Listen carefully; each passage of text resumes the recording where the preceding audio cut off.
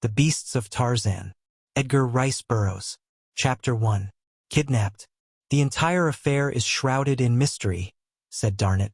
I have it on the best of authority that neither the police nor the special agents of the General Staff have the faintest conception of how it was accomplished. All they know, all that anyone knows, is that Nicholas Rokoff has escaped. John Clayton, Lord Greystoke, he who had been Tarzan of the Apes, sat in silence in the apartments of his friend, Lieutenant Paul Darnett, in Paris, gazing meditatively at the toe of his immaculate boot. His mind revolved many memories, recalled by the escape of his archenemy from the French military prison to which he had been sentenced for life upon the testimony of the ape-man. He thought of the lengths to which Rokoff had once gone to compass his death, and he realized that what the man had already done would doubtless be as nothing by comparison with what he would wish and plot to do now that he was again free. Tarzan had recently brought his wife and infant son to London to escape the discomforts and dangers of the rainy season upon their vast estate in Uziri, the land of the savage Waziri warriors whose broad African domains the ape-man had once ruled.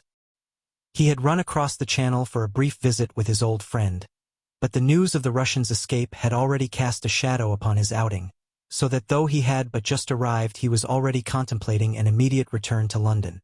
"It is not that I fear for myself, Paul," he said at last. "Many times in the past have I thwarted Rokoff's designs upon my life, but now there are others to consider. Unless I misjudge the man, he would more quickly strike at me through my wife or son than directly at me, for he doubtless realizes that in no other way could he inflict greater anguish upon me. I must go back to them at once, and remain with them until Rokoff is recaptured or dead." As these two talked in Paris, two other men were talking together in a little cottage upon the outskirts of London. Both were dark, sinister-looking men. One was bearded, but the other, whose face wore the pallor of long confinement within doors, had but a few days' growth of black beard upon his face. It was he who was speaking. "You must needs shave off that beard of yours, Alexis," he said to his companion. "With it he would recognize you on the instant. We must separate here in the hour, and when we meet again upon the deck of the Kincaid, let us hope that we shall have with us two honored guests who little anticipate the pleasant voyage we have planned for them. In 2 hours I should be upon my way to Dover with one of them, and by tomorrow night, if you follow my instructions carefully, you should arrive with the other, provided, of course, that he returns to London as quickly as I presume he will. There should be both profit and pleasure as well as other good things to reward our efforts, my dear Alexis. Thanks to the stupidity of the French, they have gone to such lengths to conceal the fact of my escape for these many days that I have had ample opportunity to work out every detail of our little adventure so carefully that there is little chance of the slightest hitch occurring to mar our prospects. And now goodbye and good luck." 3 hours later a messenger mounted the steps to the apartment of Lieutenant Darnett. "A telegram for Lord Greystoke," he said to the servant who answered his summons. "Is he here?" The man answered in the affirmative, and, signing for the message, carried it within to Tarzan, who was already preparing to depart for London. Tarzan tore open the envelope, and as he read his face went white. "Read it, Paul," he said, handing the slip of paper to Darnett. "It has come already." The Frenchman took the telegram and read, "Jack stolen from the garden through complicity of new servant. Come at once. Jane." As Tarzan leaped from the roadster that had met him at the station and ran up the steps to his London town house, he was met at the door by a dry-eyed but almost frantic woman. Quickly Jane Porter Clayton narrated all that she had been able to learn of the theft of the boy. The baby's nurse had been wheeling him in the sunshine on the walk before the house when a closed taxicab drew up at the corner of the street. The woman had paid but passing attention to the vehicle, merely noting that it discharged no passenger, but stood at the curb with the motor running as though waiting for a fare from the residence before which it had stopped. Almost immediately the new houseman, Carl, had come running from the Greystoke house, saying that the girl's mistress wished to speak with her for a moment, and that she was to leave little Jack in his care until she returned. The woman said that she entertained not the slightest suspicion of the man's motives until she had reached the doorway of the house, when it occurred to her to warn him not to turn the carriage so as to permit the sun to shine in the baby's eyes. As she turned about to call this to him, she was somewhat surprised to see that he was wheeling the carriage rapidly toward the corner, and at the same time she saw the door of the taxicab open and a swarthy face framed for a moment in the aperture. Intuitively, the danger to the child flashed upon her, and with a shriek she dashed down the steps and up the walk toward the taxicab, into which Carl was now handing the baby to the swarthy one within. Just before she reached the vehicle, Carl leaped in beside his confederate, slamming the door behind him. At the same time the chauffeur attempted to start his machine, but it was evident that something had gone wrong, as though the gears refused to mesh, and the delay caused by this, while he pushed the lever into reverse and backed the car a few inches before again attempting to go ahead, gave the nurse time to reach the side of the taxicab. Leaping to the running board, she had attempted to snatch the baby from the arms of the stranger, and here, screaming and fighting, she had clung to her position even after the taxicab had got underway. Nor was it until the machine had passed the Greystoke residence at good speed that Carl, with a heavy blow to her face, had succeeded in knocking her to the pavement. Her screams had attracted servants and members of the families from residences nearby, as well as from the Greystoke home. Lady Greystoke had witnessed the girl's brave battle, and had herself tried to reach the rapidly passing vehicle, but had been too late. That was all that anyone knew, nor did Lady Greystoke dream of the possible identity of the man at the bottom of the plot until her husband told her of the escape of Nicholas Rokoff from the French prison where they had hoped he was permanently confined. As Tarzan and his wife stood planning the wisest course to pursue, the telephone bell rang in the library at their right. Tarzan quickly answered the call in person. "Lord Greystoke?" asked a man's voice at the other end of the line. "Yes. Your son has been stolen," continued the voice, "and I alone may help you to recover him. I am conversant with the plot of those who took him. In fact, I was a party to it and was to share in the reward, but now they are trying to ditch me, and to be quits with them I will aid you to recover him on condition that you will not prosecute me for my part in the crime. What do you say?" "If you lead me to where my son is hidden," replied the ape-man, "you need fear nothing from me." "Good," replied the other, "but you must come alone to meet me, for it is enough that I must trust you. I cannot take the chance of permitting others to learn my identity." "Where and when may I meet you?" asked Tarzan. The other gave the name and location of a public house on the waterfront at Dover, a place frequented by sailors. "Come," he concluded, "about 10 o'clock tonight. It would do no good to arrive earlier. Your son will be safe enough in the meantime, and I can then lead you secretly to where he is hidden. But be sure to come alone, and under no circumstances notify Scotland Yard, for I know you well and shall be watching for you. Should any other accompany you, or should I see suspicious characters who might be agents of the police, I shall not meet you, and your last chance of recovering your son will be gone." Without more words the man rang off. Tarzan repeated the gist of the conversation to his wife.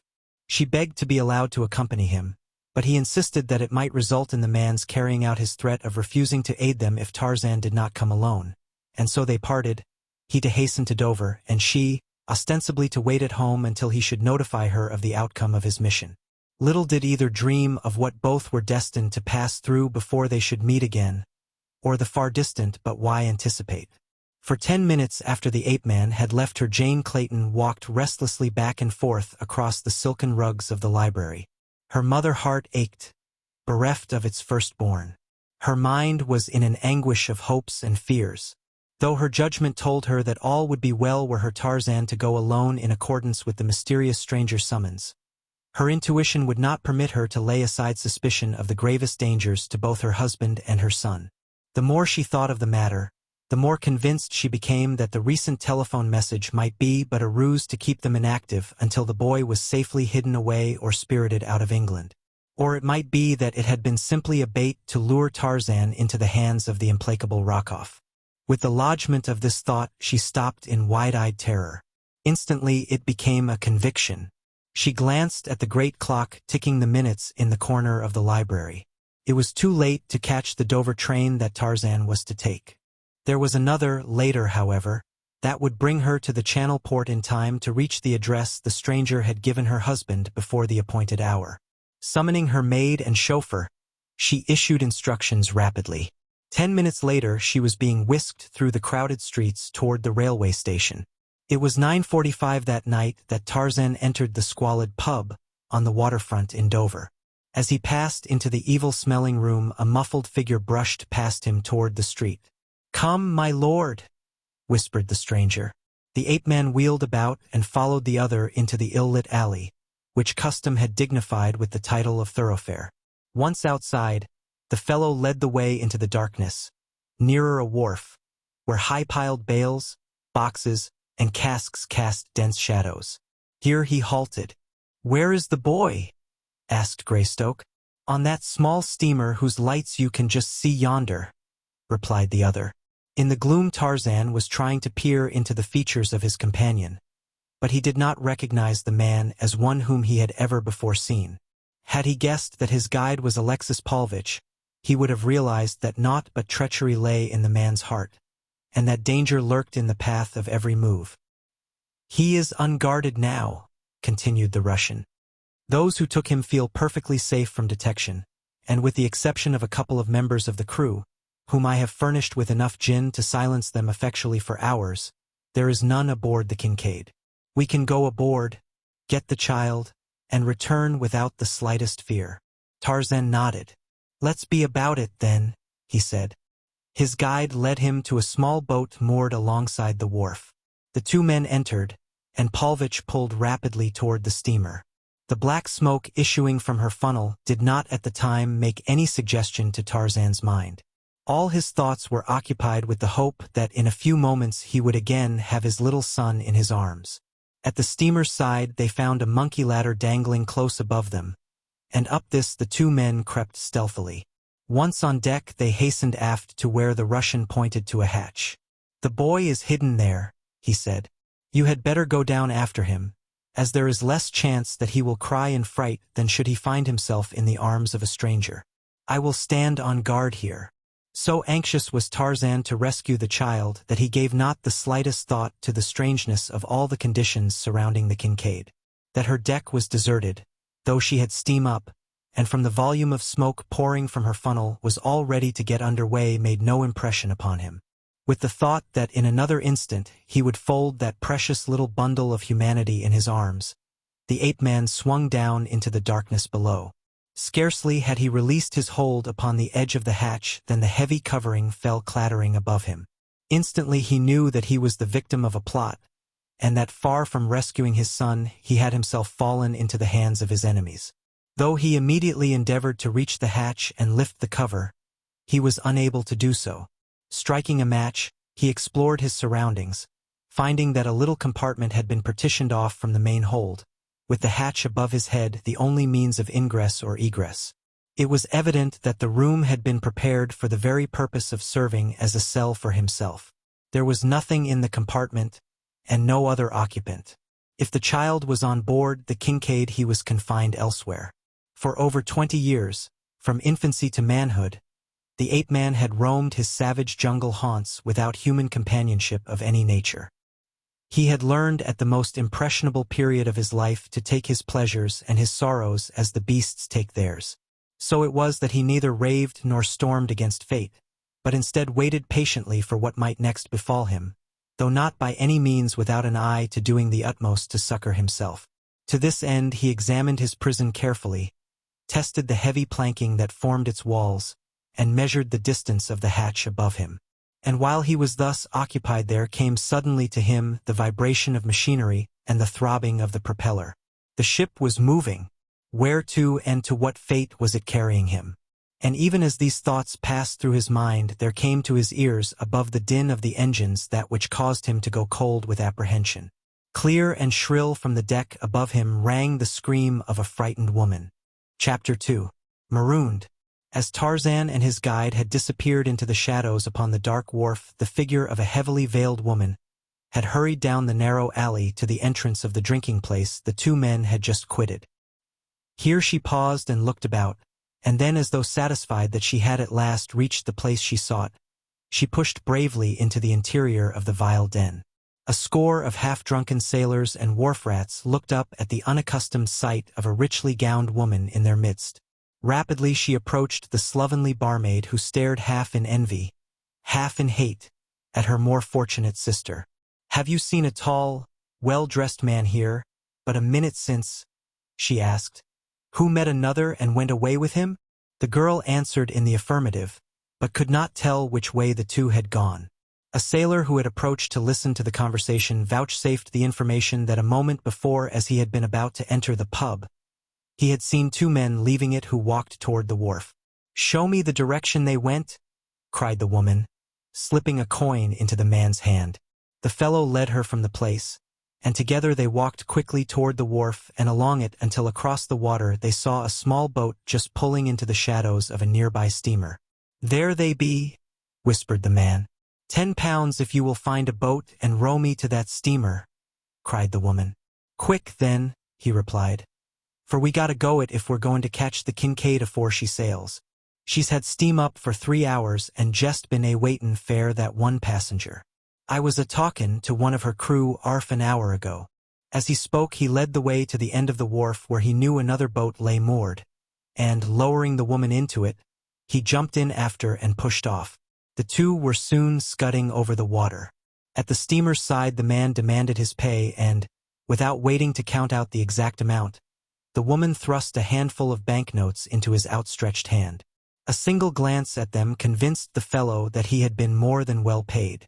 Then he assisted her up the ladder, holding his skiff close to the ship's side against the chance that this profitable passenger might wish to be taken ashore later. But presently the sound of the donkey engine and the rattle of a steel cable on the hoisting drum proclaimed the fact that the Kincaid's anchor was being raised, and a moment later the waiter heard the propellers revolving, and slowly the little steamer moved away from him out into the channel. As he turned to row back to shore, he heard a woman's shriek from the ship's deck. "That's what I calls rotten luck," he soliloquized. "I might jest as well have 'ad the whole bloomin' wad." When Jane Clayton climbed to the deck of the Kincaid, she found the ship apparently deserted. There was no sign of those she sought nor of any other aboard, and so she went about her search for her husband and the child she hoped against hope to find there without interruption. Quickly she hastened to the cabin, which was half above and half below deck. As she hurried down the short companion ladder into the main cabin, on either side of which were the smaller rooms occupied by the officers, she failed to note the quick closing of one of the doors before her. She passed the full length of the main room, and then retracing her steps stopped before each door to listen, furtively trying each latch. All was silence, utter silence there, in which the throbbing of her own frightened heart seemed to her overwrought imagination to fill the ship with its thunderous alarm. One by one the doors opened before her touch, only to reveal empty interiors. In her absorption she did not note the sudden activity upon the vessel, the purring of the engines, the throbbing of the propeller. She had reached the last door upon the right now, and as she pushed it open she was seized from within by a powerful, dark-visaged man, and drawn hastily into the stuffy, ill-smelling interior. The sudden shock of fright which the unexpected attack had upon her drew a single piercing scream from her throat. Then the man clapped a hand roughly over the mouth. "Not until we are farther from land, my dear," he said. "Then you may yell your pretty head off." Lady Greystoke turned to look into the leering, bearded face so close to hers. The man relaxed the pressure of his fingers upon her lips, and with a little moan of terror as she recognized him the girl shrank away from her captor. "Nicholas Rokoff, M. Thurin," she exclaimed. "Your devoted admirer," replied the Russian with a low bow. "My little boy," she said next, ignoring the terms of endearment. "Where is he? Let me have him. How could you be so cruel, even as you Nicholas Rokoff cannot be entirely devoid of mercy and compassion? Tell me where he is. Is he aboard this ship? Oh, please, if such a thing as a heart beats within your breast, take me to my baby." "If you do as you are bid, no harm will befall him," replied Rokoff. "But remember that it is your own fault that you are here. You came aboard voluntarily, and you may take the consequences. I little thought," he added to himself, "that any such good luck as this would come to me." He went on deck then, locking the cabin door upon his prisoner, and for several days she did not see him. The truth of the matter being that Nicholas Rokoff was so poor a sailor that the heavy seas the Kincaid encountered from the very beginning of her voyage sent the Russian to his berth with a bad attack of seasickness. During this time her only visitor was an uncouth Swede, the Kincaid's unsavory cook, who brought her meals to her. His name was Sven Andersson. His one pride being that his patronymic was spelt with a double S. The man was tall and raw-boned, with a long yellow mustache, an unwholesome complexion, and filthy nails. The very sight of him with one grimy thumb buried deep in the lukewarm stew, that seemed, from the frequency of its repetition, to constitute the pride of his culinary art, was sufficient to take away the girl's appetite. His small, blue, close-set eyes never met hers squarely. There was a shiftiness of his whole appearance that even found expression in the cat-like manner of his gait, and to it all a sinister suggestion was added by the long slim knife that always rested at his waist, slipped through the greasy cord that supported his soiled apron. Ostensibly it was but an implement of his calling, but the girl could never free herself of the conviction that it would require less provocation to witness it put to other and less harmless uses.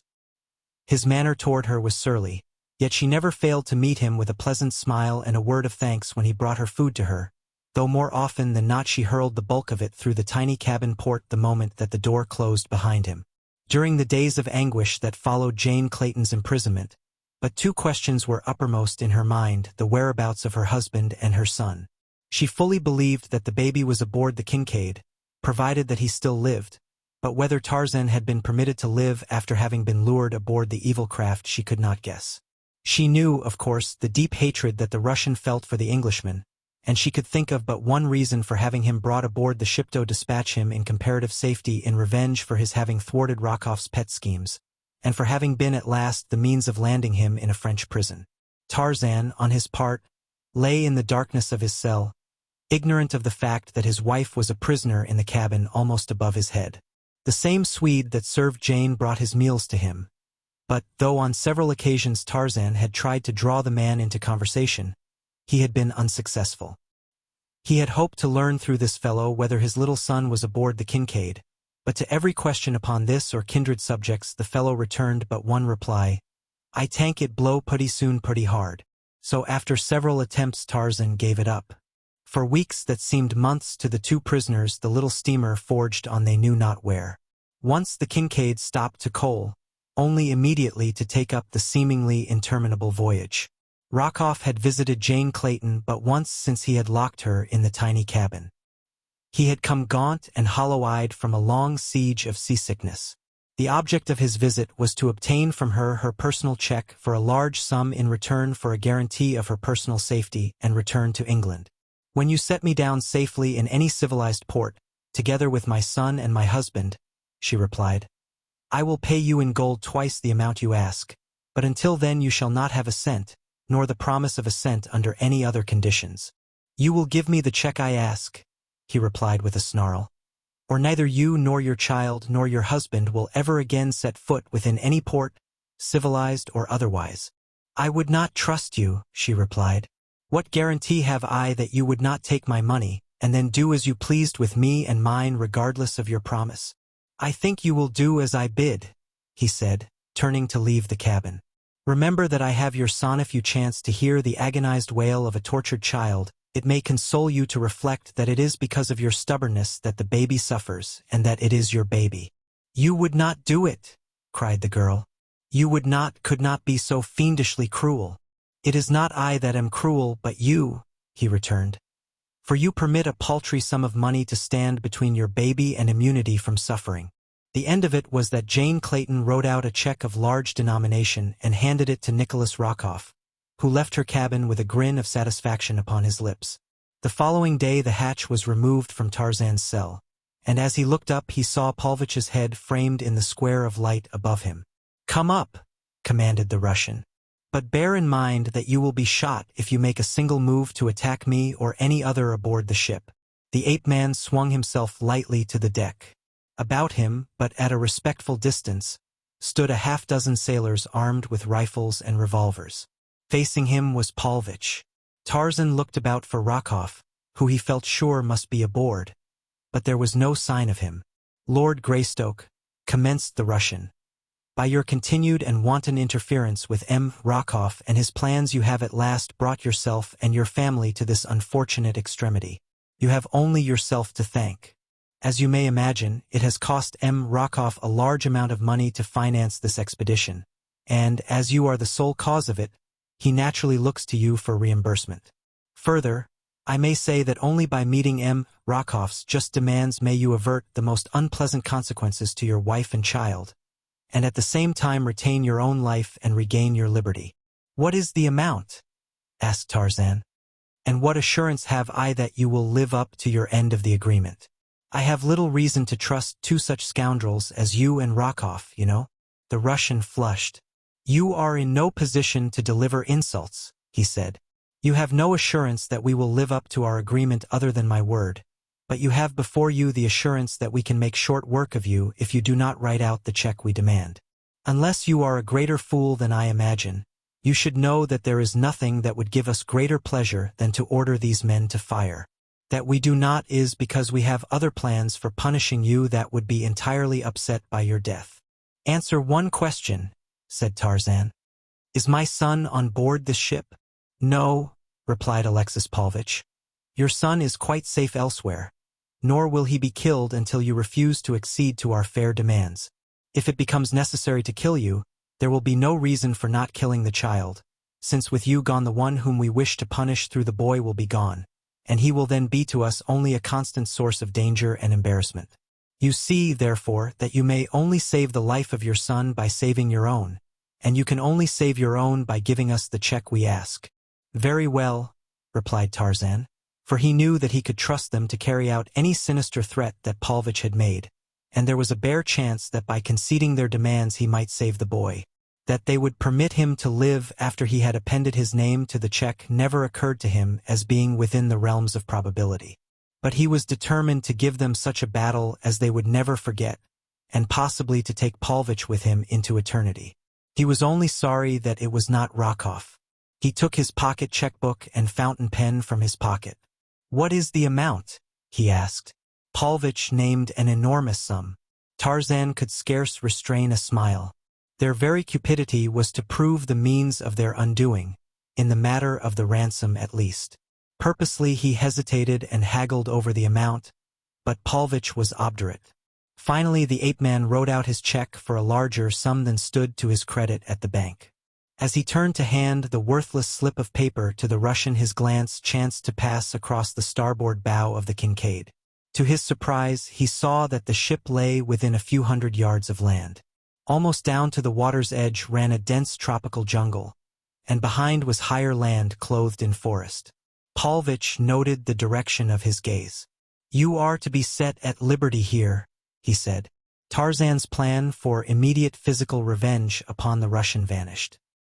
He thought the land before him the mainland of Africa, and he knew that should they liberate him here, he could doubtless find his way to civilization with comparative ease. Paulvitch took the check. Remove your clothing, he said to the ape-man. Here you will not need it. Tarzan demurred. Paulvitch pointed to the armed sailors. Then the Englishman slowly divested himself of his clothing. A boat was lowered, and, still heavily guarded, the ape-man was rowed ashore. Half an hour later the sailors had returned to the Kincaid, and the steamer was slowly getting under way.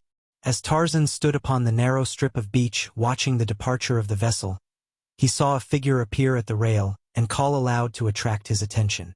The ape-man had been about to read a note that one of the sailors had handed him as the small boat that bore him to the shore was on the point of returning to the steamer, but at the hail from the vessel's deck he looked up. He saw a black-bearded man who laughed at him in derision as he held high above his head the figure of a little child. Tarzan half started as though to rush through the surf and strike out for the already moving steamer, but realizing the futility of so rash an act, he halted at the water's edge. Thus he stood, his gaze riveted upon the Kincaid until it disappeared beyond a projecting promontory of the coast. From the jungle at his back fierce bloodshot eyes glared from beneath shaggy, overhanging brows upon him. Little monkeys in the treetops chattered and scolded, and from the distance of the inland forest came the scream of a leopard. But still John Clayton, Lord Greystoke, stood deaf and unseeing, suffering the pangs of keen regret for the opportunity that he had wasted because he had been so gullible as to place credence in a single statement of the first lieutenant of his archenemy. I have at least, he thought, one consolation, the knowledge that Jane is safe in London. Thank heaven she, too, did not fall into the clutches of those villains. Behind him the hairy thing whose evil eyes had been watching him as a cat watches a mouse was creeping stealthily toward him. Where were the trained senses of the savage ape-man? Where the acute hearing? Where the uncanny sense of scent? Chapter 3. Beasts at Bay. Slowly Tarzan unfolded the note the sailor had thrust into his hand, and read it. At first it made little impression on his sorrow-numbed senses, but finally the full purport of the hideous plot of revenge unfolded itself before his imagination. This will explain to you, the note read, the exact nature of my intentions relative to your offspring and to you. You were born an ape.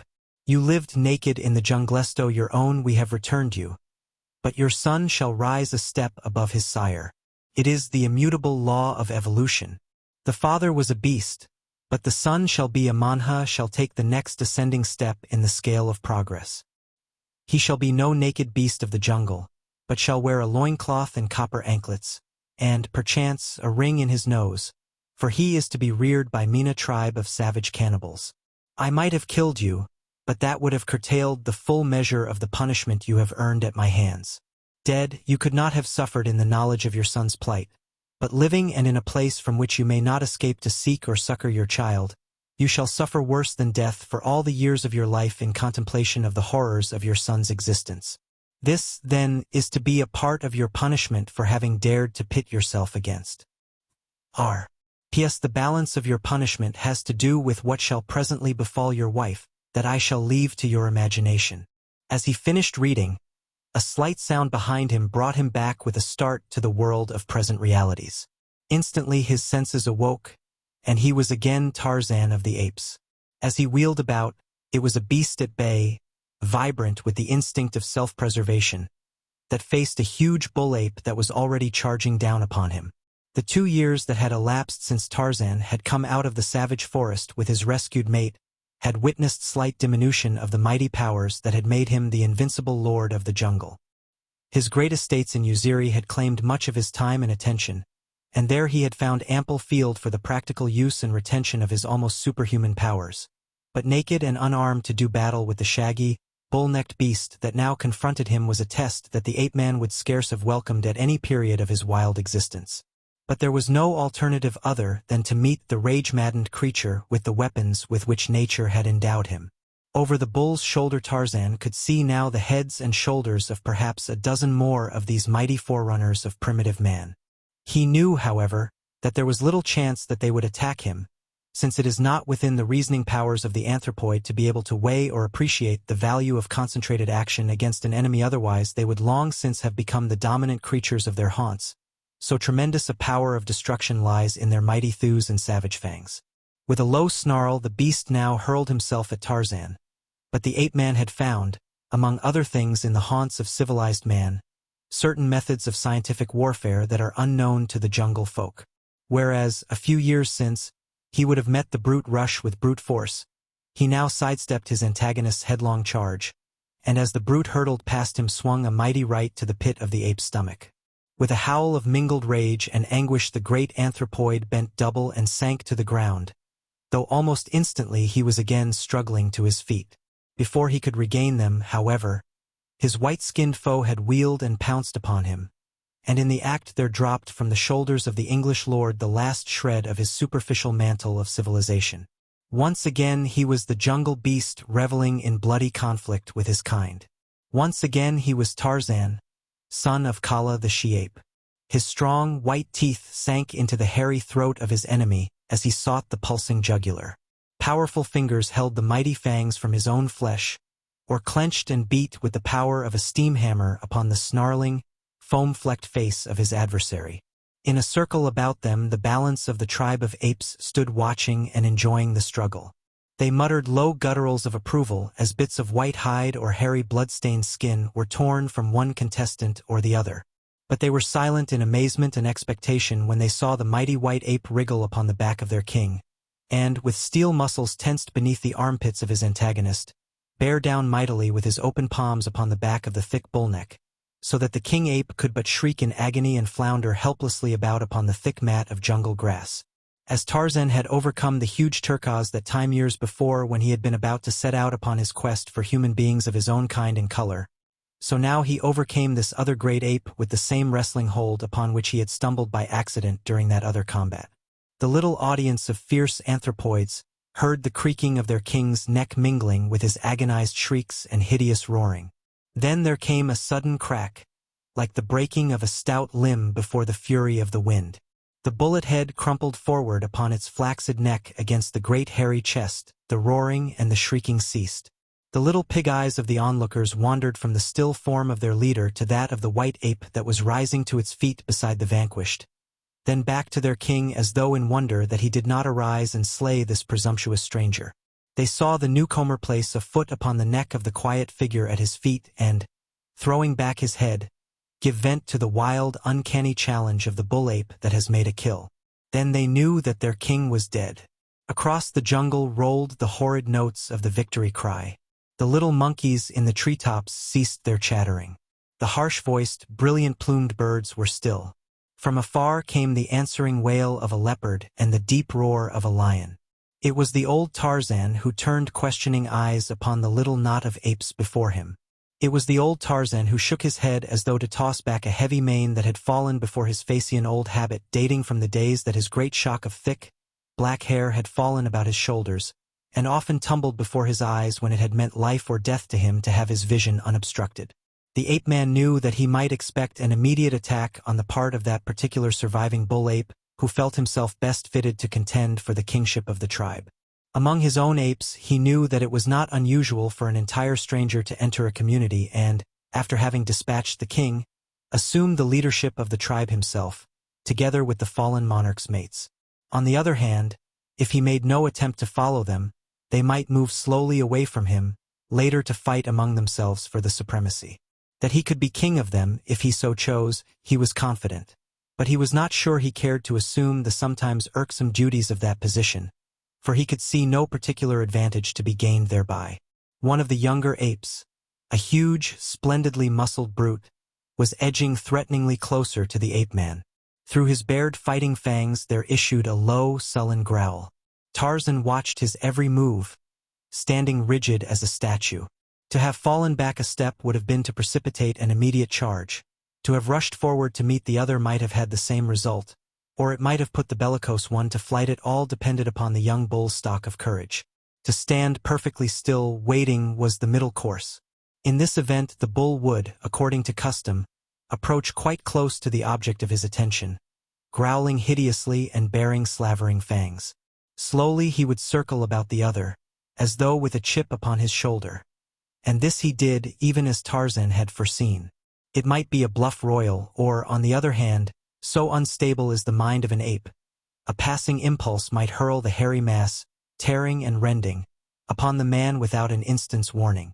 As the brute circled him, Tarzan turned slowly, keeping his eyes ever upon the eyes of his antagonist.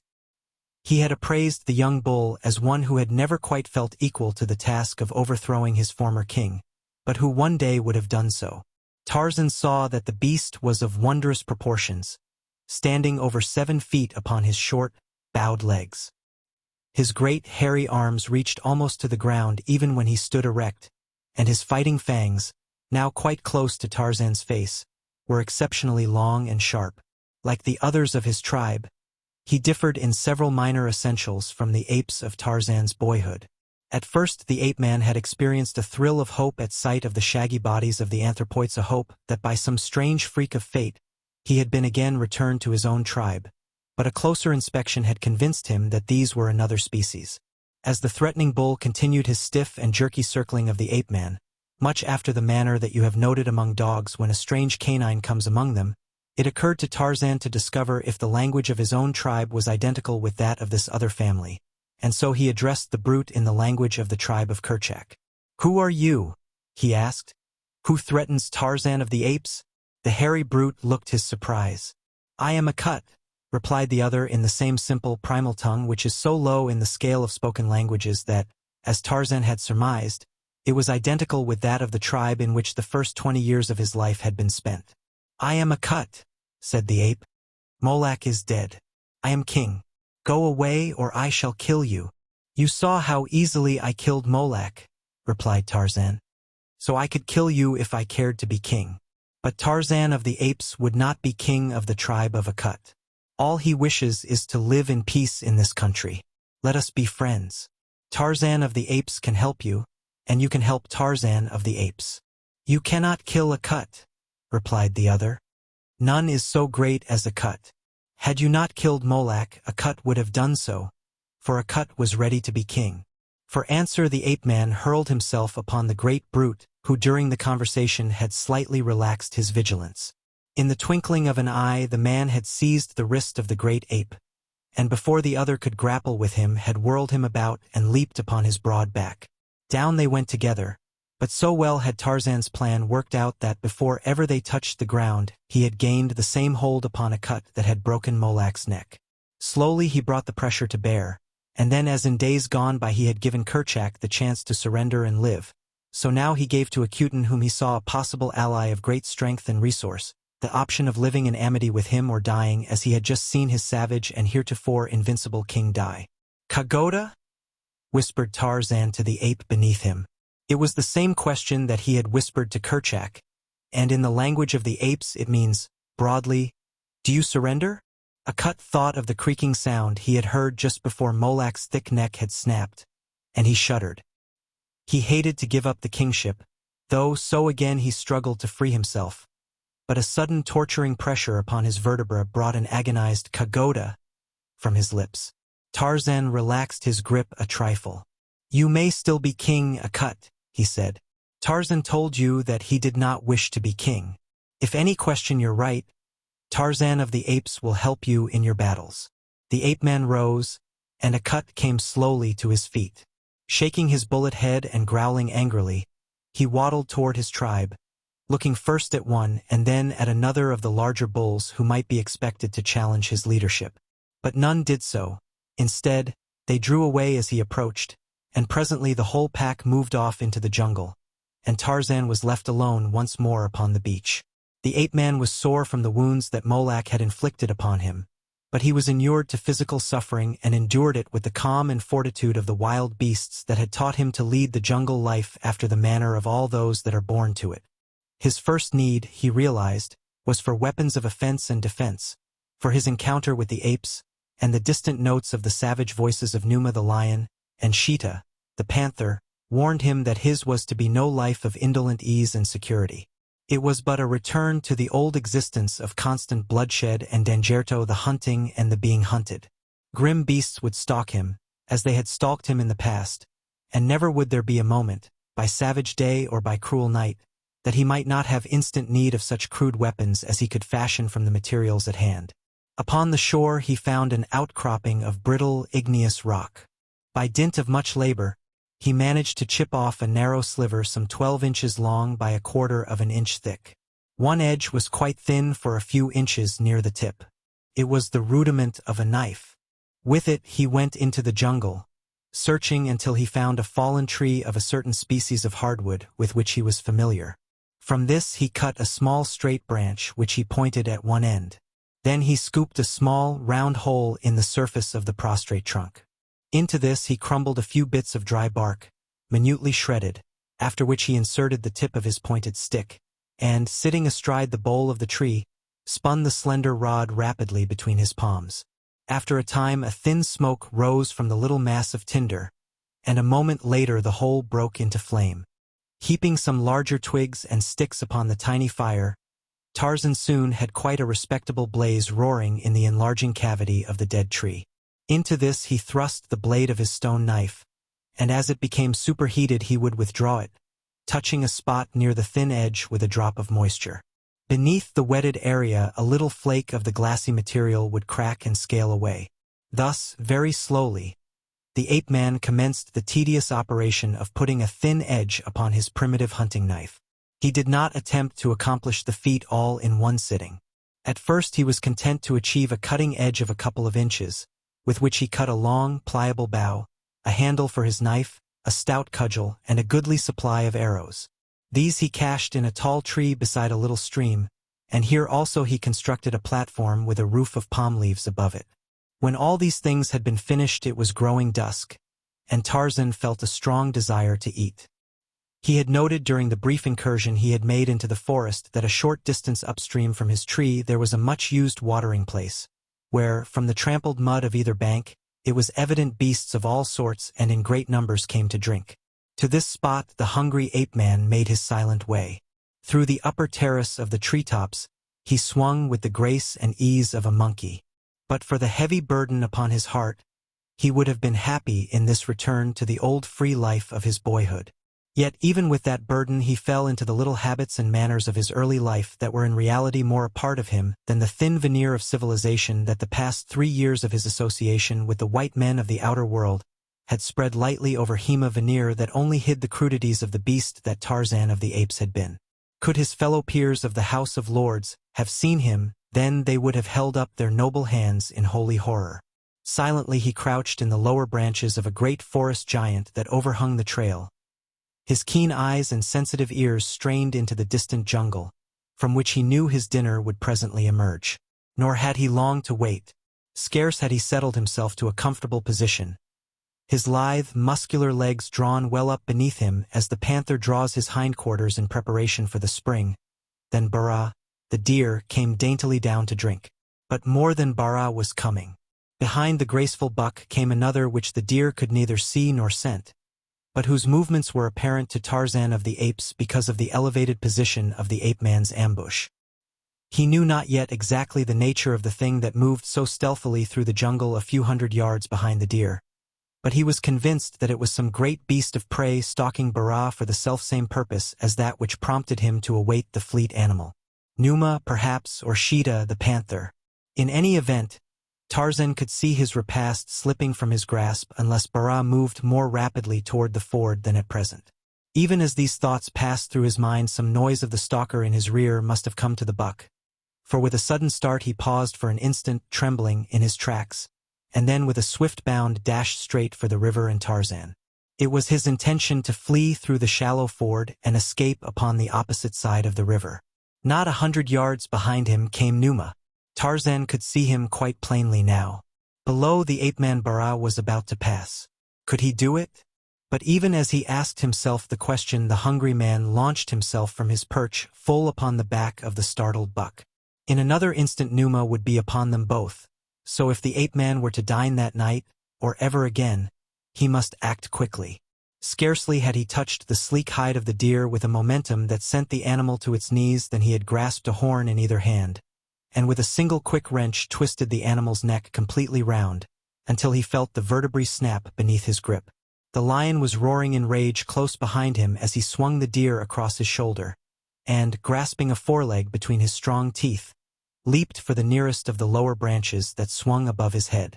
With both hands he grasped the limb, and, at the instant that Numa sprang, drew himself and his prey out of reach of the animal's cruel talons.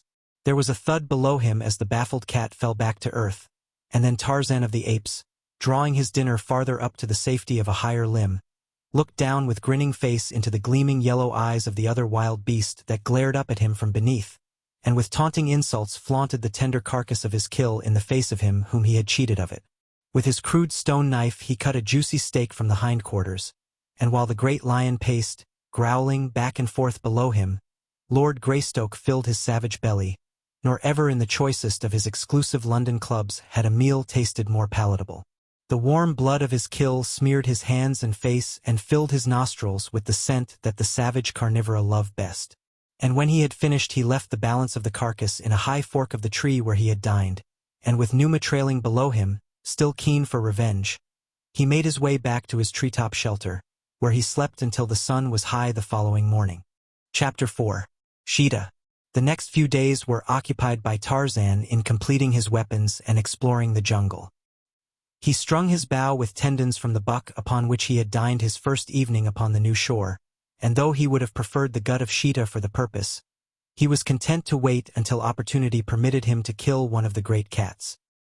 He also braided a long grass rope, such a rope as he had used so many years before to tantalize the ill-natured tublat, and which later had developed into a wondrous effective weapon in the practiced hands of the little ape boy.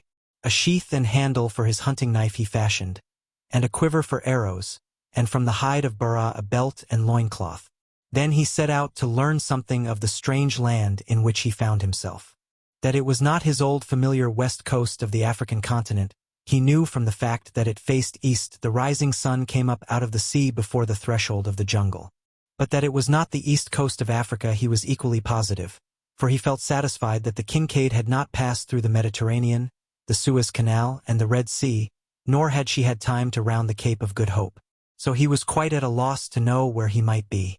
Sometimes he wondered if the ship had crossed the broad Atlantic to deposit him upon some wild South American shore. But the presence of Numa, the lion, decided him that such could not be the case. As Tarzan made his lonely way through the jungle paralleling the shore, he felt strong upon him a desire for companionship, so that gradually he commenced to regret that he had not cast his lot with the apes. He had seen nothing of them since that first day, when the influences of civilization were still paramount within him. Now he was more nearly returned to the Tarzan of old, and though he appreciated the fact that there could be little in common between himself and the great anthropoids, still they were better than no company at all. Moving leisurely, sometimes upon the ground and again among the lower branches of the trees, gathering an occasional fruit or turning over a fallen log in search of the larger bugs, which he still found as palatable as of old, Tarzan had covered a mile or more when his attention was attracted by the scent of Sheeta upwind ahead of him. Now Sheeta, the panther, was one whom Tarzan was exceptionally glad to fall in with, for he had it in mind not only to utilize the great cat's strong gut for his bow, but also to fashion a new quiver and loincloth from pieces of his hide. So, whereas the ape-man had gone carelessly before, he now became the personification of noiseless stealth. Swiftly and silently he glided through the forest in the wake of the savage cat, nor was the pursuer, for all his noble birth, one whit less savage than the wild, fierce thing he stalked. As he came closer to Sheeta he became aware that the panther on his part was stalking game of his own, and even as he realized this fact there came to his nostrils, wafted from his right by a vagrant breeze, the strong odor of a company of great apes. The panther had taken to a large tree as Tarzan came within sight of him, and beyond and below him Tarzan saw the tribe of Akut lolling in a little, natural clearing. Some of them were dozing against the boles of trees, while others roamed about turning over bits of bark from beneath which they transferred the luscious grubs and beetles to their mouths. Akut was the closest to Sheeta. The great cat lay crouched upon a thick limb, hidden from the ape's view by dense foliage, waiting patiently until the anthropoid should come within range of his spring. Tarzan cautiously gained a position in the same tree with the panther and a little above him. In his left hand he grasped his slim stone blade. He would have preferred to use his noose, but the foliage surrounding the huge cat precluded the possibility of an accurate throw with the rope. Akut had now wandered quite close beneath the tree wherein lay the waiting death. Sheeta slowly edged his hind paws along the branch still further beneath him, and then with a hideous shriek, he launched himself toward the great ape. The barest fraction of a second before his spring another beast of prey above him leaped, its weird and savage cry mingling with his. As the startled Akut looked up he saw the panther almost above him, and already upon the panther's back the white ape that had bested him that day near the great water. The teeth of the ape-man were buried in the back of Sheeta's neck and his right arm was round the fierce throat, while the left hand, grasping a slender piece of stone, rose and fell in mighty blows upon the panther's side behind the left shoulder. Akut had just time to leap to one side to avoid being pinioned beneath these battling monsters of the jungle. With a crash they came to earth at his feet. Sheeta was screaming, snarling, and roaring horribly, but the white ape clung tenaciously and in silence to the thrashing body of his quarry. Steadily and remorselessly the stone knife was driven home through the glossy hide time and again it drank deep, until with a final agonized lunge and shriek the great feline rolled over upon its side and, save for the spasmodic jerking of its muscles, lay quiet and still in death. Then the ape-man raised his head, as he stood over the carcass of his kill, and once again through the jungle rang his wild and savage victory challenge. Akut and the apes of Akut stood looking in startled wonder at the dead body of Sheeta and the lithe, straight figure of the man who had slain him. Tarzan was the first to speak. He had saved Akut's life for a purpose, and, knowing the limitations of the ape intellect, he also knew that he must make this purpose plain to the anthropoid if it were to serve him in the way he hoped. "I am Tarzan of the apes," he said. "Mighty hunter, mighty fighter, By the great water I spared Akut's life when I might have taken it and become king of the tribe of Akut. Now I have saved Akut from death beneath the rending fangs of Sheeta. When Akut or the tribe of Akut is in danger, let them call to Tarzan thus." And the ape-man raised the hideous cry with which the tribe of Kerchak had been wont to summon its absent members in times of peril. "And," he continued, "when they hear Tarzan call to them, let them remember what he has done for Akut and come to him with great speed. Shall it be as Tarzan says?" "Ha!" assented Akut, and from the members of his tribe there rose a unanimous "ha." Then, presently, they went to feeding again as though nothing had happened, and with them fed John Clayton, Lord Greystoke. He noticed, however, that Akut kept always close to him, and was often looking at him with a strange wonder in his little bloodshot eyes, and once he did a thing that Tarzan, during all his long years among the apes, had never before seen. An ape-doe found a particularly tender morsel and handed it to Tarzan. As the tribe hunted, the glistening body of the ape-man mingled with the brown, shaggy hides of his companions. Oftentimes they brushed together in passing, but the apes had already taken his presence for granted, so that he was as much one of them as Akut himself. If he came too close to a she with a young baby, the former would bare her great fighting fangs and growl ominously, and occasionally a truculent young bull would snarl a warning if Tarzan approached while the former was eating. But in those things the treatment was no different from that which they accorded any other member of the tribe. Tarzan on his part felt very much at home with these fierce, hairy progenitors of primitive man. He skipped nimbly out of reach of each threatening female, for such is the way of apes, if they be not in one of their occasional fits of bestial rage, and he growled back at the truculent young bulls, baring his canine teeth even as they. Thus easily he fell back into the way of his early life, nor did it seem that he had ever tasted association with creatures of his own kind. For the better part of a week he roamed the jungle with his new friends, partly because of a desire for companionship and partially through a well-laid plan to impress himself indelibly upon their memories, which at best are none too long. For Tarzan from past experience knew that it might serve him in good stead to have a tribe of these powerful and terrible beasts at his call. When he was convinced that he had succeeded to some extent in fixing his identity upon them, he decided to again take up his exploration. To this end he set out toward the north early one day, and, keeping parallel with the shore, traveled rapidly until almost nightfall. When the sun rose the next morning, he saw that it lay almost directly to his right as he stood upon the beach instead of straight out across the water as heretofore, and so he reasoned that the shoreline had trended toward the west.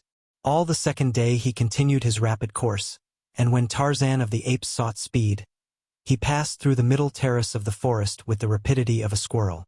That night the sun set straight out across the water opposite the land, and then the ape-man guessed at last the truth that he had been suspecting. Rokoff had set him ashore upon an island. He might have known it. If there was any plan that would render his position more harrowing, he should have known that such would be the one adopted by the Russian, and what could be more terrible than to leave him to a lifetime of suspense upon an uninhabited island? Rokoff doubtless had sailed directly to the mainland, where it would be a comparatively easy thing for him to find the means of delivering the infant Jack into the hands of the cruel and savage foster parents, who, as his note had threatened, would have the upbringing of the child. Tarzan shuddered as he thought of the cruel suffering the little one must endure in such a life, even though he might fall into the hands of individuals whose intentions toward him were of the kindest. The ape-man had had sufficient experience with the lower savages of Africa to know that even there may be found the cruder virtues of charity and humanity, but their lives were at best but a series of terrible privations, dangers, and sufferings. Then there was the horrid after-fate that awaited the child as he grew to manhood. The horrible practices that would form a part of his life training would alone be sufficient to bar him forever from association with those of his own race and station in life. A cannibal! His little boy a savage man-eater. It was too horrible to contemplate. The filed teeth, the slit nose, the little face painted hideously. Tarzan groaned. Could he but feel the throat of the Russ fiend beneath his steel fingers? And Jane, what tortures of doubt and fear and uncertainty she must be suffering. He felt that his position was infinitely less terrible than hers, for he at least knew that one of his loved ones was safe at home, while she had no idea of the whereabouts of either her husband or her son. It is well for Tarzan that he did not guess the truth, for the knowledge would have but added 100-fold to his suffering. As he moved slowly through the jungle, his mind absorbed by his gloomy thoughts, there presently came to his ears a strange scratching sound which he could not translate. Cautiously he moved in the direction from which it emanated, presently coming upon a huge panther pinned beneath a fallen tree. As Tarzan approached, the beast turned, snarling, toward him, struggling to extricate itself. But one great limb across its back and the smaller entangling branches pinioning its legs prevented it from moving but a few inches in any direction. The ape-man stood before the helpless cat, fitting an arrow to his bow that he might dispatch the beast that otherwise must die of starvation. But even as he drew back the shaft, a sudden whim stayed his hand. Why rob the poor creature of life and liberty, when it would be so easy a thing to restore both to it? He was sure from the fact that the panther moved all its limbs in its futile struggle for freedom that its spine was uninjured, and for the same reason he knew that none of its limbs were broken. Relaxing his bowstring, he returned the arrow to the quiver and, throwing the bow about his shoulder, stepped closer to the pinioned beast. On his lips was the soothing, purring sound that the great cats themselves made when contented and happy. It was the nearest approach to a friendly advance that Tarzan could make in the language of Sheeta. The panther ceased his snarling and eyed the ape-man closely. To lift the tree's great weight from the animal, it was necessary to come within reach of those long, strong talons, and when the tree had been removed, the man would be totally at the mercy of the savage beast. But to Tarzan of the Apes, fear was a thing unknown. Having decided, he acted promptly. Unhesitatingly, he stepped into the tangle of branches close to the panther's side, still voicing his friendly and conciliatory purr. The cat turned his head toward the man, eyeing him steadily, questioningly. The long fangs were bared, but more in preparedness than threat. Tarzan put a broad shoulder beneath the bole of the tree, and as he did so his bare leg pressed against the cat's silken side. So close was the man to the great beast. Slowly Tarzan extended his giant thews. The great tree with its entangling branches rose gradually from the panther, who, feeling the encumbering weight diminish, quickly crawled from beneath. Tarzan let the tree fall back to earth, and the two beasts turned to look upon one another. A grim smile lay upon the ape-man's lips, for he knew that he had taken his life in his hands to free this savage jungle fellow. Nor would it have surprised him had the cat sprung upon him the instant that it had been released. But it did not do so. Instead, it stood a few paces from the tree, watching the ape-man clamber out of the maze of fallen branches. Once outside, Tarzan was not 3 paces from the panther. He might have taken to the higher branches of the trees upon the opposite side, for Sheeta cannot climb to the heights to which the ape-man can go.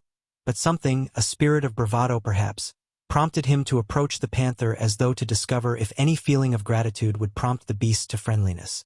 As he approached the mighty cat, the creature stepped warily to one side, and the ape-man brushed past him within a foot of the dripping jaws, and as he continued on through the forest, the panther followed on behind him, as a hound follows at heel. For a long time Tarzan could not tell whether the beast was following out of friendly feelings or merely stalking him against the time he should be hungry. But finally he was forced to believe that the former incentive it was that prompted the animal's action. Later in the day the scent of a deer sent Tarzan into the trees, and when he had dropped his noose about the animal's neck he called to Sheeta, using a purr similar to that which he had utilized to pacify the brute's suspicions earlier in the day, but a trifle louder and more shrill. It was similar to that which he had heard panthers use after a kill when they had been hunting in pairs. Almost immediately there was a crashing of the underbrush close at hand, and the long, lithe body of his strange companion broke into view. At sight of the body of Bara and the smell of blood, the panther gave forth a shrill scream, and a moment later 2 beasts were feeding side by side upon the tender meat of the deer. For several days this strangely assorted pair roamed the jungle together. When one made a kill he called the other, and thus they fed well and often. On one occasion, as they were dining upon the carcass of a boar that Sheeta had dispatched, Numa, the lion, grim and terrible, broke through the tangled grasses close beside them. With an angry, warning roar he sprang forward to chase them from their kill. Sheeta bounded into a nearby thicket, while Tarzan took to the low branches of an overhanging tree. Here the ape-man unloosed his grass rope from about his neck, and as Numa stood above the body of the boar, challenging head erect, He dropped the sinuous noose about the maned neck, drawing the stout strands taut with a sudden jerk. At the same time he called shrilly to Sheeta, as he drew the struggling lion upward until only his hind feet touched the ground. Quickly he made the rope fast to a stout branch, and as the panther, in answer to his summons, leaped into sight, Tarzan dropped to the earth beside the struggling and infuriated Numa, and with a long sharp knife sprang upon him at one side even as Sheeta did upon the other. The panther tore and rent Numa upon the right, while the ape-man struck home with his stone knife upon the other, so that before the mighty clawing of the king of beasts had succeeded in parting the rope, he hung quite dead and harmless in the noose. And then upon the jungle air there rose in unison from two savage throats the victory cry of the bull-ape and the panther, blended into one frightful and uncanny scream. As the last notes died away in a long-drawn, fearsome wail, a score of painted warriors, drawing their long war canoe upon the beach, halted to stare in the direction of the jungle and to listen. Chapter 5. Mugambi. By the time that Tarzan had traveled entirely about the coast of the island, and made several trips inland from various points, he was sure that he was the only human being upon it. Nowhere had he found any sign that men had stopped even temporarily upon this shore, though, of course, he knew that so quickly does the rank vegetation of the tropics erase all but the most permanent of human monuments that he might be in error in his deductions. The day following the killing of Numa, Tarzan and Sheeta came upon the tribe of Akut. At sight of the panther the great apes took to flight, but after a time Tarzan succeeded in recalling them. It had occurred to him that it would be at least an interesting experiment to attempt to reconcile these hereditary enemies. He welcomed anything that would occupy his time and his mind beyond the filling of his belly and the gloomy thoughts to which he fell prey the moment that he became idle. To communicate his plan to the apes was not a particularly difficult matter, though their narrow and limited vocabulary was strained in the effort. But to impress upon the little, wicked brain of Sheeta that he was to hunt with and not for his legitimate prey proved a task almost beyond the powers of the ape-man. Tarzan, among his other weapons, possessed a long, stout cudgel, and after fastening his rope about the panther's neck, he used this instrument freely upon the snarling beast, endeavoring in this way to impress upon its memory that it must not attack the great, shaggy man-like creatures that had approached more closely once they had seen the purpose of the rope about Sheeta's neck. That the cat did not turn and rend Tarzan is something of a miracle which may possibly be accounted for by the fact that twice when it turned growling upon the ape-man, he had rapped it sharply upon its sensitive nose, inculcating in its mind thereby a most wholesome fear of the cudgel and the ape-beasts behind it. It is a question if the original cause of his attachment for Tarzan was still at all clear in the mind of the panther, though doubtless some subconscious suggestion, superinduced by this primary reason and aided and abetted by the habit of the past few days, did much to compel the beast to tolerate treatment at his hands that would have sent it at the throat of any other creature. Then, too, there was the compelling force of the man-mind exerting its powerful influence over this creature of a lower order. And, after all, it may have been this that proved the most potent factor in Tarzan's supremacy over Sheeta and the other beasts of the jungle that had from time to time fallen under his domination.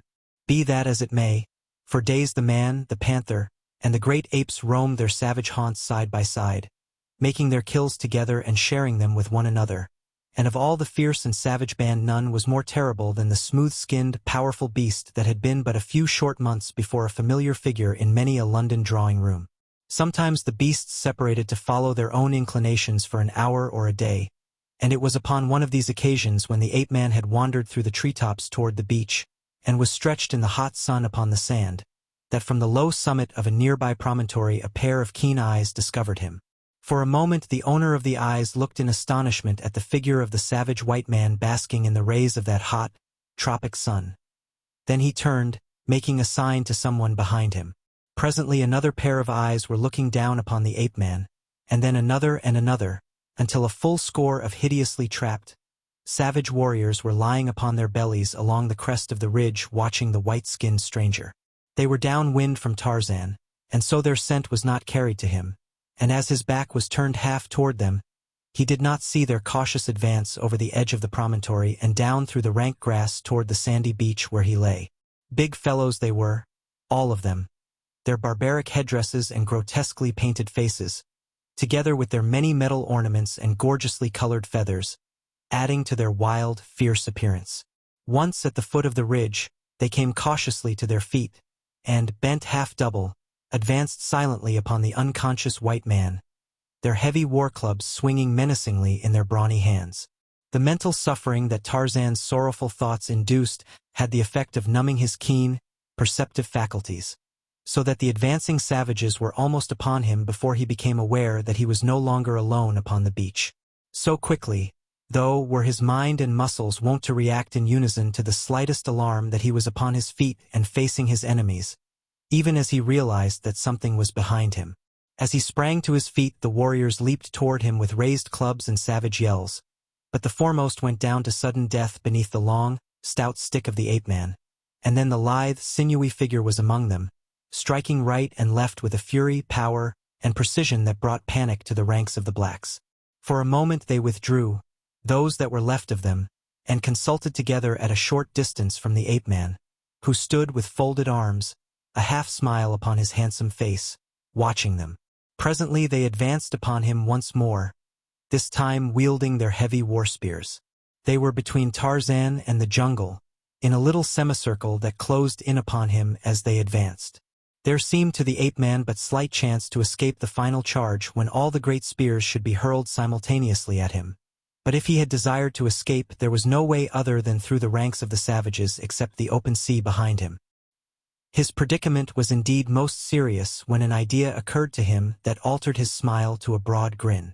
The warriors were still some little distance away, advancing slowly, making, after the manner of their kind, a frightful din with their savage yells and the pounding of their naked feet upon the ground as they leaped up and down in a fantastic war dance. Then it was that the ape-man lifted his voice in a series of wild, weird screams that brought the blacks to a sudden, perplexed halt. They looked at one another questioningly, for here was a sound so hideous that their own frightful din faded into insignificance beside it. No human throat could have formed those bestial notes, they were sure, and yet with their own eyes they had seen this white man open his mouth to pour forth his awful cry. But only for a moment they hesitated, and then with one accord they again took up their fantastic advance upon their prey. But even then a sudden crashing in the jungle behind them brought them once more to a halt, and as they turned to look in the direction of this new noise there broke upon their startled visions a sight that may well have frozen the blood of braver men than the Wagambi. Leaping from the tangled vegetation of the jungle's rim came a huge panther, with blazing eyes and bared fangs, and in his wake a score of mighty, shaggy apes lumbering rapidly toward them, half erect upon their short, bowed legs, and with their long arms reaching to the ground, where their horny knuckles bore the weight of their ponderous bodies as they lurched from side to side in their grotesque advance. The beasts of Tarzan had come in answer to his call. Before the Wagambi could recover from their astonishment, the frightful horde was upon them from one side and Tarzan of the apes from the other. Heavy spears were hurled and mighty war clubs wielded, and though apes went down never to rise, so, too, went down the men of Ugambi. Sheeta's cruel fangs and tearing talons ripped and tore at the black hides. Akut's mighty yellow tusks found the jugular of more than one sleek-skinned savage, and Tarzan of the apes was here and there and everywhere, urging on his fierce allies and taking a heavy toll with his long, slim knife. In a moment the blacks had scattered for their lives, but of the score that had crept down the grassy sides of the promontory only a single warrior managed to escape the horde that had overwhelmed his people.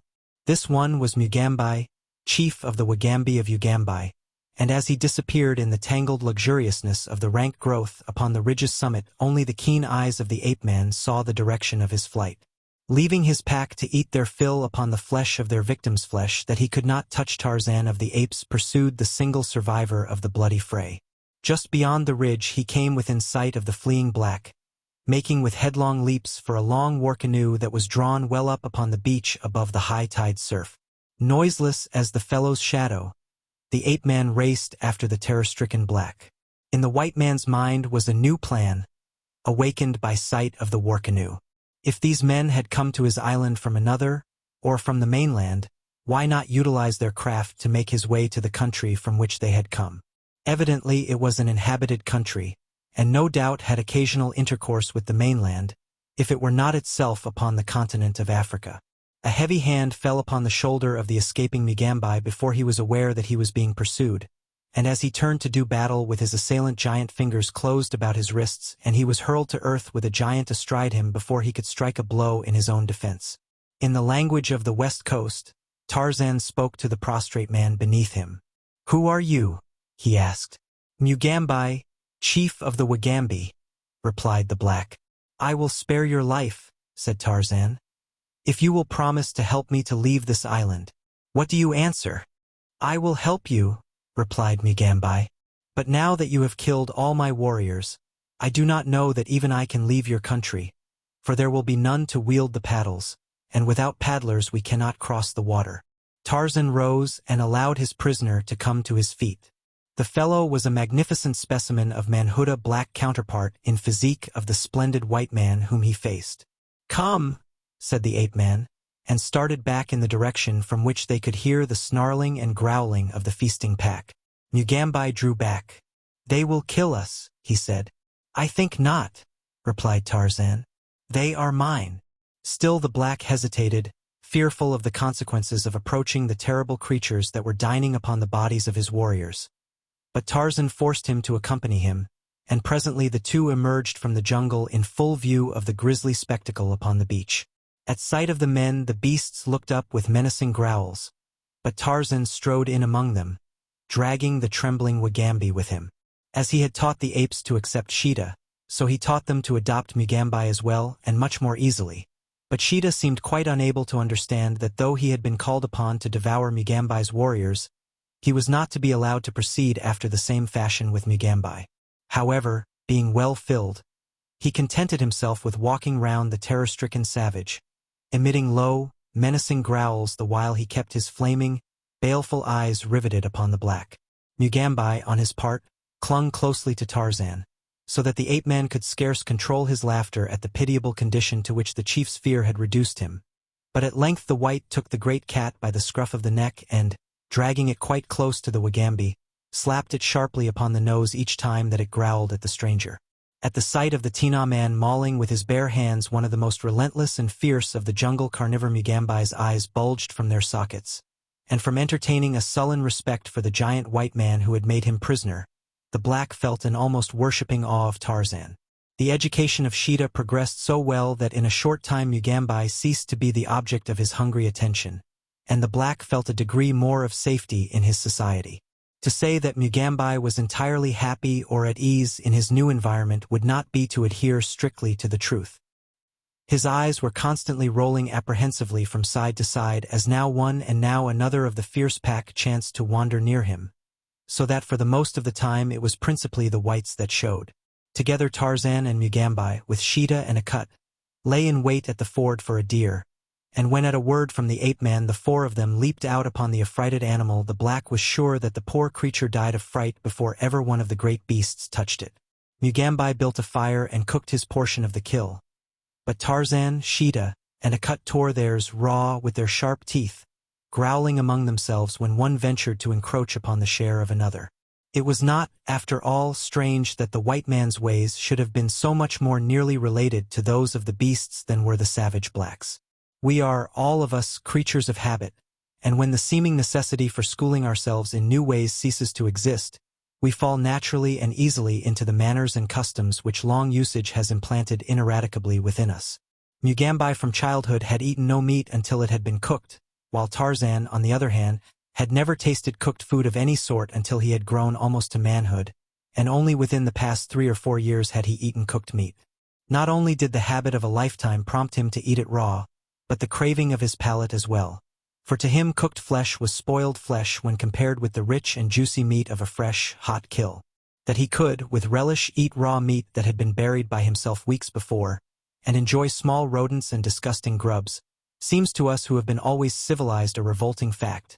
But had we learned in childhood to eat these things, and had we seen all those about us eat them, they would seem no more sickening to us now than do many of our greatest dainties, at which a savage African cannibal would look with repugnance and turn up his nose.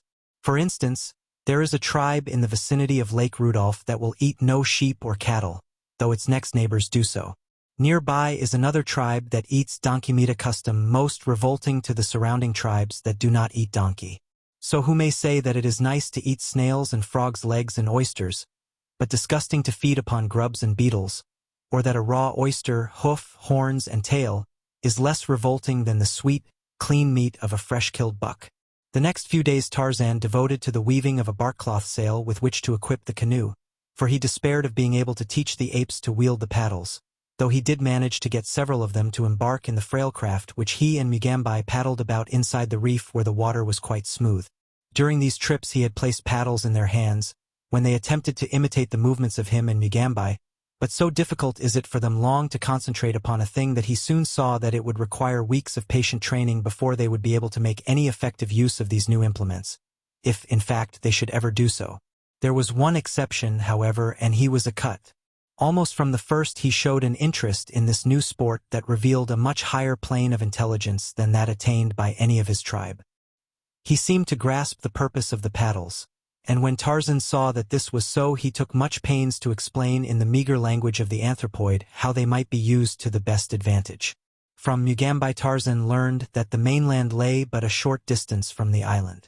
It seemed that the Wagambi warriors had ventured too far out in their frail craft, and when caught by a heavy tide and a high wind from offshore they had been driven out of sight of land.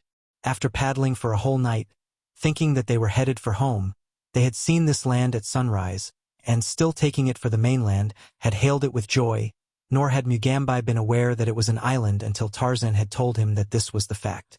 The Wagambi chief was quite dubious as to the sail, for he had never seen such a contrivance used. His country lay far up the broad Ugambi River, and this was the first occasion that any of his people had found their way to the ocean. Tarzan, however, was confident that with a good west wind, he could navigate the little craft to the mainland. At any rate, he decided, it would be preferable to perish on the way than to remain indefinitely upon this evidently uncharted island to which no ships might ever be expected to come. And so it was that when the first fair wind rose he embarked upon his cruise, and with him he took as strange and fearsome a crew as ever sailed under a savage master. Mugambi and Akut went with him, and Sheeta, the panther, and a dozen great males of the tribe of Akut. Chapter 6. A hideous crew. The war canoe with its savage load moved slowly toward the break in the reef through which it must pass to gain the open sea. Tarzan, Mugambi, and Akut wielded the paddles, for the shore kept the west wind from the little sail.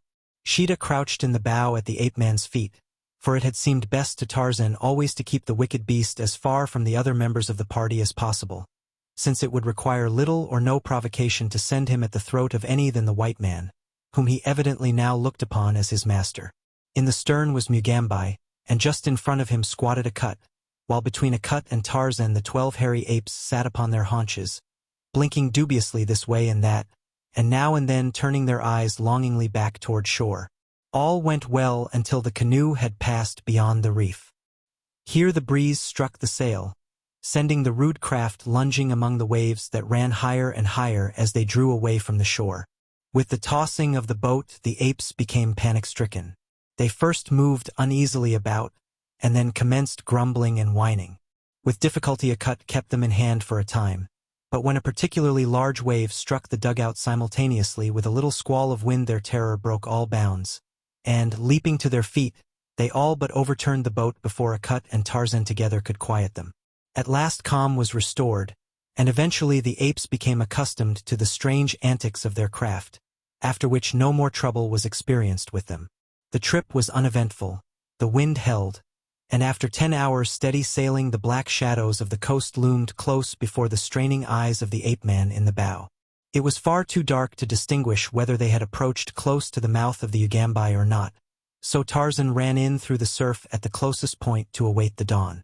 The dugout turned broadside the instant that its nose touched the sand, and immediately it rolled over, with all its crew scrambling madly for the shore. The next breaker rolled them over and over, but eventually they all succeeded in crawling to safety, and in a moment more their ungainly craft had been washed up beside them. The balance of the night the apes sat huddled close to one another for warmth, while Mugambi built a fire close to them over which he crouched.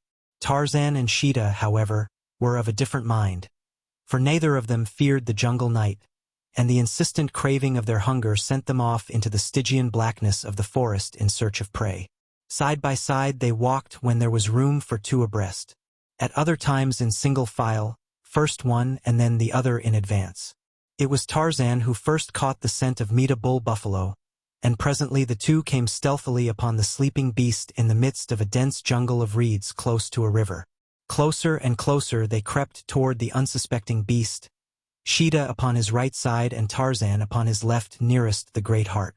They had hunted together now for some time so that they worked in unison with only low, purring sounds as signals.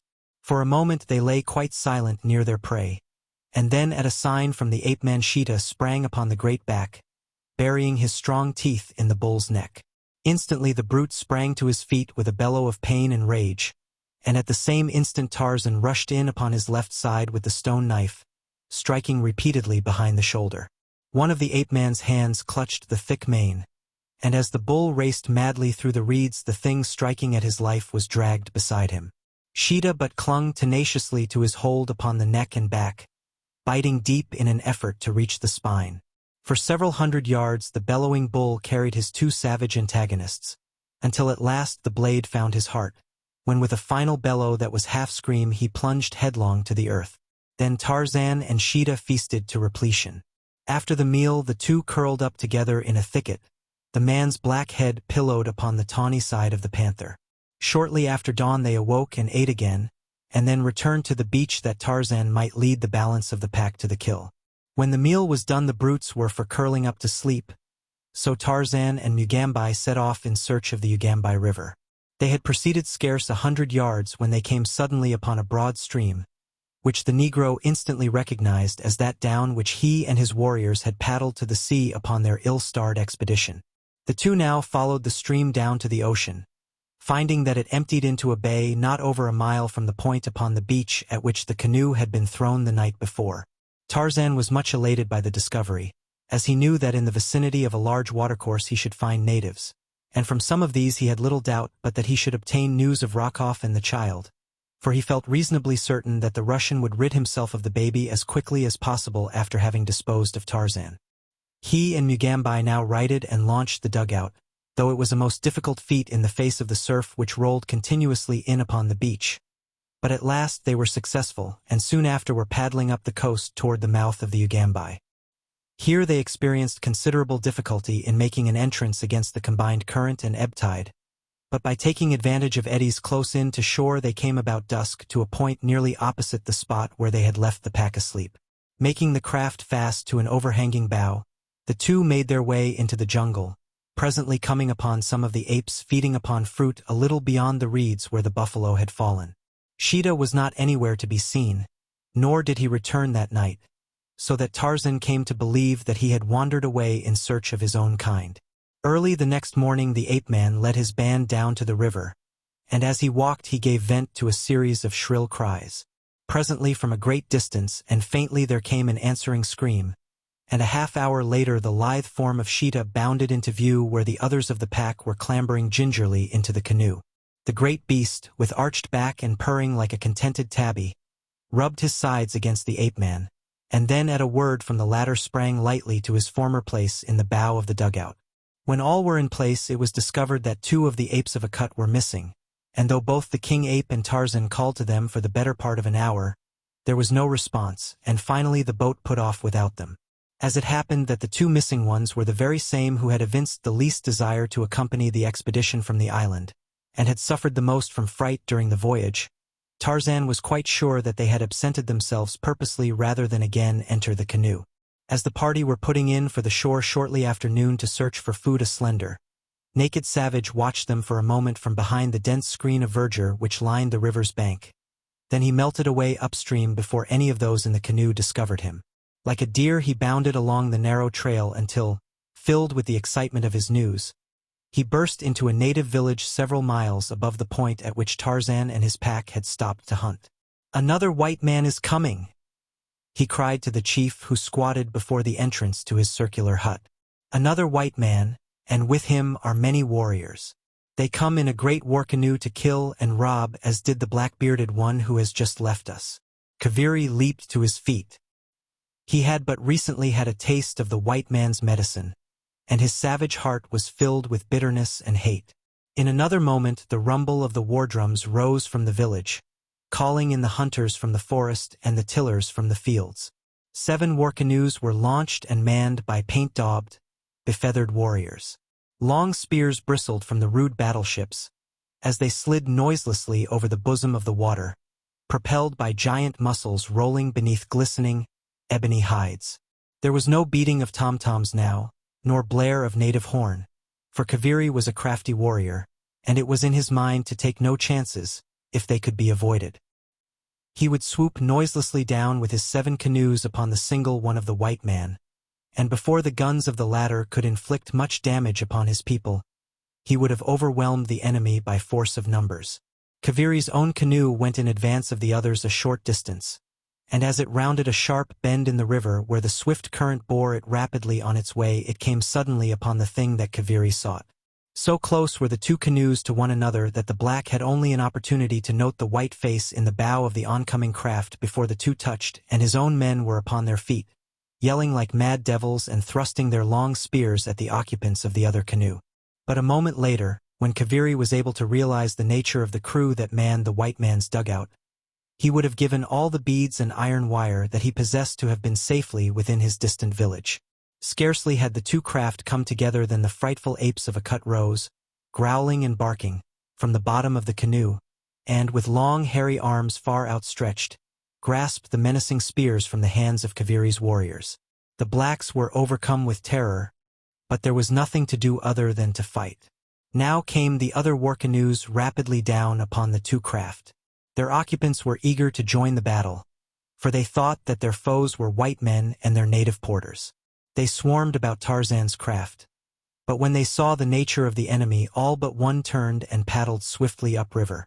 That one came too close to the ape-man's craft before its occupants realized that their fellows were pitted against demons instead of men. As it touched Tarzan, spoke a few low words to Sheeta and Akut, so that before the attacking warriors could draw away there sprang upon them with a blood-freezing scream a huge panther, and into the other end of their canoe clambered a great ape. At one end the panther wrought fearful havoc with his mighty talons and long, sharp fangs, while Akut at the other buried his yellow canines in the necks of those that came within his reach, hurling the terror-stricken blacks overboard as he made his way toward the center of the canoe. Kaviri was so busily engaged with the demons that had entered his own craft that he could offer no assistance to his warriors in the other. A giant of a white devil had wrested his spear from him as though he, the mighty Kaviri, had been but a newborn babe. Hairy monsters were overcoming his fighting men, and a black chieftain like himself was fighting shoulder to shoulder with the hideous pack that opposed him. Kaviri battled bravely against his antagonist, for he felt that death had already claimed him, and so the least that he could do would be to sell his life as dearly as possible. But it was soon evident that his best was quite futile when pitted against the superhuman brawn and agility of the creature that at last found his throat and bent him back into the bottom of the canoe. Presently Kaviri's head began to whirl, objects became confused and dim before his eyes. There was a great pain in his chest as he struggled for the breath of life that the thing upon him was shutting off forever. Then he lost consciousness. When he opened his eyes once more he found, much to his surprise, that he was not dead. He lay, securely bound, in the bottom of his own canoe. A great panther sat upon its haunches, looking down upon him. Kaviri shuddered and closed his eyes again, waiting for the ferocious creature to spring upon him and put him out of his misery of terror. After a moment, no rending fangs having buried themselves in his trembling body, he again ventured to open his eyes. Beyond the panther kneeled the white giant who had overcome him. The man was wielding a paddle, while directly behind him Kaviri saw some of his own warriors similarly engaged. Back of them again squatted several of the hairy apes. Tarzan, seeing that the chief had regained consciousness, addressed him. "Your warriors tell me that you are the chief of a numerous people, and that your name is Kaviri," he said. "Yes," replied the black. "Why did you attack me?" "I came in peace." "Another white man came in peace 3 moons ago," replied Kaviri. "And after we had brought him presents of a goat and cassava and milk, he set upon us with his guns and killed many of my people, and then went on his way, taking all of our goats and many of our young men and women." "I am not as this other white man," replied Tarzan. "I should not have harmed you had you not set upon me. Tell me, what was the face of this bad white man like? I am searching for one who has wronged me. Possibly this may be the very one." "He was a man with a bad face," covered with a great black beard, and he was very, very wicked, yes, very wicked indeed. Was there a little white child with him? Asked Tarzan. His heart almost stopped as he awaited the black's answer. No, Bwana, replied Kaviri. The white child was not with this man's party, it was with the other party. Other party? Exclaimed Tarzan. What other party? With the party that the very bad white man was pursuing. There was a white man, woman, and the child with 6 Mosula porters. They passed up the river 3 days ahead of the very bad white man. I think that they were running away from him. A white man, woman, and child. Tarzan was puzzled. The child must be his little Jack. But who could the woman be and the man? Was it possible that one of Rokoff's confederates had conspired with some woman who had accompanied the Ruscianto steal the baby from him? If this was the case, they had doubtless purposed returning the child to civilization, and they're either claiming a reward or holding the little prisoner for ransom. But now that Rokoff had succeeded in chasing them far inland, up the savage river, there could be little doubt but that he would eventually overhaul them, unless, as was still more probable, they should be captured and killed by the very cannibals farther up the Ugambai, to whom, Tarzan was now convinced, it had been Rokoff's intention to deliver the baby.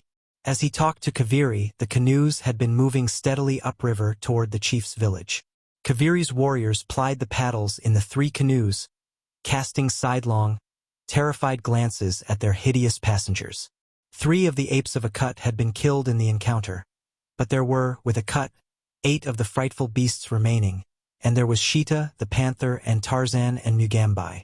Kaviri's warriors thought that they had never seen so terrible a crew in all their lives. Momentarily they expected to be pounced upon and torn asunder by some of their captors.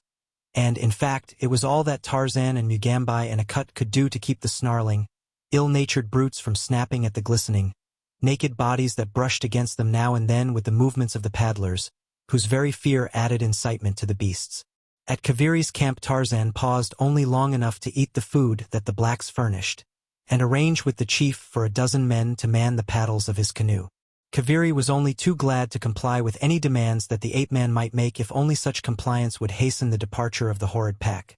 But it was easier, he discovered, to promise men than to furnish them, for when his people learned his intentions those that had not already fled into the jungle proceeded to do so without loss of time, so that when Kaviri turned to point out those who were to accompany Tarzan, he discovered that he was the only member of his tribe left within the village. Tarzan could not repress a smile. They do not seem anxious to accompany us, he said. But just remain quietly here, Kaviri, and presently you shall see your people flocking to your side. Then the ape-man rose and, calling his pack about him, commanded that Mugambai remain with Kaviri, and disappeared in the jungle with Sheeta and the apes at his heels.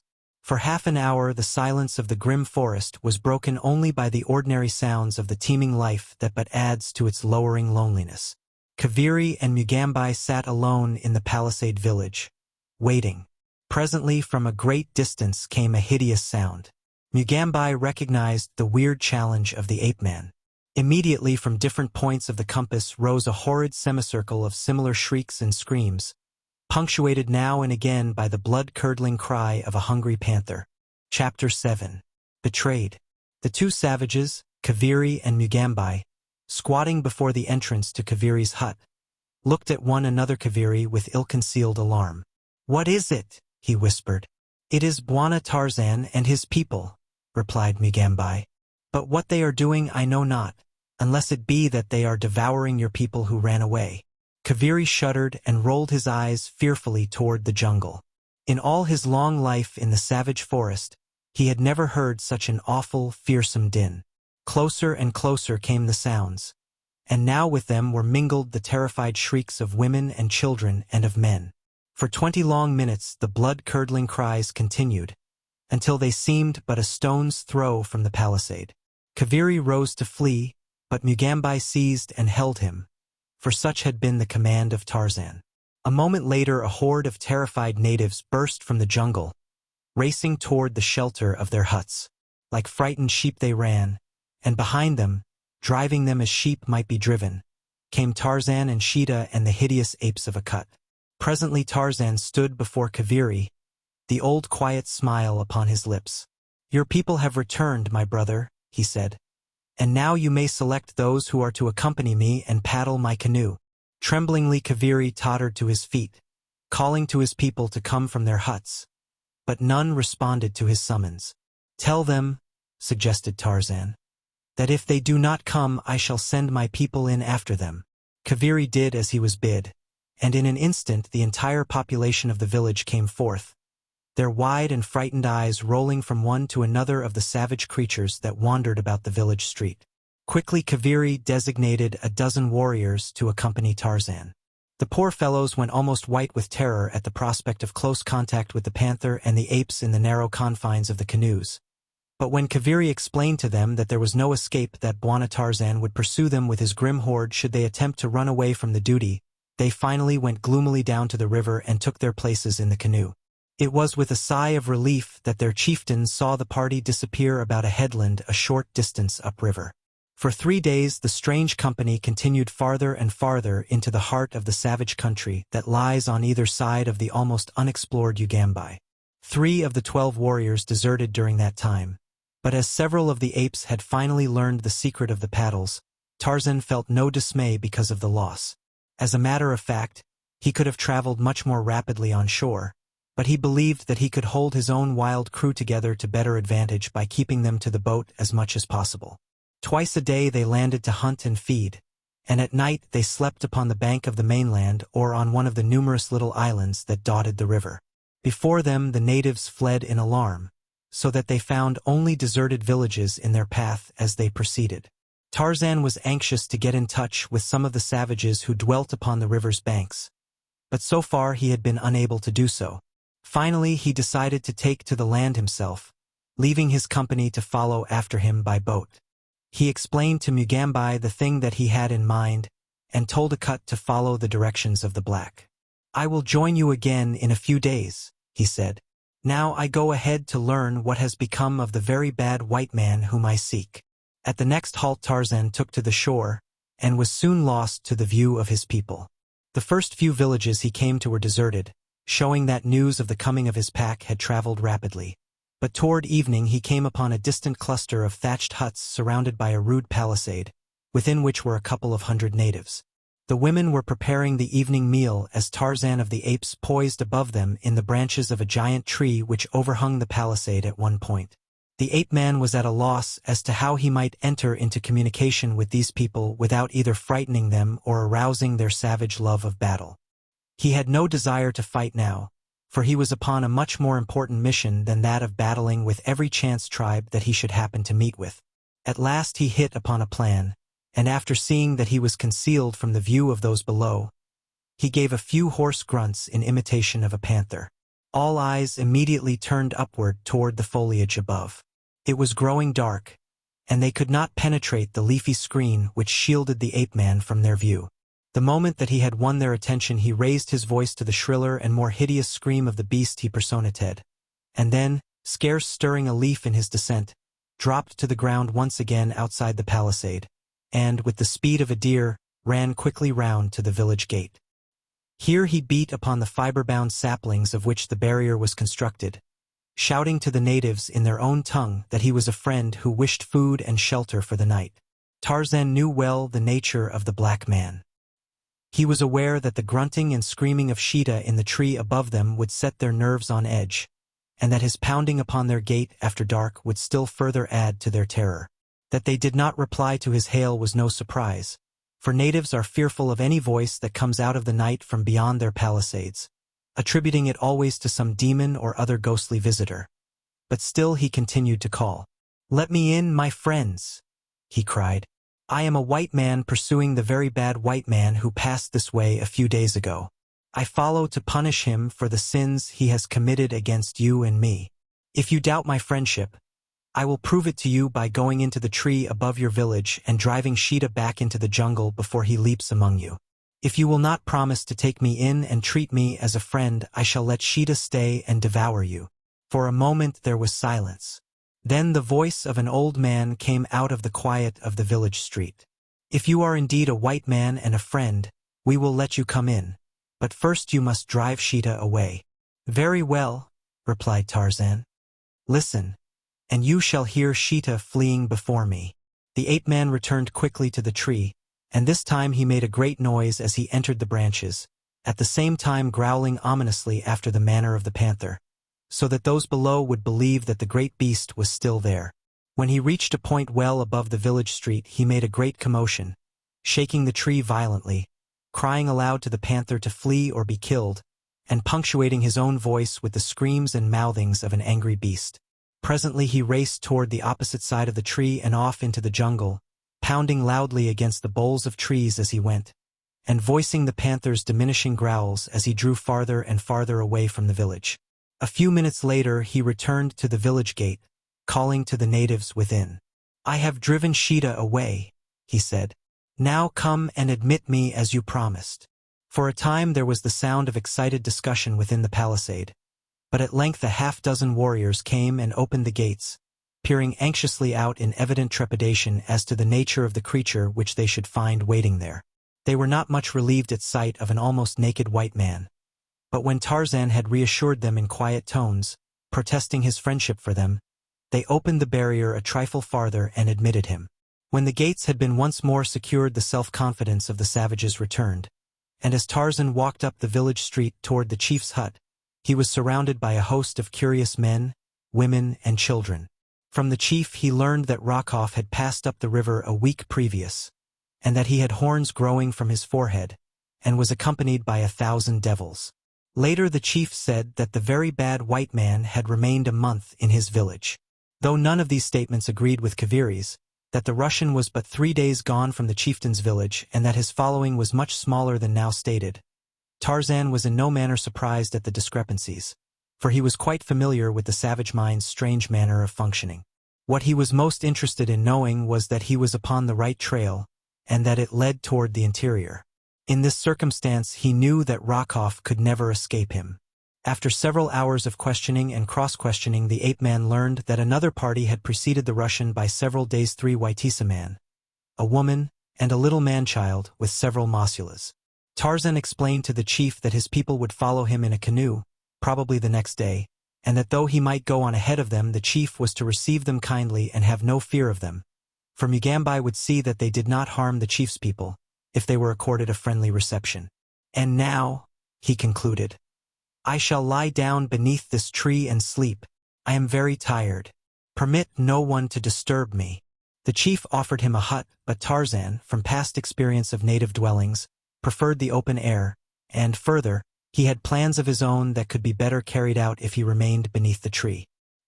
He gave as his reason a desire to be close at hand should Sheeta return, and after this explanation the chief was very glad to permit him to sleep beneath the tree. Tarzan had always found that it stood him in good stead to leave with natives the impression that he was to some extent possessed of more or less miraculous powers. He might easily have entered their village without recourse to the gates, but he believed that a sudden and unaccountable disappearance when he was ready to leave them would result in a more lasting impression upon their childlike minds, and so as soon as the village was quiet in sleep he rose, and, leaping into the branches of the tree above him, faded silently into the black mystery of the jungle night. All the balance of that night the ape-man swung rapidly through the upper and middle terraces of the forest. When the going was good there he preferred the upper branches of the giant trees, for then his way was better lighted by the moon. But so accustomed were all his senses to the grim world of his birth that it was possible for him, even in the dense, black shadows near the ground, to move with ease and rapidity. You or I walking beneath the arcs of Main Street, or Broadway, or State Street, could not have moved more surely or with 1/10 the speed of the agile ape-man through the gloomy mazes that would have baffled us entirely. At dawn he stopped to feed, and then he slept for several hours, taking up the pursuit again toward noon. Twice he came upon natives, and, though he had considerable difficulty in approaching them, he succeeded in each instance in quieting both their fears and bellicose intentions toward him, and learned from them that he was upon the trail of the Russian. 2 days later, still following up the Ugambi, he came upon a large village. The chief, a wicked-looking fellow with the sharp-filed teeth that often denote the cannibal, received him with apparent friendliness. The ape-man was now thoroughly fatigued, and had determined to rest for 8 or 10 hours that he might be fresh and strong when he caught up with Rokoff, as he was sure he must do within a very short time. The chief told him that the bearded white man had left his village only the morning before, and that doubtless he would be able to overtake him in a short time. The other party the chief had not seen or heard of, so he said. Tarzan did not like the appearance or manner of the fellow, who seemed, though friendly enough, to harbor a certain contempt for this half-naked white man who came with no followers and offered no presents. But he needed the rest and food that the village would afford him with less effort than the jungle, and so, as he knew no fear of man, beast, or devil, he curled himself up in the shadow of a hut and was soon asleep. Scarcely had he left the chief than the latter called 2 of his warriors, to whom he whispered a few instructions. A moment later the sleek, black bodies were racing along the river path, upstream, toward the east. In the village the chief maintained perfect quiet. He would permit no one to approach the sleeping visitor, nor any singing nor loud talking. He was remarkably solicitous lest his guest be disturbed. 3 hours later several canoes came silently into view from up the Ugambai. They were being pushed ahead rapidly by the brawny muscles of their black crews. Upon the bank before the river stood the chief, his spear raised in a horizontal position above his head, as though in some manner of predetermined signal to those within the boats. And such indeed was the purpose of his attitude, which meant that the white stranger within his village still slept peacefully. In the bows of 2 of the canoes were the runners that the chief had sent forth 3 hours earlier. It was evident that they had been dispatched to follow and bring back this party, and that the signal from the bank was one that had been determined upon before they left the village. In a few moments the dugouts drew up to the verdure-clad bank. The native warriors filed out, and with them a half-dozen white men.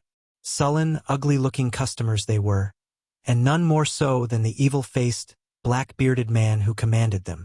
"Where is the white man your messengers report to be with you?" he asked of the chief. "This way, Bwana," replied the native. "Carefully have I kept silence in the village that he might be still asleep when you returned. I do not know that he is one who seeks you to do you harm, but he questioned me closely about your coming and your going, and his appearance is as that of the one you described, but whom you believed safe in the country which you call Jungle Island. Had you not told me this tale I should not have recognized him, and then he might have gone after and slain you. If he is a friend and no enemy, then no harm has been done, Bwana. But if he proves to be an enemy, I should like very much to have a rifle and some ammunition." "You have done well," replied the white man, "and you shall have the rifle and ammunition whether he be a friend or enemy, provided that you stand with me." "I shall stand with you, Bwana," said the chief. "And now come and look upon the stranger, who sleeps within my village." So saying, he turned and led the way toward the hut, in the shadow of which the unconscious Tarzan slept peacefully. Behind the 2 men came the remaining whites and a score of warriors, but the raised forefingers of the chief and his companion held them all to perfect silence. As they turned the corner of the hut, cautiously and upon tiptoe, an ugly smile touched the lips of the white as his eyes fell upon the giant figure of the sleeping ape-man. The chief looked at the other inquiringly. The latter nodded his head, to signify that the chief had made no mistake in his suspicions. Then he turned to those behind him and, pointing to the sleeping man, motioned for them to seize and bind him. A moment later a dozen brutes had leaped upon the surprised Tarzan, and so quickly did they work that he was securely bound before he could make half an effort to escape. Then they threw him down upon his back, and as his eyes turned toward the crowd that stood near, they fell upon the malign face of Nicholas Rokoff. A sneer curled the Russian's lips. He stepped quite close to Tarzan. "Pig!" he cried. "Have you not learned sufficient wisdom to keep away from Nicholas Rokoff?" Then he kicked the prostrate man full in the face. "That for your welcome," he said. "Tonight, before my Ethiop friends eat you, I shall tell you what has already befallen your wife and child, and what further plans I have for their futures." Chapter 8. The Dance of Death. Through the luxuriant, tangled vegetation of the Stygian jungle night, a great lithe body made its way sinuously and in utter silence upon its soft, padded feet. Only 2 blazing points of yellow-green flame shone occasionally with the reflected light of the equatorial moon that now and again pierced the softly sighing roof rustling in the night wind. Occasionally the beast would stop with high-held nose, sniffing searchingly. At other times a quick, brief incursion into the branches above delayed it momentarily in its steady journey toward the east. To its sensitive nostrils came the subtle unseen spoor of many a tender four-footed creature, bringing the slaver of hunger to the cruel, drooping jowl. But steadfastly it kept on its way, strangely ignoring the cravings of appetite that at another time would have sent the rolling, fur-clad muscles flying at some soft throat. All that night the creature pursued its lonely way, and the next day it halted only to make a single kill, which it tore to fragments and devoured with sullen, grumbling rumbles as though half-famished for lack of food. It was dusk when it approached the palisade that surrounded a large native village. Like the shadow of a swift and silent death it circled the village, nose to ground, halting at last close to the palisade, where it almost touched the backs of several huts. Here the beast sniffed for a moment, and then, turning its head upon one side, listened with up-pricked ears. What it heard was no sound by the standards of human ears, yet to the highly attuned and delicate organs of the beast a message seemed to be borne to the savage brain. A wondrous transformation was wrought in the motionless mass of statuesque bone and muscle that had an instant before stood as though carved out of the living bronze.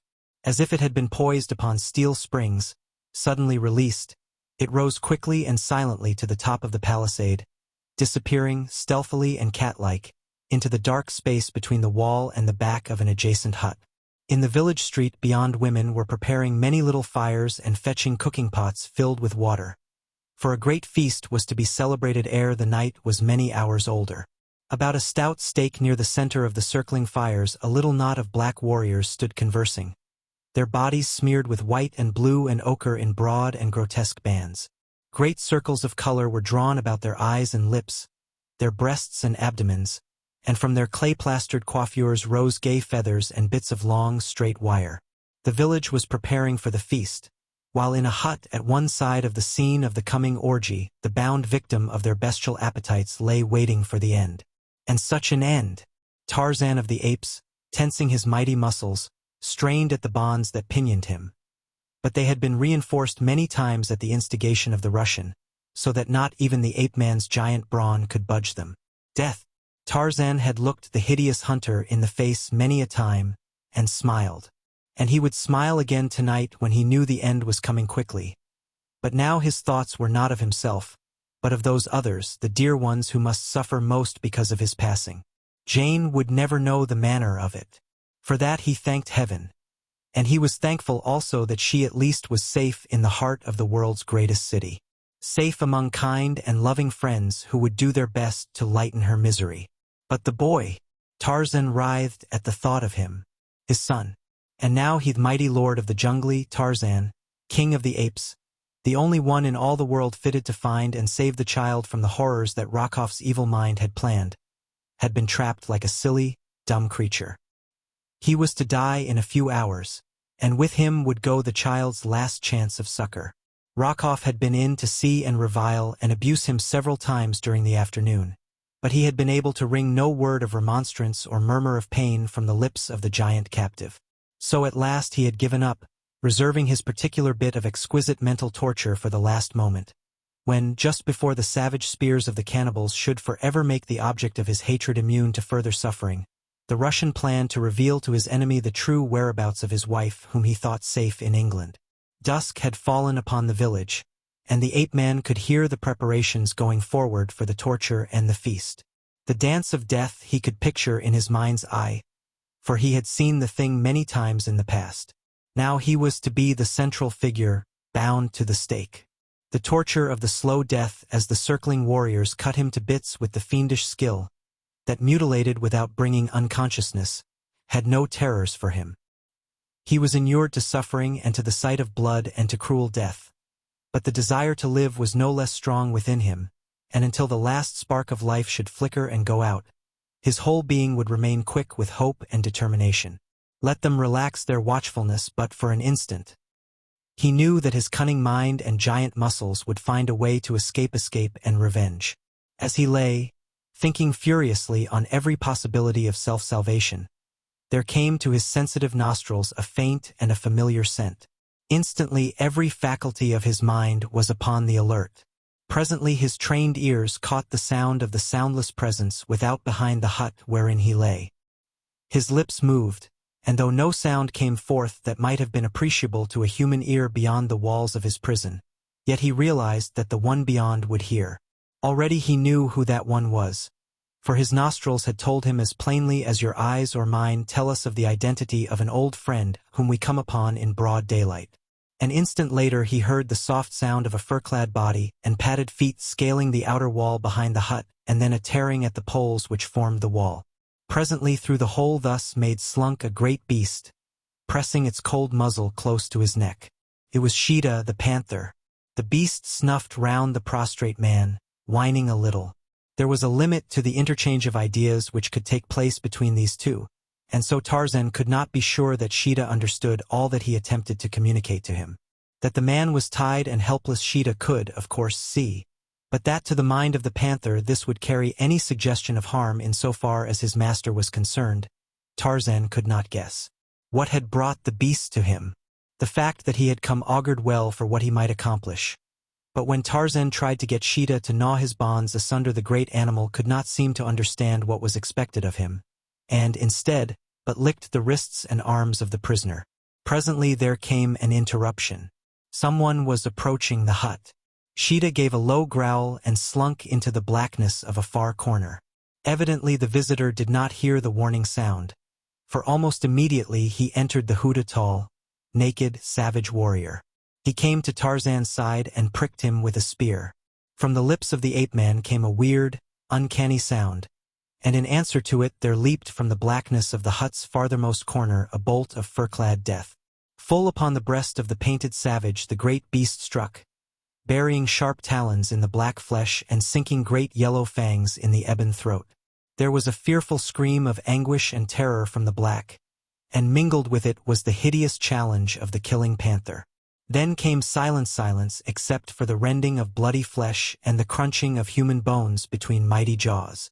The noise had brought sudden quiet to the village without. Then there came the sound of voices in consultation. High-pitched, fear-filled voices, and deep, low tones of authority, as the chief spoke. Tarzan and the panther heard the approaching footsteps of many men, and then, to Tarzan's surprise, the great cat rose from across the body of its kill, and slunk noiselessly from the hut through the aperture through which it had entered. The man heard the soft scraping of the body as it passed over the top of the palisade, and then silence. From the opposite side of the hut, he heard the savages approaching to investigate. He had little hope that Sheeta would return, for had the great cat intended to defend him against all comers it would have remained by his side as it heard the approaching savages without. Tarzan knew how strange were the workings of the brains of the mighty carnivora of the jungle, how fiendishly fearless they might be in the face of certain death, and again how timid upon the slightest provocation. There was doubt in his mind that some note of the approaching blacks vibrating with fear had struck an answering chord in the nervous system of the panther, sending him slinking through the jungle, his tail between his legs. The man shrugged. Well, what of it? He had expected to die, and, after all, what might Sheeta have done for him other than to maul a couple of his enemies before a rifle in the hands of one of the whites should have dispatched him?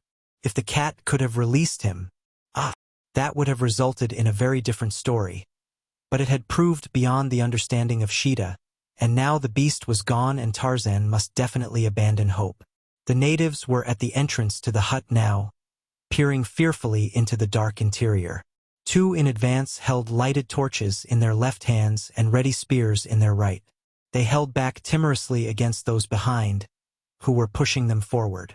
The shrieks of the panther's victim, mingled with those of the great cat, had wrought mightily upon their poor nerves, and now the awful silence of the dark interior seemed even more terribly ominous than had the frightful screaming. Presently one of those who was being forced unwillingly within hit upon a happy scheme for learning first the precise nature of the danger which menaced him from the silent interior. With a quick movement he flung his lighted torch into the center of the hut. Instantly all within was illuminated for a brief second before the burning brand was dashed out against the earth floor.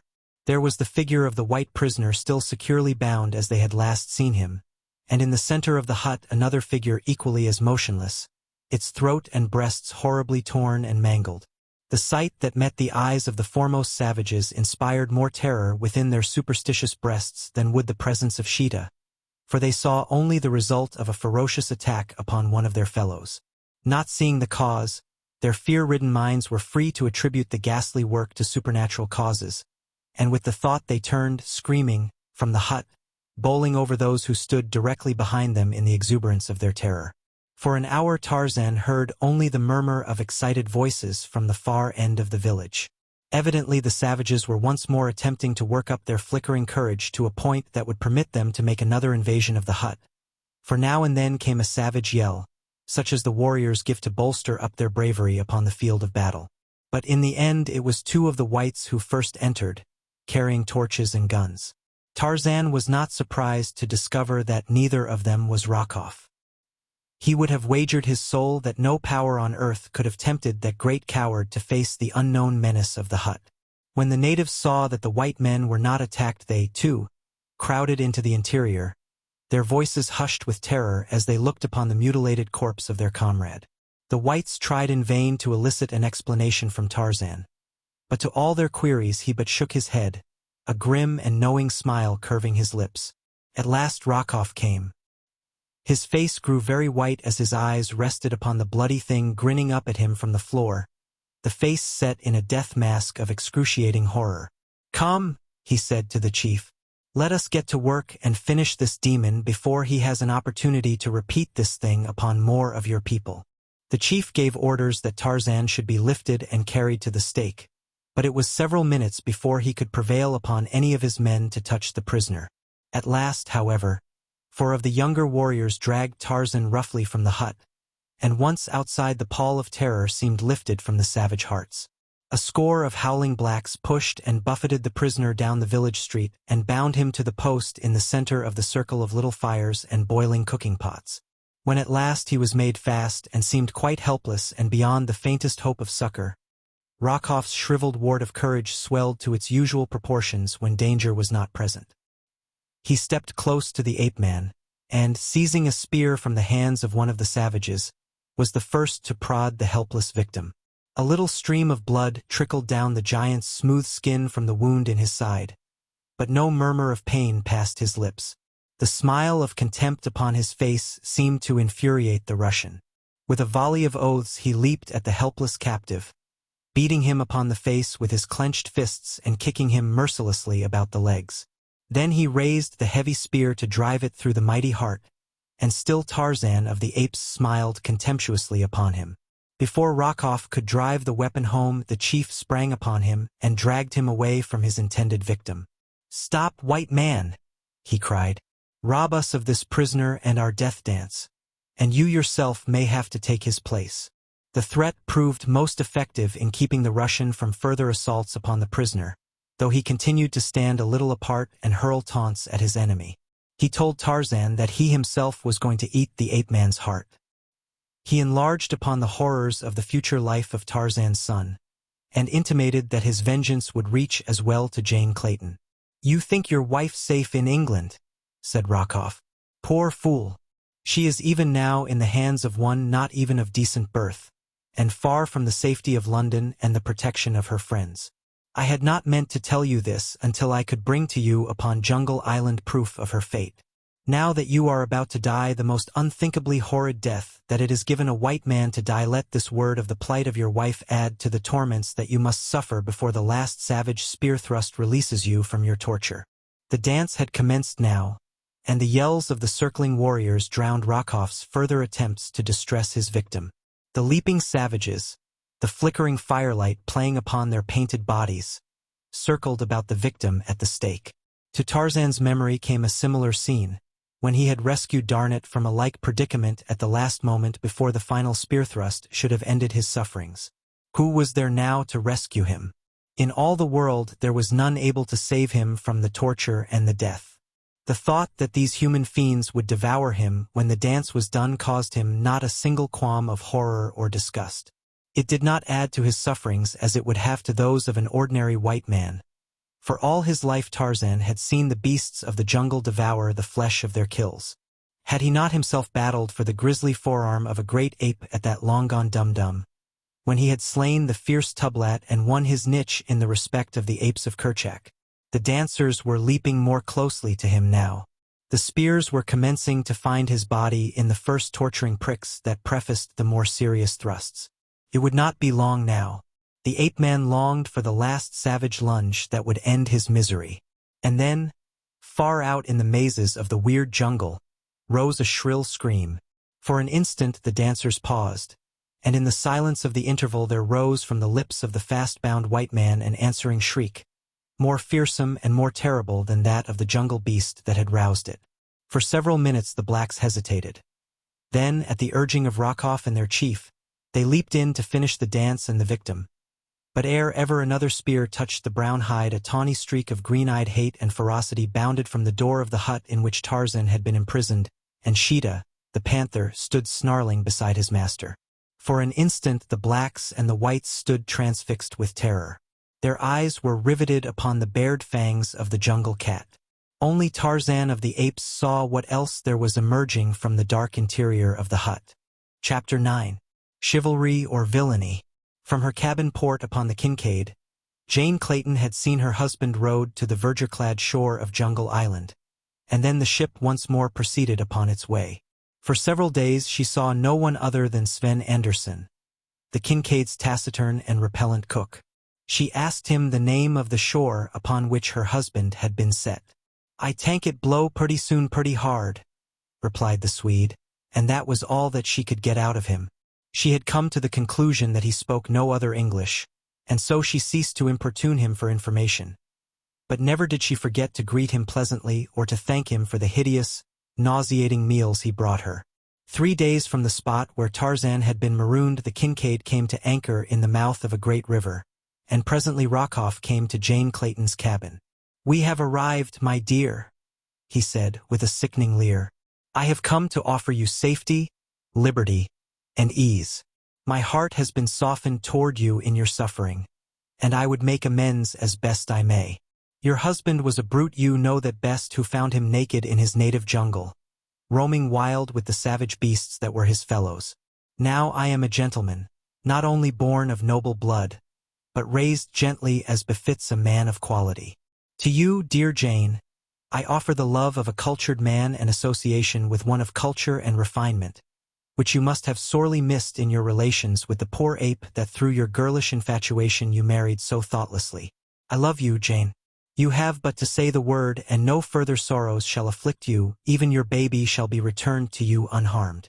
Outside the door Sven Anderson paused with the noonday meal he had been carrying to Lady Greystoke. Upon the end of his long, stringy neck his little head was cocked to one side. His close-set eyes were half closed. His ears, so expressive was his whole attitude of stealthy eavesdropping, seemed truly to be cocked forward. Even his long, yellow, straggly mustache appeared to assume a sly droop. As Rokoff closed his appeal, awaiting the reply he invited, the look of surprise upon Jane Clayton's face turned to one of disgust. She fairly shuddered in the fellow's face. "I would not have been surprised, M. Rokoff," she said, "had you attempted to force me to submit to your evil desires, but that you should be so fatuous as to believe that I, wife of John Clayton, would come to you willingly, even to save my life, I should never have imagined. I have known you for a scoundrel, M. Rokoff, but until now I had not taken you for a fool." Rokoff's eyes narrowed, and the red of mortification flushed out the pallor of his face. He took a step toward the girl, threateningly. "We shall see who is the fool at last," he hissed. "When I have broken you to my will and your plebeian Yankee stubbornness has cost you all that you hold dear, even the life of your baby, for, by the bones of St. Peter, I'll forego all that I had planned for the brat and cut its heart out before your very eyes. You'll learn what it means to insult Nicholas Rokoff." Jane Clayton turned wearily away. "What is the use," she said, "of expatiating upon the depths to which your vengeful nature can sink? You cannot move me either by threats or deeds. My baby cannot judge yet for himself, but I, his mother, can foresee that should it have been given him to survive to man's estate, he would willingly sacrifice his life for the honor of his mother. Love him as I do, I would not purchase his life at such a price. Did I, he would execrate my memory to the day of his death." Rokoff was now thoroughly angered because of his failure to reduce the girl to terror.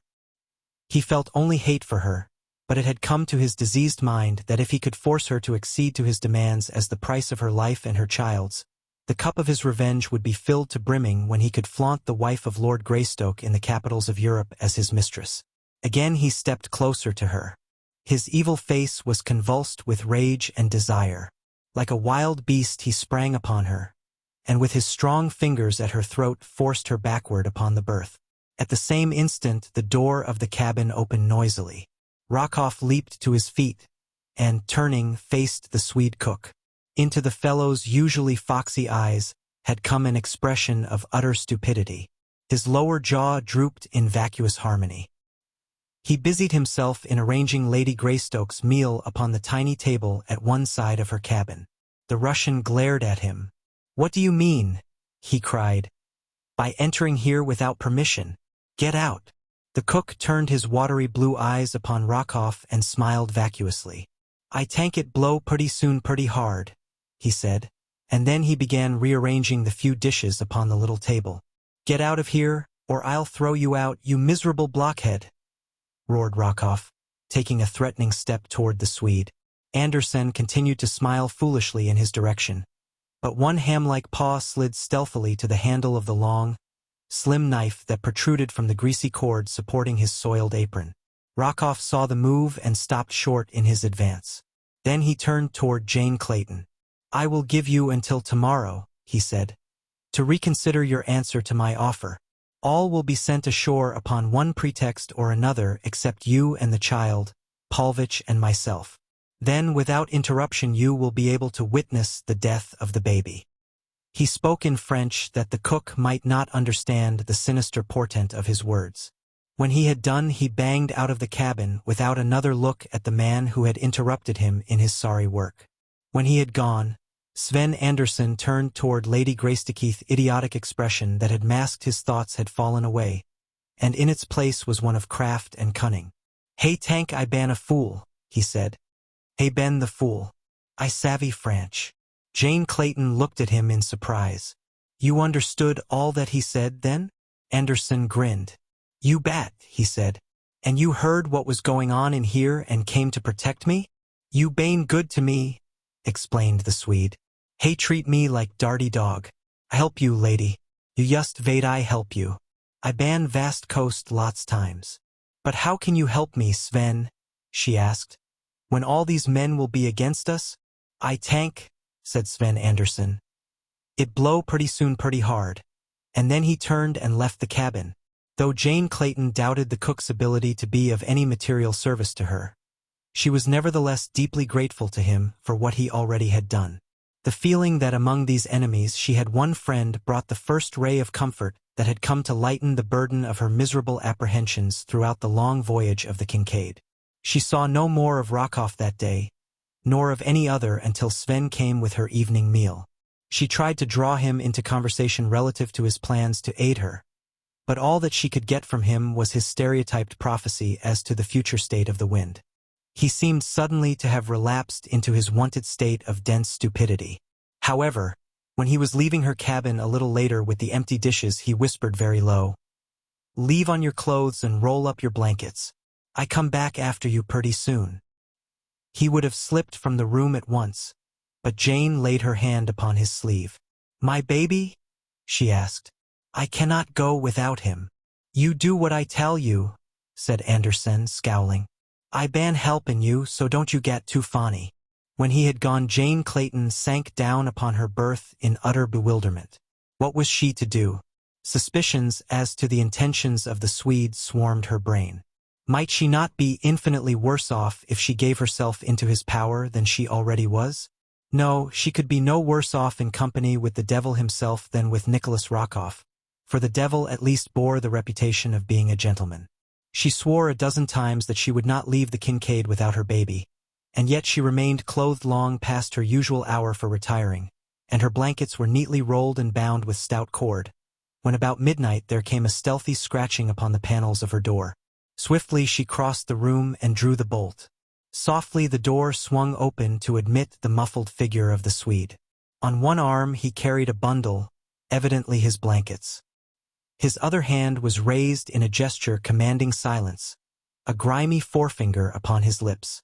He came quite close to her. "Carry this," he said.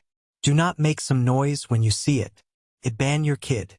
Quick hands snatched the bundle from the cook, and hungry mother arms folded the sleeping infant to her breast, while hot tears of joy ran down her cheeks and her whole frame shook with the emotion of the moment. "Come," said Anderson. "We got no time to vast." He snatched up her bundle of blankets, and outside the cabin door his own as well.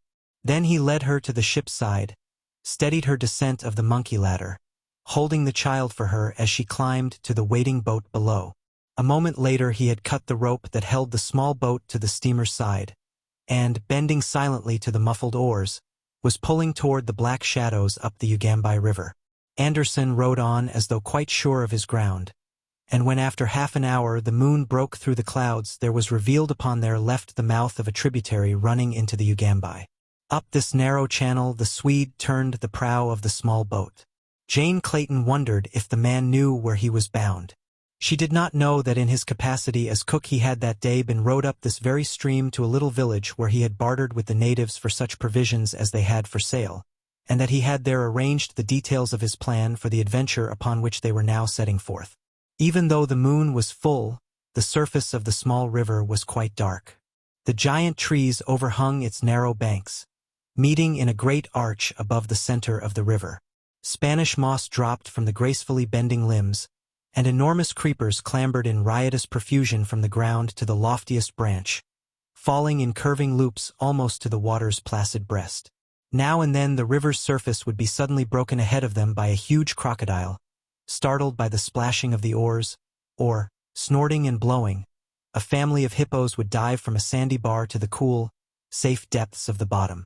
From the dense jungles upon either side came the weird night cries of the carnivorous maniacal voice of the hyena, the coughing grunt of the panther, the deep and awful roar of the lion, and with them strange, uncanny notes that the girl could not ascribe to any particular night prowler more terrible because of their mystery. Huddled in the stern of the boat she sat with her baby strained close to her bosom, and because of that little tender, helpless thing she was happier tonight than she had been for many a sorrow-ridden day. Even though she knew not to what fate she was going, or how soon that fate might overtake her, still was she happy and thankful for the moment, however brief, that she might press her baby tightly in her arms. She could scarce wait for the coming of the day that she might look again upon the bright face of her little, black-eyed Jack. Again and again she tried to strain her eyes through the blackness of the jungle night to have but a tiny peep at those beloved features, but only the dim outline of the baby face rewarded her efforts. Then once more she would cuddle the warm, little bundle close to her throbbing heart. It must have been close to 3 o'clock in the morning that Anderson brought the boat's nose to the shore before a clearing where could be dimly seen in the waning moonlight a cluster of native huts encircled by a thorn boma. At the village gate they were admitted by a native woman, the wife of the chief whom Anderson had paid to assist him. She took them to the chief's hut, but Anderson said that they would sleep without upon the ground, and so, her duty having been completed, she left them to their own devices. The Swede, after explaining in his gruff way that the huts were doubtless filthy and vermin-ridden, spread Jane's blankets on the ground for her, and at a little distance unrolled his own and lay down to sleep. It was some time before the girl could find a comfortable position upon the hard ground, but at last, the baby in the hollow of her arm, she dropped asleep from utter exhaustion.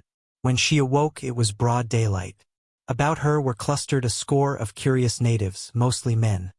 For among the aborigines it is the male who owns this characteristic in its most exaggerated form. Instinctively Jane Clayton drew the baby more closely to her, though she soon saw that the blacks were far from intending her or the child any harm.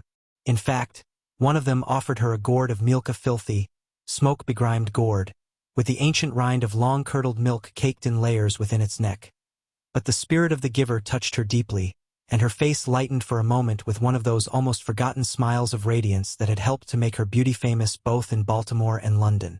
She took the gourd in one hand, and rather than cause the giver pain raised it to her lips, though for the life of her she could scarce restrain the qualm of nausea that surged through her as the malodorous thing approached her nostrils.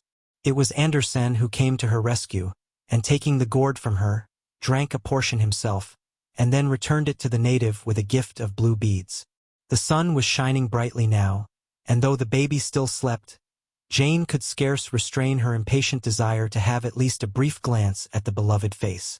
The natives had withdrawn at a command from their chief, who now stood talking with Anderson, a little apart from her. As she debated the wisdom of risking disturbing the child's slumber by lifting the blanket that now protected its face from the sun, she noted that the cook conversed with the chief in the language of the Negro. What a remarkable man the fellow was! Indeed, she had thought him ignorant and stupid but a short day before, and now, within the past 24 hours, she had learned that he spoke not only English but French as well, and the primitive dialect of the West Coast. She had thought him shifty, cruel, and untrustworthy, yet in so far as she had reason to believe he had proved himself in every way the contrary since the day before. It scarce seemed credible that he could be serving her from motives purely chivalrous. There must be something deeper in his intentions and plans than he had yet disclosed. She wondered, and when she looked at him at his close-set, shifty eyes and repulsive features, she shuddered, for she was convinced that no lofty characteristics could be hid behind so foul an exterior. As she was thinking of these things the while she debated the wisdom of uncovering the baby's face, there came a little grunt from the wee bundle in her lap, and then a gurgling coo that set her heart in raptures. The baby was awake. Now she might feast her eyes upon him. Quickly she snatched the blanket from before the infant's face. Anderson was looking at her as she did so. He saw her stagger to her feet, holding the baby at arm's length from her, her eyes glued in horror upon the little chubby face and twinkling eyes. Then he heard her piteous cry as her knees gave beneath her, and she sank to the ground in a swoon. Chapter 10. The Swede. As the warriors, clustered thick about Tarzan and Sheeta, realized that it was a flesh-and-blood panther that had interrupted their dance of death, they took heart a trifle, for in the face of all those circling spears even the mighty Sheeta would be doomed. Rokoff was urging the chief to have his spearmen launch their missiles, and the black was upon the instant of issuing the command, when his eyes strayed beyond Tarzan, following the gaze of the ape-man. With a yell of terror the chief turned and fled toward the village gate, and as his people looked to see the cause of his fright, they too took to their heels, for there, lumbering down upon them, their huge forms exaggerated by the play of moonlight and campfire, came the hideous apes of Akut. The instant the natives turned to flee, the ape-man's savage cry rang out above the shrieks of the blacks, and in answer to it Sheeta and the apes leaped growling after the fugitives. Some of the warriors turned to battle with their enraged antagonists, but before the fiendish ferocity of the fierce beasts they went down to bloody death. Others were dragged down in their flight, and it was not until the village was empty and the last of the blacks had disappeared into the bush that Tarzan was able to recall his savage pack to his side. Then it was that he discovered to his chagrin that he could not make one of them, not even the comparatively intelligent Akut, understand that he wished to be freed from the bonds that held him to the stake. In time, of course, the idea would filter through their thick skulls, but in the meanwhile many things might happen. The blacks might return in force to regain their village. The whites might readily pick them all off with their rifles from the surrounding trees. He might even starve to death before the dull-witted apes realized that he wished them to gnaw through his bonds. As for Sheeta, the great cat understood even less than the apes. But yet Tarzan could not but marvel at the remarkable characteristics this beast had evidenced. That it felt real affection for him there seemed little doubt, for now that the blacks were disposed of it walked slowly back and forth about the stake, rubbing its sides against the ape-man's legs and purring like a contented tabby. That it had gone of its own volition to bring the balance of the pack to his rescue, Tarzan could not doubt. His Sheeta was indeed a jewel among beasts. Mugambi's absence worried the ape-man not a little. He attempted to learn from Akut what had become of the black, fearing that the beasts, freed from the restraint of Tarzan's presence, might have fallen upon the man and devoured him. But to all his questions the great ape but pointed back in the direction from which they had come out of the jungle. The night passed with Tarzan still fast bound to the stake, and shortly after dawn his fears were realized in the discovery of naked black figures moving stealthily just within the edge of the jungle about the village. The blacks were returning. With daylight their courage would be equal to the demands of a charge upon the handful of beasts that had routed them from their rightful abodes. The result of the encounter seemed foregone if the savages could curb their superstitious terror, for against their overwhelming numbers, their long spears and poisoned arrows, The panther and the apes could not be expected to survive a really determined attack. That the blacks were preparing for a charge became apparent a few moments later, when they commenced to show themselves in force upon the edge of the clearing, dancing and jumping about as they waved their spears and shouted taunts and fierce war cries toward the village. These maneuvers Tarzan knew would continue until the blacks had worked themselves into a state of hysterical courage sufficient to sustain them for a short charge toward the village, and even though he doubted that they would reach it at the first attempt, he believed that at the second or the third they would swarm through the gateway, when the outcome could not be aught than the extermination of Tarzan's bold, but unarmed and undisciplined, defenders. Even as he had guessed, the first charge carried the howling warriors but a short distance into the Opina shrill, weird challenge from the ape-man being all that was necessary to send them scurrying back to the bush. For half an hour they pranced and yelled their courage to the sticking point, and again essayed a charge. This time they came quite to the village gate, but when Sheeta and the hideous apes leaped among them they turned screaming in terror, and again fled to the jungle. Again was the dancing and shouting repeated. This time Tarzan felt no doubt they would enter the village and complete the work that a handful of determined white men would have carried to a successful conclusion at the first attempt. To have rescue come so close only to be thwarted because he could not make his poor, savage friends understand precisely what he wanted of them was most irritating. But he could not find it in his heart to place blame upon them. They had done their best, and now he was sure they would doubtless remain to die with him in a fruitless effort to defend him. The blacks were already preparing for the charge. A few individuals had advanced a short distance toward the village and were exhorting the others to follow them. In a moment the whole savage horde would be racing across the clearing. Tarzan thought only of the little child somewhere in this cruel, relentless wilderness. His heart ached for the son that he might no longer seek to save that, and the realization of Jane's suffering were all that weighed upon his brave spirit in these that he thought his last moments of life. Succor, all that he could hope for, had come to him in the instant of his extremity and failed. There was nothing further for which to hope. The blacks were halfway across the clearing when Tarzan's attention was attracted by the actions of one of the apes. The beast was glaring toward one of the huts. Tarzan followed his gaze. To his infinite relief and delight, he saw the stalwart form of Mugambi racing toward him. The huge black was panting heavily as though from strenuous physical exertion and nervous excitement. He rushed to Tarzan's side, and as the first of the savages reached the village gate the native's knife severed the last of the cords that bound Tarzan to the stake. In the street lay the corpses of the savages that had fallen before the pack the night before. From one of these Tarzan seized a spear and knob stick, and with Mugambi at his side and the snarling pack about him, he met the natives as they poured through the gate. Fierce and terrible was the battle that ensued, but at last the savages were routed, more by terror, perhaps, at sight of a black man and a white fighting in company with a panther and the huge fierce apes of Akut, than because of their inability to overcome the relatively small force that opposed them. One prisoner fell into the hands of Tarzan, and him the ape-man questioned in an effort to learn what had become of Rokoff and his party. Promised his liberty in return for the information, the black told all he knew concerning the movements of the Russian. It seemed that early in the morning their chief had attempted to prevail upon the whites to return with him to the village and with their guns destroy the ferocious pack that had taken possession of it. But Rokoff appeared to entertain even more fears of the giant white man and his strange companions than even the blacks themselves. Upon no conditions would he consent to returning even within sight of the village. Instead, he took his party hurriedly to the river, where they stole a number of canoes the blacks had hidden there. The last that had been seen of them they had been paddling strongly upstream, their porters from Kaviri's village wielding the blades. So once more Tarzan of the Apes with his hideous pack took up his search for the ape-man's son and the pursuit of his abductor. For weary days they followed through an almost uninhabited country, only to learn at last that they were upon the wrong trail. The little band had been reduced by 3, for 3 of Akut's apes had fallen in the fighting at the village. Now, with Akut there were 5 great apes, and Sheeta was there and Mugambi and Tarzan.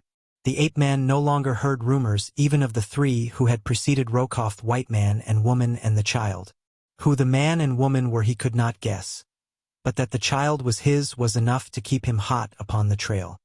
He was sure that Rokoff would be following this trio, and so he felt confident that so long as he could keep upon the Russian's trail, he would be winning so much nearer to the time he might snatch his son from the dangers and horrors that menaced him. In retracing their way after losing Rokoff's trail, Tarzan picked it up again at a point where the Russian had left the river and taken to the brush in a northerly direction. He could only account for this change on the ground that the child had been carried away from the river by the two who now had possession of it. Nowhere along the way, however, could he gain definite information that might assure him positively that the child was ahead of him. Not a single native they questioned had seen or heard of this other party, though nearly all had had direct experience with the Russian or had talked with others who had.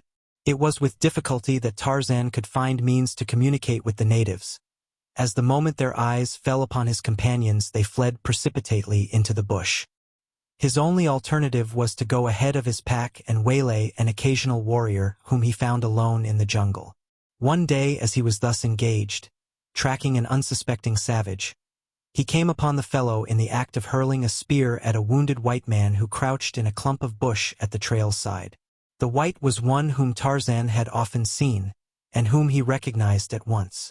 Deep in his memory was implanted those repulsive features, the close-set eyes, the shifty expression, the drooping yellow mustache. Instantly it occurred to the ape-man that this fellow had not been among those who had accompanied Rokoff at the village where Tarzan had been a prisoner. He had seen them all, and this fellow had not been there. There could be but one explanation: it was who had fled ahead of the Russian with the woman and the child, and the woman had been Jane Clayton. He was sure now of the meaning of Rokoff's words.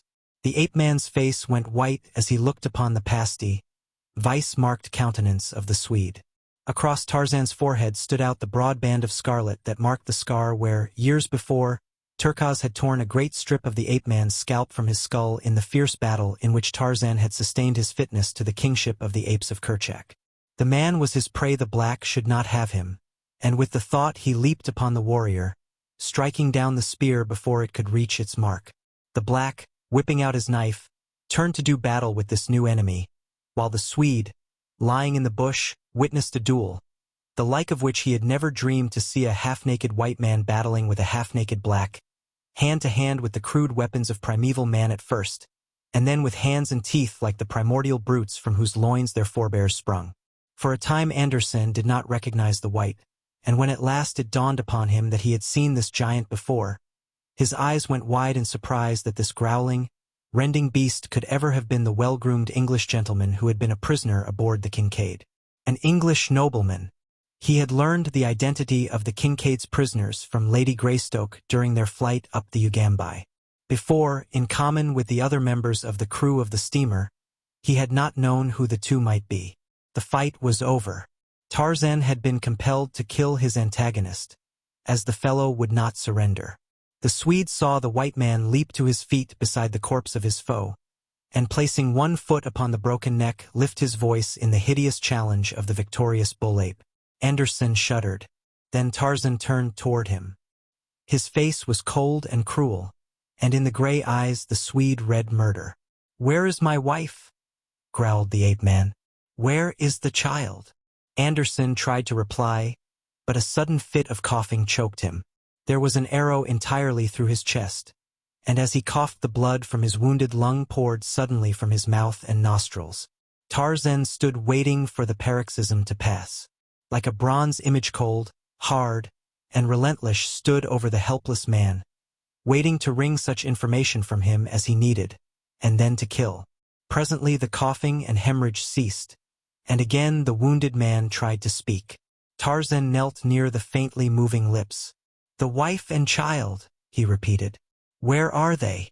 Anderson pointed up the trail. "The Russian got them," he whispered. "How did you come here?" continued Tarzan. "Why are you not with Rokoff?" "They catch us," replied Anderson, in a voice so low that the ape-man could just distinguish the words. "They catch us. I fight, but my men they all run away. Then they get me when I ban wounded. Rokoff he say leave me here for the hyenas. That vast vorse than to kill. He tak your wife and kid." "What were you doing with them? Where were you taking them?" asked Tarzan, and then fiercely, leaping close to the fellow with fierce eyes blazing with the passion of hate and vengeance that he had with difficulty controlled. "What harm did you do to my wife or child? Speak quick before I kill you." Make your peace with God. Tell me the worst, or I will tear you to pieces with my hands and teeth. You have seen that I can do it. A look of wide-eyed surprise overspread Anderson's face. Why, he whispered. I did not hurt them. I tried to save them from that Russian. Your wife was kind to me on the Kincaid, and I hear that little baby cry sometimes. I got a wife and kid for my own by Christiania, and I couldn't bear for to see them separated and in Rokoff's hands any more. That vassal. Do I look like I ban here to hurt them? He continued after a pause, pointing to the arrow protruding from his breast. There was something in the man's tone and expression that convinced Tarzan of the truth of his assertions. More weighty than anything else was the fact that Anderson evidently seemed more hurt than frightened. He knew he was going to die, so Tarzan's threats had little effect upon him. But it was quite apparent that he wished the Englishman to know the truth and not to wrong him by harboring the belief that his words and manner indicated that he had entertained. The ape-man instantly dropped to his knees beside the Swede. I am sorry, he said very simply. I had looked for none but knaves in company with Rokoff. I see that I was wrong. That is past now, and we will drop it for the more important matter of getting you to a place of comfort and looking after your wounds. We must have you on your feet again as soon as possible. The Swede, smiling, shook his head. You go on and look for the wife and kid, he said. I ban as good as dead already. But he hesitated. I hate to think of the hyenas. Won't you finish up this job? Tarzan shuddered. A moment ago he had been upon the point of killing this man. Now he could no more have taken his life than he could have taken the life of any of his best friends. He lifted the Swede's head in his arms to change and ease his position. Again came a fit of coughing and the terrible hemorrhage. After it was over, Anderson lay with closed eyes. Tarzan thought that he was dead, until he suddenly raised his eyes to those of the ape-man, sighed, and spoke in a very low, weak whisper. I tank it blow pretty soon pretty hard, he said, and died. Chapter 11. Tambudza. Tarzan scooped a shallow grave for the Kincaid's cook, beneath whose repulsive exterior had beaten the heart of a chivalrous gentleman. That was all he could do in the cruel jungle for the man who had given his life in the service of his little son and his wife. Then Tarzan took up again the pursuit of Rokoff. Now that he was positive that the woman ahead of him was indeed Jane, and that she had again fallen into the hands of the Russian, it seemed that with all the incredible speed of his fleet and agile muscles, he moved at but a snail's pace. It was with difficulty that he kept the trail, for there were many paths through the jungle at this point, crossing and crisscrossing, forking and branching in all directions, and over them all had passed natives innumerable, coming and going. The spoor of the white men was obliterated by that of the native carriers who had followed them, and over all was the spoor of other natives and of wild beasts. It was most perplexing, yet Tarzan kept on assiduously, checking his sense of sight against his sense of smell, that he might more surely keep to the right trail. But, with all his care, night found him at a point where he was positive that he was on the wrong trail entirely. He knew that the pack would follow his spoor, and so he had been careful to make it as distinct as possible, brushing often against the vines and creepers that walled the jungle path, and in other ways leaving his scent spoor plainly discernible. As darkness settled, a heavy rain set in, and there was nothing for the baffled ape-man to do but wait in the partial shelter of a huge tree until morning. But the coming of dawn brought no cessation of the torrential downpour. For a week the sun was obscured by heavy clouds, while violent rain and wind storms obliterated the last remnants of the spoor Tarzan constantly though vainly sought. During all this time he saw no signs of natives, nor of his own pack, the members of which he feared had lost his trail during the terrific storm. As the country was strange to him, he had been unable to judge his course accurately, since he had had neither sun by day nor moon nor stars by night to guide him. When the sun at last broke through the clouds in the forenoon of the 7th day, it looked down upon an almost frantic ape-man. For the first time in his life, Tarzan of the Apes had been lost in the jungle. That the experience should have befallen him at such a time seemed cruel beyond expression. Somewhere in this savage land his wife and son lay in the clutches of the archfiend Rokoff. What hideous trials might they not have undergone during those 7 awful days that nature had thwarted him in his endeavors to locate them? Tarzan knew the Russian in whose power they were, so well that he could not doubt but that the man, filled with rage that Jane had once escaped him, and knowing that Tarzan might be close upon his trail, would wreak without further loss of time whatever vengeance his polluted mind might be able to conceive. But now that the sun shone once more, the ape-man was still at a loss as to what direction to take. He knew that Rokoff had left the river in pursuit of Andersen, but whether he would continue inland or return to the Ugambai was a question. The ape-man had seen that the river at the point he had left it was growing narrow and swift, so that he judged that it could not be navigable even for canoes to any great distance farther toward its source. However, if Rokoff had not returned to the river, in what direction had he proceeded? From the direction of Andersen's flight with Jane and the child, Tarzan was convinced that the man had purposed attempting the tremendous feat of crossing the continent to Zanzibar. But whether Rokoff would dare so dangerous a journey or not was a question. Fear might drive him to the attempt now that he knew the manner of horrible pack that was upon his trail, and that Tarzan of the Apes was following him to wreak upon him the vengeance that he deserved. At last the ape-man determined to continue toward the northeast in the general direction of German East Africa, until he came upon natives from whom he might gain information as to Rokoff's whereabouts. The second day following the cessation of the rain, Tarzan came upon a native village, the inhabitants of which fled into the bush the instant their eyes fell upon him. Tarzan, not to be thwarted in any such manner as this, pursued them, and after a brief chase caught up with a young warrior.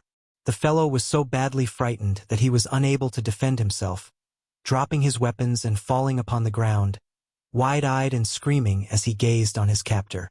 It was with considerable difficulty that the ape-man quieted the fellow's fears sufficiently to obtain a coherent statement from him as to the cause of his uncalled-for terror. From him Tarzan learned, by dint of much coaxing, that a party of whites had passed through the village several days before. These men had told them of a terrible white devil that pursued them, warning the natives against it and the frightful pack of demons that accompanied it. The black had recognized Tarzan as the white devil from the descriptions given by the whites and their black servants. Behind him he had expected to see a horde of demons disguised as apes and panthers. In this Tarzan saw the cunning hand of Rokoff. The Russian was attempting to make travel as difficult as possible for him by turning the natives against him in superstitious fear. The native further told Tarzan that the white man who had led the recent expedition had promised them a fabulous reward if they would kill the white devil. This they had fully intended doing should the opportunity present itself, but the moment they had seen Tarzan their blood had turned to water, as the porters of the white men had told them would be the case. Finding the ape-man made no attempt to harm him, the native at last recovered his grasp upon his courage, and, at Tarzan's suggestion, accompanied the white devil back to the village, calling as he went for his fellows to return also, as the white devil has promised to do you no harm if you come back right away and answer his questions. One by one the blacks straggled into the village, but that their fears were not entirely allayed was evident from the amount of white that showed about the eyes of the majority of them as they cast constant and apprehensive sidelong glances at the ape-man. The chief was among the first to return to the village, and as it was he that Tarzan was most anxious to interview, he lost no time in entering into a palaver with the black. The fellow was short and stout, with an unusually low and degraded countenance and ape-like arms. His whole expression denoted deceitfulness. Only the superstitious terror engendered in him by the stories poured into his ears by the whites and blacks of the Russians' party kept him from leaping upon Tarzan with his warriors and slaying him forthwith, for he and his people were inveterate man-eaters. But the fear that he might indeed be a devil, and that out there in the jungle behind him his fierce demons waited to do his bidding, kept Mganwazam from putting his desires into action. Tarzan questioned the fellow closely, and by comparing his statements with those of the young warrior he had first talked with he learned that Rokoff and his safari were in terror-stricken retreat in the direction of the far east coast. Many of the Russians' porters had already deserted him. In that very village he had hanged 5 for theft and attempted desertion. Judging, however, from what the Waganwazam had learned from those of the Russians' blacks who were not too far gone in terror of the brutal Rokoff to fear even to speak of their plans, it was apparent that he would not travel any great distance before the last of his porters, cooks, tent boys, gun-bearers, askari, and even his headmen, would have turned back into the bush, leaving him to the mercy of the merciless jungle. Mganwazam denied that there had been any white woman or child with the party of whites. But even as he spoke Tarzan was convinced that he lied. Several times the ape-man approached the subject from different angles, but never was he successful in surprising the wily cannibal into a direct contradiction of his original statement that there had been no women or children with the party. Tarzan demanded food of the chief, and after considerable haggling on the part of the monarch succeeded in obtaining a meal. He then tried to draw out others of the tribe, especially the young man whom he had captured in the bush, but Mganwazime's presence sealed their lips. At last, convinced that these people knew a great deal more than they had told him concerning the whereabouts of the Russian and the fate of Jane and the child, Tarzan determined to remain overnight among them in the hope of discovering something further of importance. When he had stated his decision to the chief, he was rather surprised to note the sudden change in the fellow's attitude toward him. From apparent dislike and suspicion, Mganwazam became a most eager and solicitous host. Nothing would do but that the ape-man should occupy the best hut in the village, from which Mganwazime's oldest wife was forthwith summarily ejected, while the chief took up his temporary abode in the hut of one of his younger consorts. Had Tarzan chanced to recall the fact that a princely reward had been offered the blacks if they should succeed in killing him, he might have more quickly interpreted Mganwazime's sudden change in front.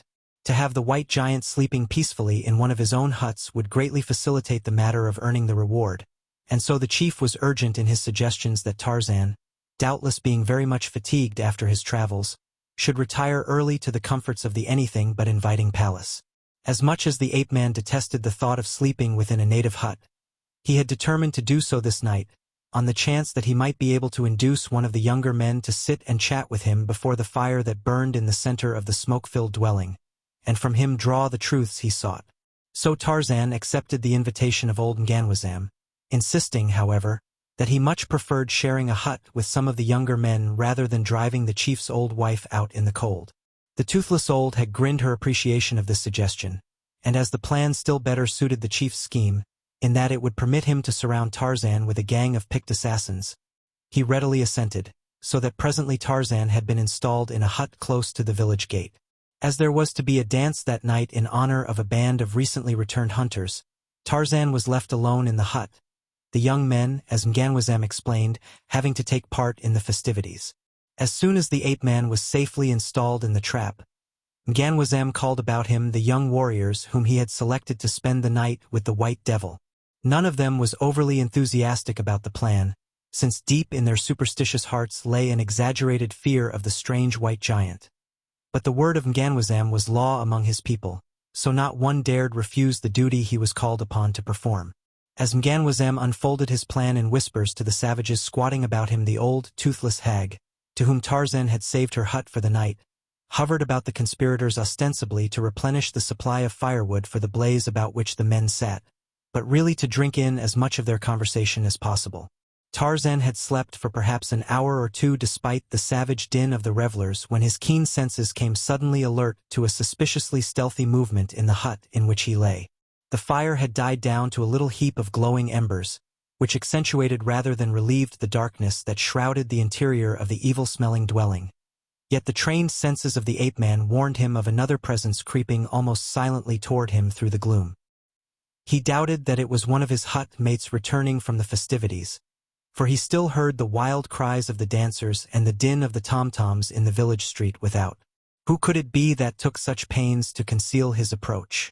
As the presence came within reach of him, the ape-man bounded lightly to the opposite side of the hut, his spear poised ready at his side. "Who is it?" he asked. "That creeps upon Tarzan of the Apes, like a hungry lion out of the darkness." "Silence, Bwana," replied an old cracked voice. "It is Tambudzash whose hut you would not take, and thus drive an old woman out into the cold night."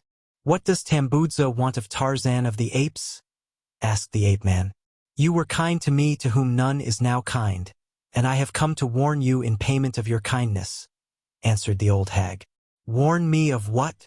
"Mganwazam has chosen the young men who are to sleep in the hut with you," replied Tambudza.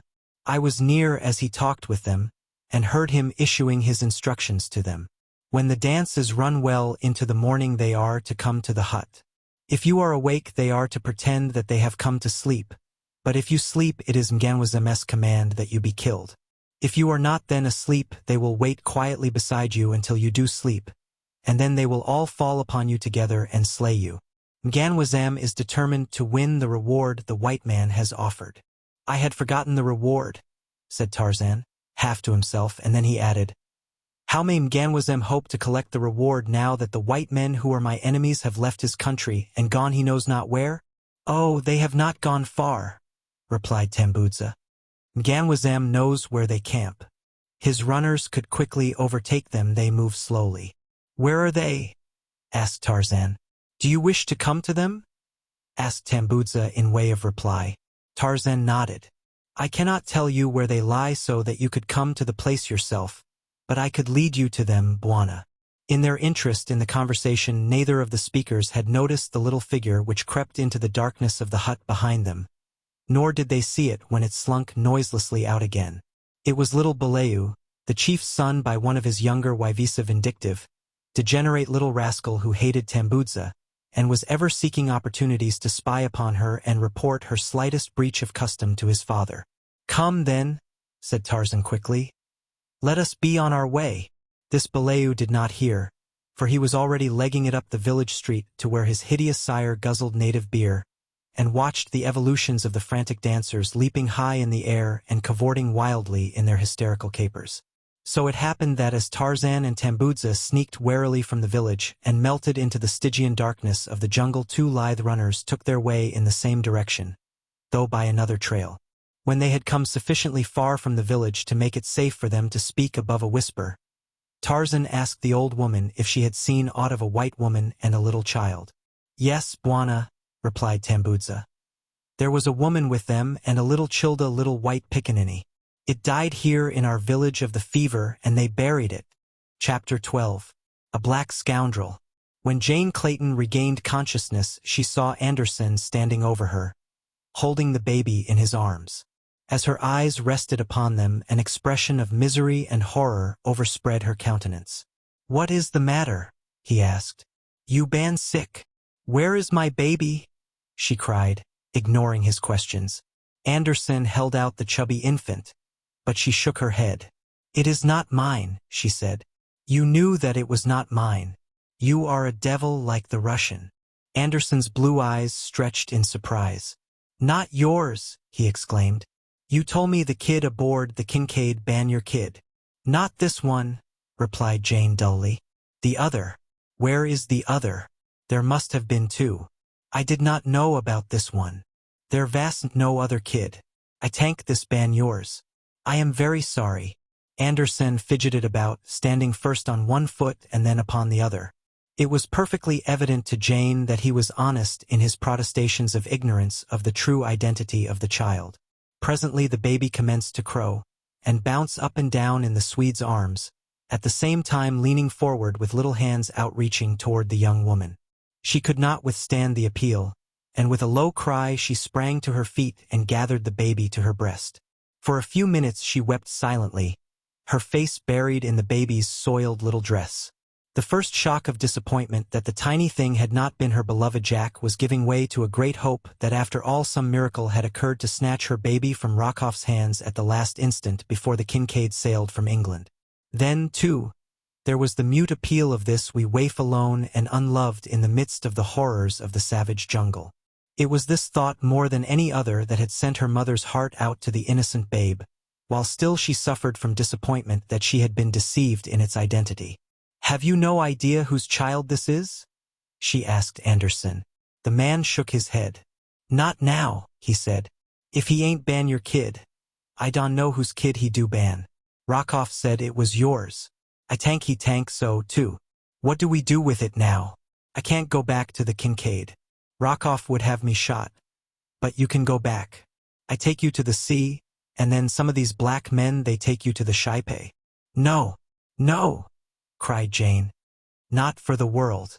I would rather die than fall into the hands of that man again. No, let us go on and take this poor little creature with us. If God is willing, we shall be saved in one way or another."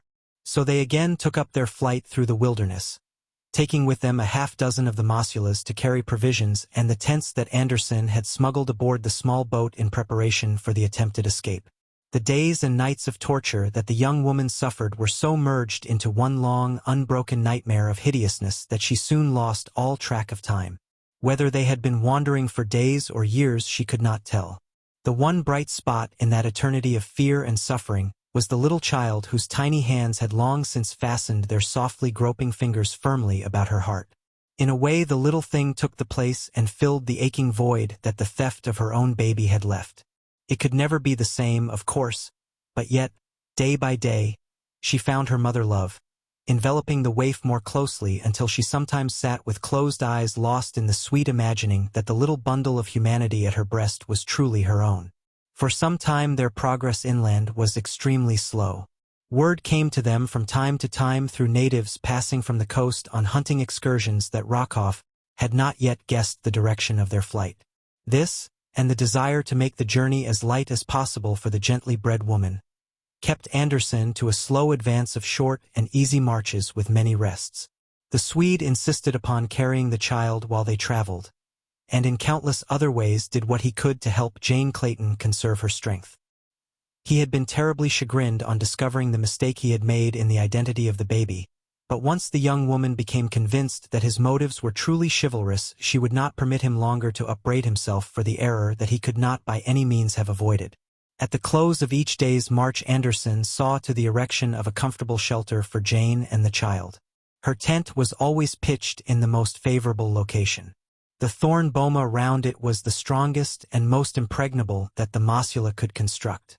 Her food was the best that their limited stores and the rifle of the Swede could provide. But the thing that touched her heart the closest was the gentle consideration and courtesy which the man always accorded her.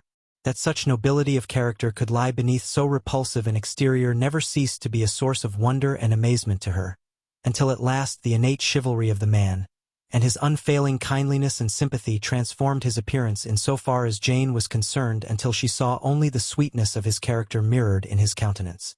They had commenced to make a little better progress when word reached them that Rokoff was but a few marches behind them, and that he had at last discovered the direction of their flight. It was then that Andersen took to the river, purchasing a canoe from a chief whose village lay a short distance from the Ugambai upon the bank of a tributary. Thereafter the little party of fugitives fled up the broad Ugambai, and so rapid had their flight become that they no longer received word of their pursuers. At the end of canoe navigation upon the river, they abandoned their canoe and took to the jungle. Here progress became at once arduous, slow, and dangerous. The second day after leaving the Ugambai, the baby fell ill with fever. Andersen knew what the outcome must be, but he had not the heart to tell Jane Clayton the truth, for he had seen that the young woman had come to love the child almost as passionately as though it had been her own flesh and blood. As the baby's condition precluded farther advance, Andersen withdrew a little from the main trail he had been following and built a camp in a natural clearing on the bank of a little river. Here Jane devoted her every moment to caring for the tiny sufferer, and as though her sorrow and anxiety were not all that she could bear, a further blow came with the sudden announcement of one of the Mosula porters who had been foraging in the jungle adjacent that Rokoff and his party were camped quite close to them, and were evidently upon their trail to this little nook which all had thought so excellent a hiding place. This information could mean but one thing, and that they must break camp and fly onward regardless of the baby's condition. Jane Clayton knew the traits of the Russian well enough to be positive that he would separate her from the child the moment that he recaptured them, and she knew that separation would mean the immediate death of the baby. As they stumbled forward through the tangled vegetation along an old and almost overgrown game trail, the Mosula porters deserted them one by one. The men had been staunch enough in their devotion and loyalty as long as they were in no danger of being overtaken by the Russian and his party. They had heard, however, so much of the atrocious disposition of Rokoff that they had grown to hold him in mortal terror, and now that they knew he was close upon them, their timid hearts would fortify them no longer, and as quickly as possible they deserted the three whites. Yet on and on went Andersen and the girl. The Swede went ahead to HEW away through the brush where the path was entirely overgrown, so that on this march it was necessary that the young woman carry the child. All day they marched. Late in the afternoon they realized that they had failed. Close behind them they heard the noise of a large safari advancing along the trail which they had cleared for their pursuers. When it became quite evident that they must be overtaken in a short time, Andersen hid Jane behind a large tree, covering her and the child with brush. "There is a village about a mile farther on," he said to her. "The Mosula told me its location before they deserted us. I try to lead the Russian off your trail, then you go on to the village. I tank the chief ban friendly to Whitemont Mosula tell me he ban. Anyhow, that was all we can do. After while you get chief to tack you down by the Mosula village at the sea again. And after a while a ship is sure to put into the mouth of the Ugambai. Then you be all right. Goodbye and good luck to you, lady." "But where are you going, Sven?" asked Jane. "Why can't you hide here and go back to the sea with me? I gotta tell the Russian you ban dead, so that he don't look for you no more." And Anderson grinned. "Why can't you join me then after you have told him that?" insisted the girl. Anderson shook his head. "I don't think I join anybody any more after I tell the Russian you ban dead," he said. "You don't mean that you think he will kill you?" asked Jane, and yet in her heart she knew that that was exactly what the great scoundrel would do in revenge for his having been thwarted by the Swede. Anderson did not reply, other than to warn her to silence and point toward the path along which they had just come. "I don't care," whispered Jane Clayton. "I shall not let you die to save me if I can prevent it in any way. Give me your revolver. I can use that, and together we may be able to hold them off until we can find some means of escape." "It won't work, lady," replied Anderson. "They would only get us both, and then I couldn't do you no good at all. Think of the kid, lady, and what it would be for you both to fall into Rokoff's hands again. For his sake you must do what I say. Here, take my rifle and ammunition. You may need them." He shoved the gun and bandolier into the shelter beside Jane. Then he was gone. She watched him as he returned along the path to meet the oncoming safari of the Russian. Soon a turn in the trail hid him from view. Her first impulse was to follow. With the rifle she might be of assistance to him, and, further, she could not bear the terrible thought of being left alone at the mercy of the fearful jungle without a single friend to aid her. She started to crawl from her shelter with the intention of running after Anderson as fast as she could. As she drew the baby close to her, she glanced down into its little face. How red it was! How unnatural the little thing looked! She raised the cheek to hers. It was fiery hot with fever. With a little gasp of terror, Jane Clayton rose to her feet in the jungle path. The rifle and bandolier lay forgotten in the shelter beside her. Anderson was forgotten, and Rokoff, and her great peril. All that rioted through her fear-mad brain was the fearful fact that this little, helpless child was stricken with the terrible jungle fever, and that she was helpless to do aught to allay its sufferings that were sure to come during ensuing intervals of partial consciousness.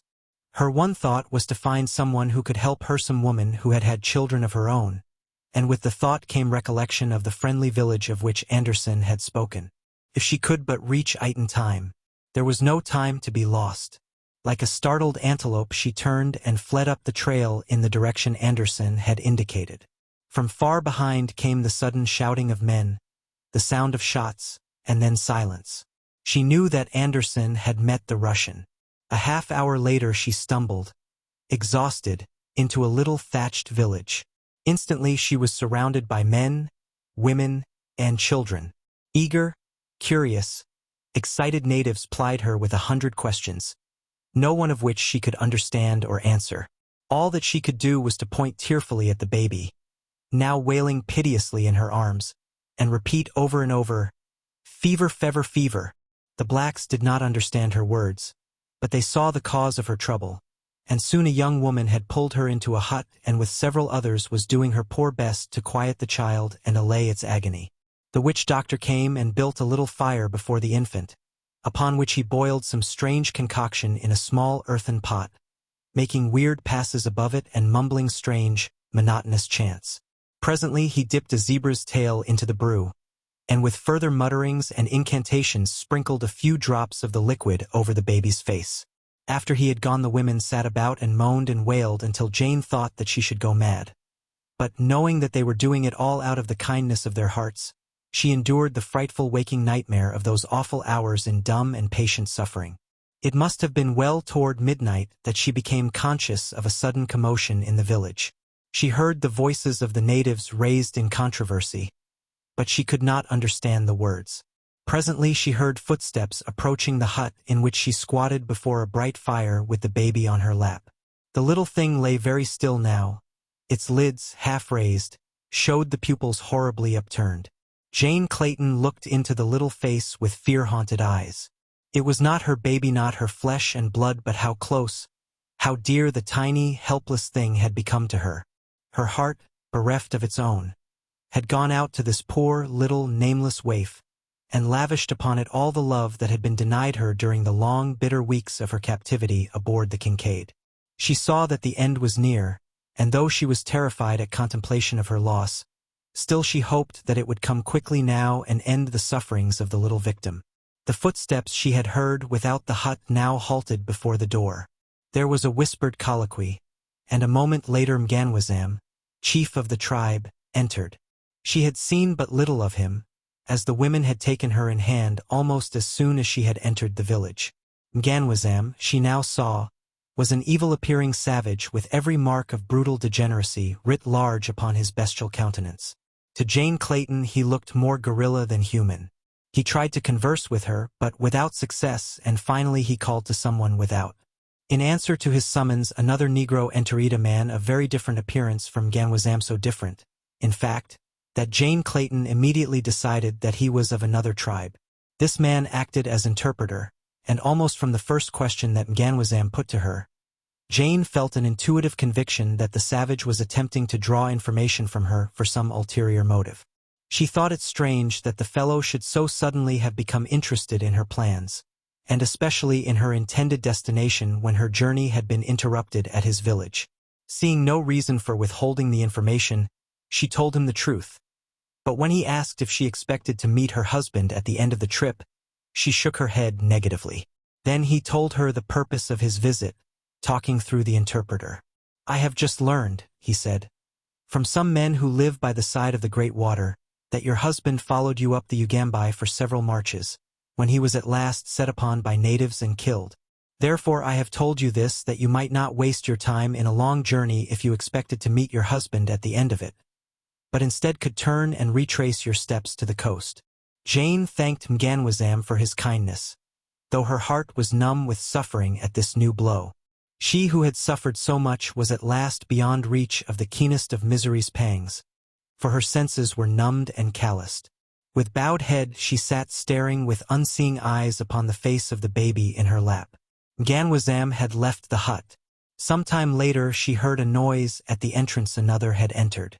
One of the women sitting opposite her threw a faggot upon the dying embers of the fire between them. With a sudden flare it burst into renewed flame, lighting up the hut's interior as though by magic. The flame disclosed to Jane Clayton's horrified gaze that the baby was quite dead. How long it had been so she could not guess. A choking lump rose to her throat.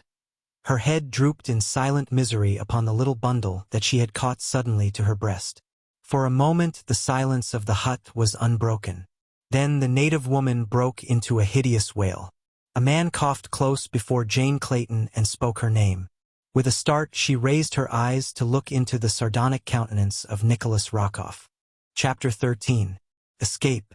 For a moment Rokoff stood sneering down upon Jane Clayton. Then his eyes fell to the little bundle in her lap. Jane had drawn one corner of the blanket over the child's face, so that to one who did not know the truth it seemed but to be sleeping. "You have gone to a great deal of unnecessary trouble," said Rokoff, "to bring the child to this village. If you had attended to your own affairs, I should have brought it here myself.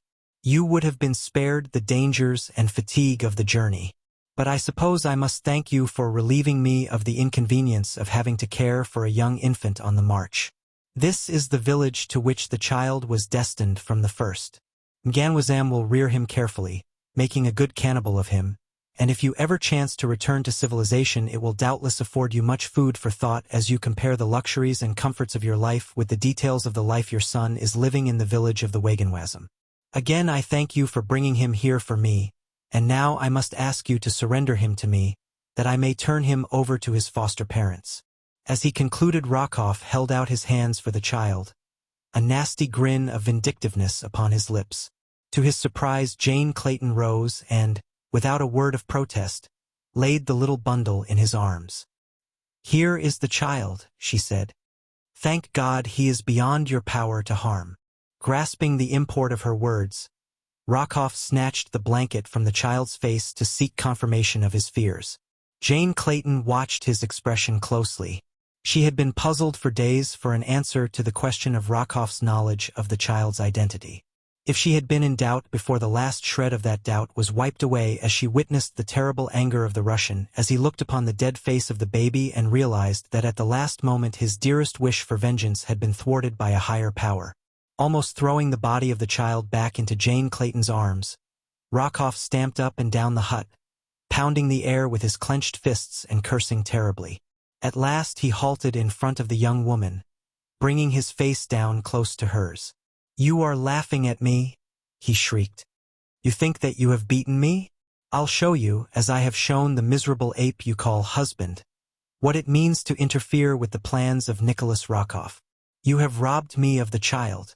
I cannot make him the son of a cannibal chief, but," and he paused as though to let the full meaning of his threat sink deep, "I can make the mother the wife of a cannibal, and that I shall after I have finished with her myself." If he had thought to wring from Jane Clayton any sign of terror, he failed miserably. She was beyond that. Her brain and nerves were numb to suffering and shock. To his surprise, a faint, almost happy smile touched her lips. She was thinking with thankful heart that this poor little corpse was not that of her own wee Jack, and that best of all Rokoff evidently did not know the truth. She would have liked to have flaunted the fact in his face, but she dared not. If he continued to believe that the child had been hers, so much safer would be the real Jack wherever he might be. She had, of course, no knowledge of the whereabouts of her little son. She did not know, even, that he still lived, and yet there was the chance that he might. It was more than possible that without Rokoff's knowledge this child had been substituted for hers by one of the Russians' confederates, and that even now her son might be safe with friends in London, where there were many, both able and willing, to have paid any ransom which the traitorous conspirator might have asked for the safe release of Lord Greystoke's son. She had thought it all out 100 times since she had discovered that the baby which Anderson had placed in her arms that night upon the Kincaid was not her own, and it had been a constant and gnawing source of happiness to her to dream the whole fantasy through in its every detail. No, the Russian must never know that this was not her baby.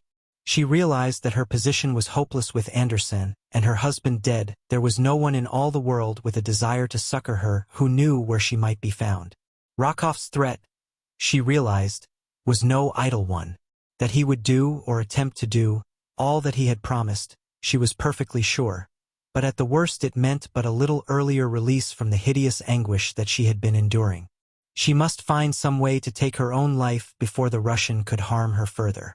Just now she wanted time to think and prepare herself for the end. She felt that she could not take the last, awful step until she had exhausted every possibility of escape. She did not care to live unless she might find her way back to her own child, but slight as such a hope appeared, she would not admit its impossibility until the last moment had come, and she faced the fearful reality of choosing between the final alternatives: Nicholas Rokoff on one hand and self-destruction upon the other. "Go away," she said to the Russian. "Go away and leave me in peace with my dead. Have you not brought sufficient misery and anguish upon me without attempting to harm me further? What wrong have I ever done you that you should persist in persecuting me? You are suffering for the sins of the monkey you chose when you might have had the love of a gentleman off Nicholas Rokoff," he replied. "But where is the use in discussing the matter? We shall bury the child here, and you will return with me at once to my own camp. Tomorrow I shall bring you back and turn you over to your new husband, the lovely Mganwazam. Come." He reached out for the child. Jane, who was on her feet now, turned away from him. "I shall bury the body," she said. "Send some men to dig a grave outside the village." Rokoff was anxious to have the thing over and get back to his camp with his victim. He thought he saw in her apathy a resignation to her fate.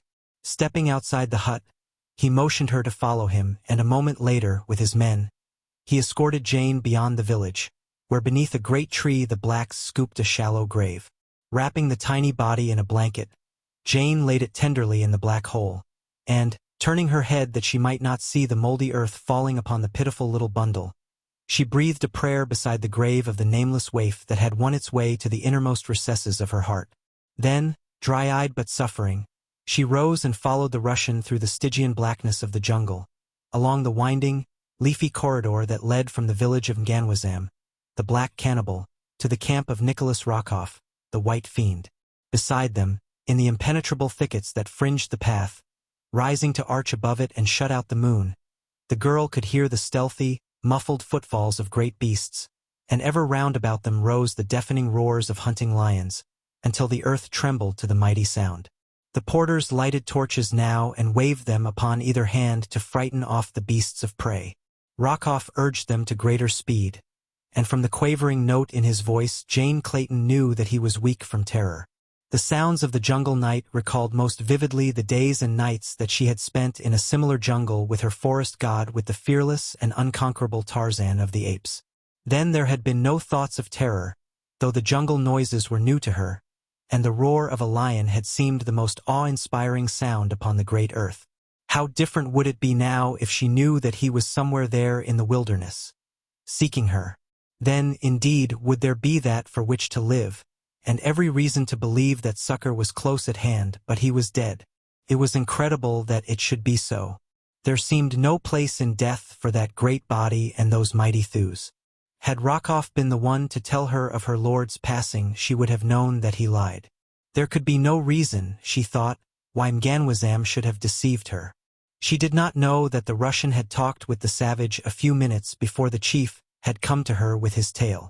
At last they reached the rude boma that Rokoff's porters had thrown up round the Russians' camp.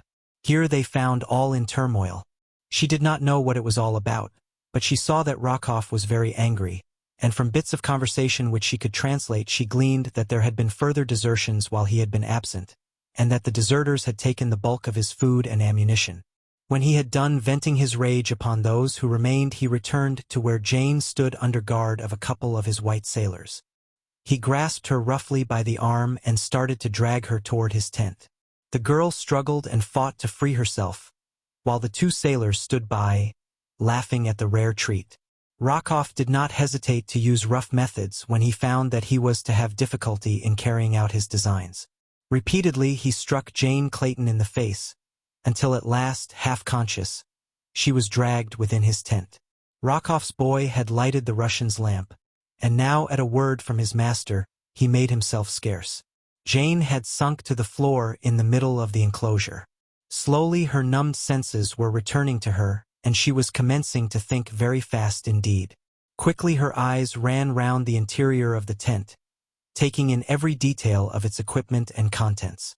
Now the Russian was lifting her to her feet and attempting to drag her to the camp cot that stood at one side of the tent.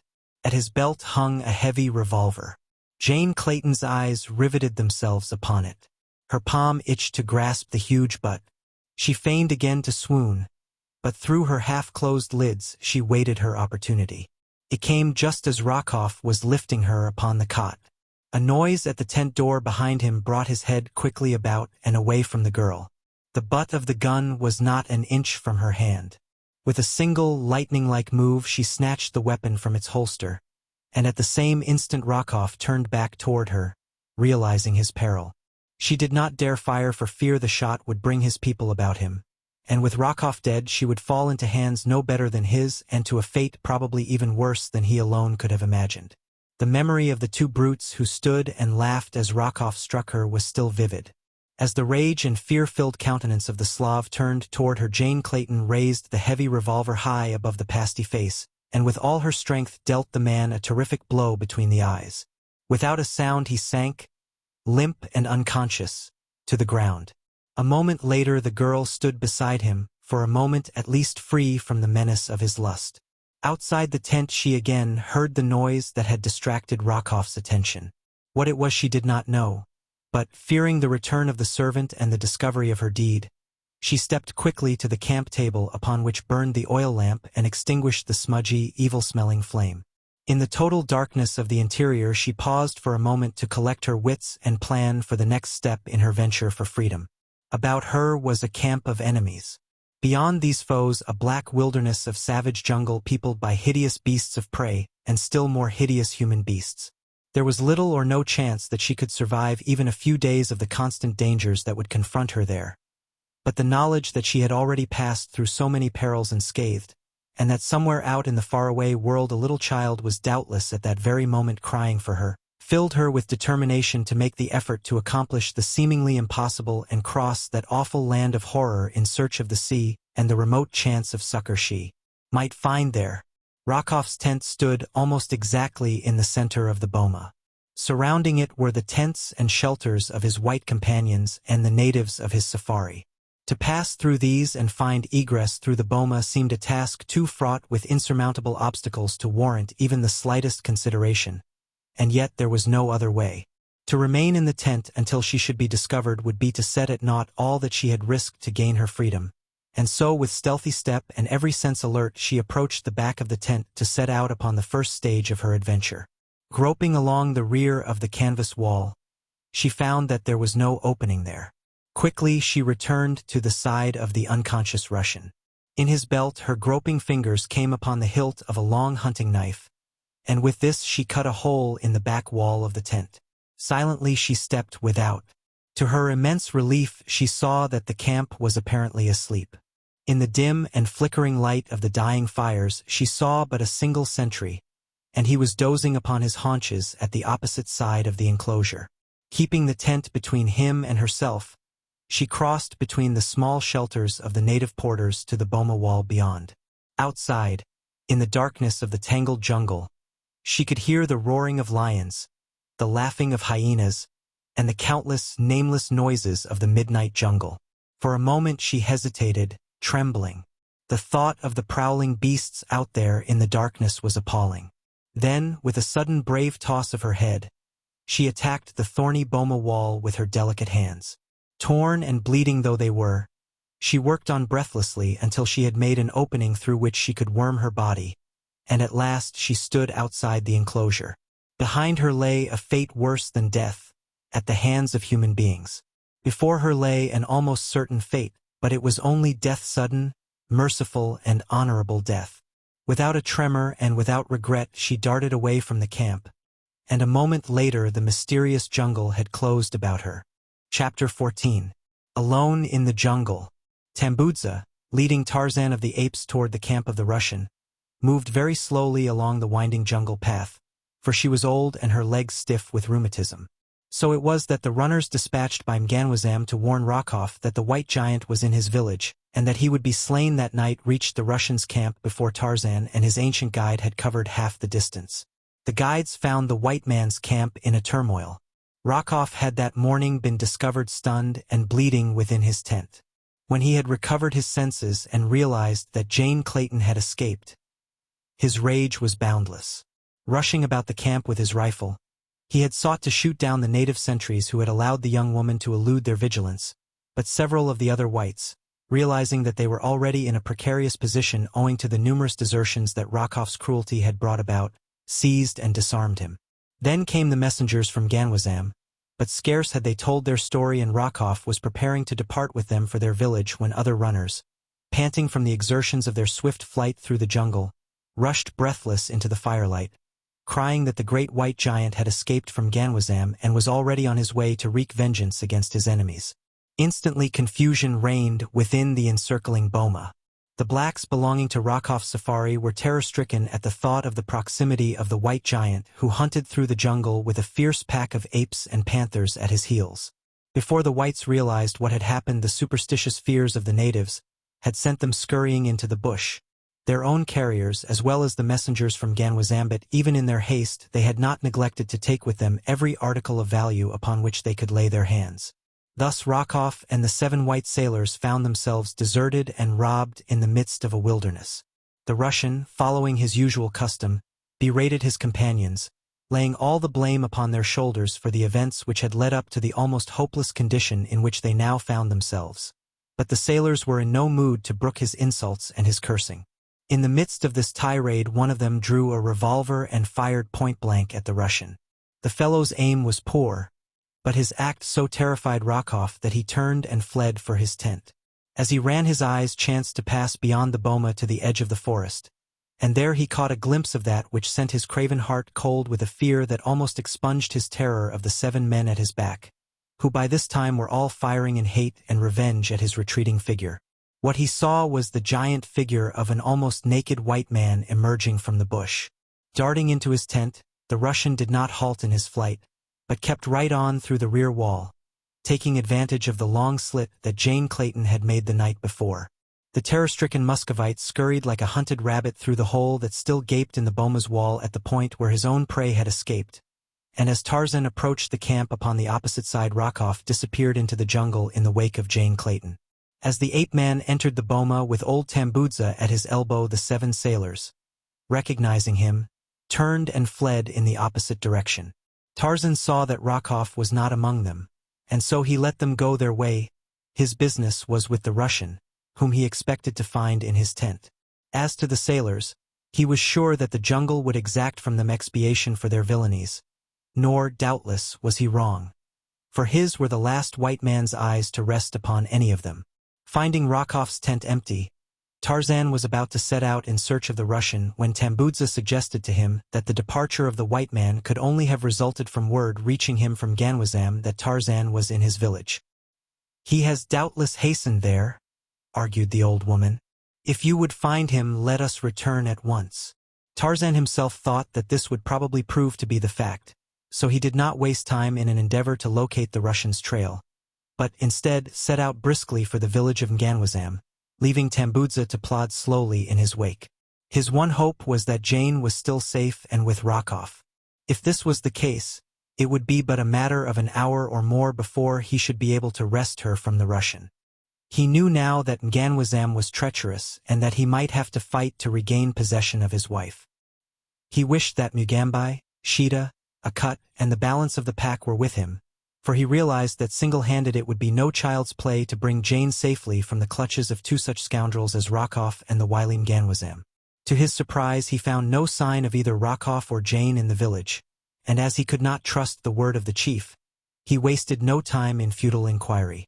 So sudden and unexpected had been his return, and so quickly had he vanished into the jungle after learning that those he sought were not among the Waganwazam, that old Ganwazam had no time to prevent his going. Swinging through the trees, he hastened back to the deserted camp he had so recently left, for here, he knew, was the logical place to take up the trail of Rokoff and Jane. Arrived at the boma, he circled carefully about the outside of the enclosure until, opposite a break in the thorny wall, he came to indications that something had recently passed into the jungle. His acute sense of smell told him that both of those he sought had fled from the camp in this direction, and a moment later he had taken up the trail and was following the faint spoor. Far ahead of him, a terror-stricken young woman was slinking along a narrow game trail, fearful that the next moment would bring her face to face with some savage beast or equally savage man. As she ran on, hoping against hope that she had hit upon the direction that would lead her eventually to the great river, she came suddenly upon a familiar spot. At one side of the trail, beneath a giant tree, lay a little heap of loosely piled brush. Her dying day, that little spot of jungle would be indelibly impressed upon her memory. It was where Andersen had hidden her, where he had given up his life in the vain effort to save her from Rokoff. At sight of it, she recalled the rifle and ammunition that the man had thrust upon her at the last moment. Until now she had forgotten them entirely.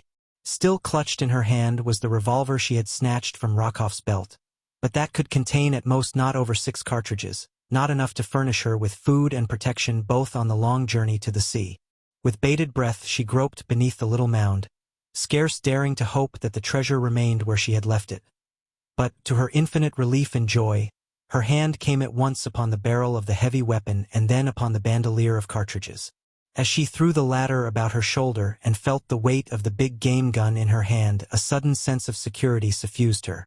It was with new hope and a feeling almost of assured success that she again set forward upon her journey.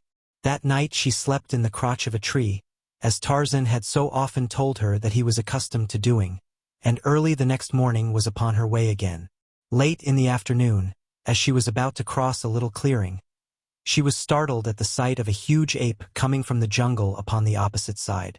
The wind was blowing directly across the clearing between them, and Jane lost no time in putting herself downwind from the huge creature. Then she hid in a clump of heavy bush and watched, holding the rifle ready for instant use.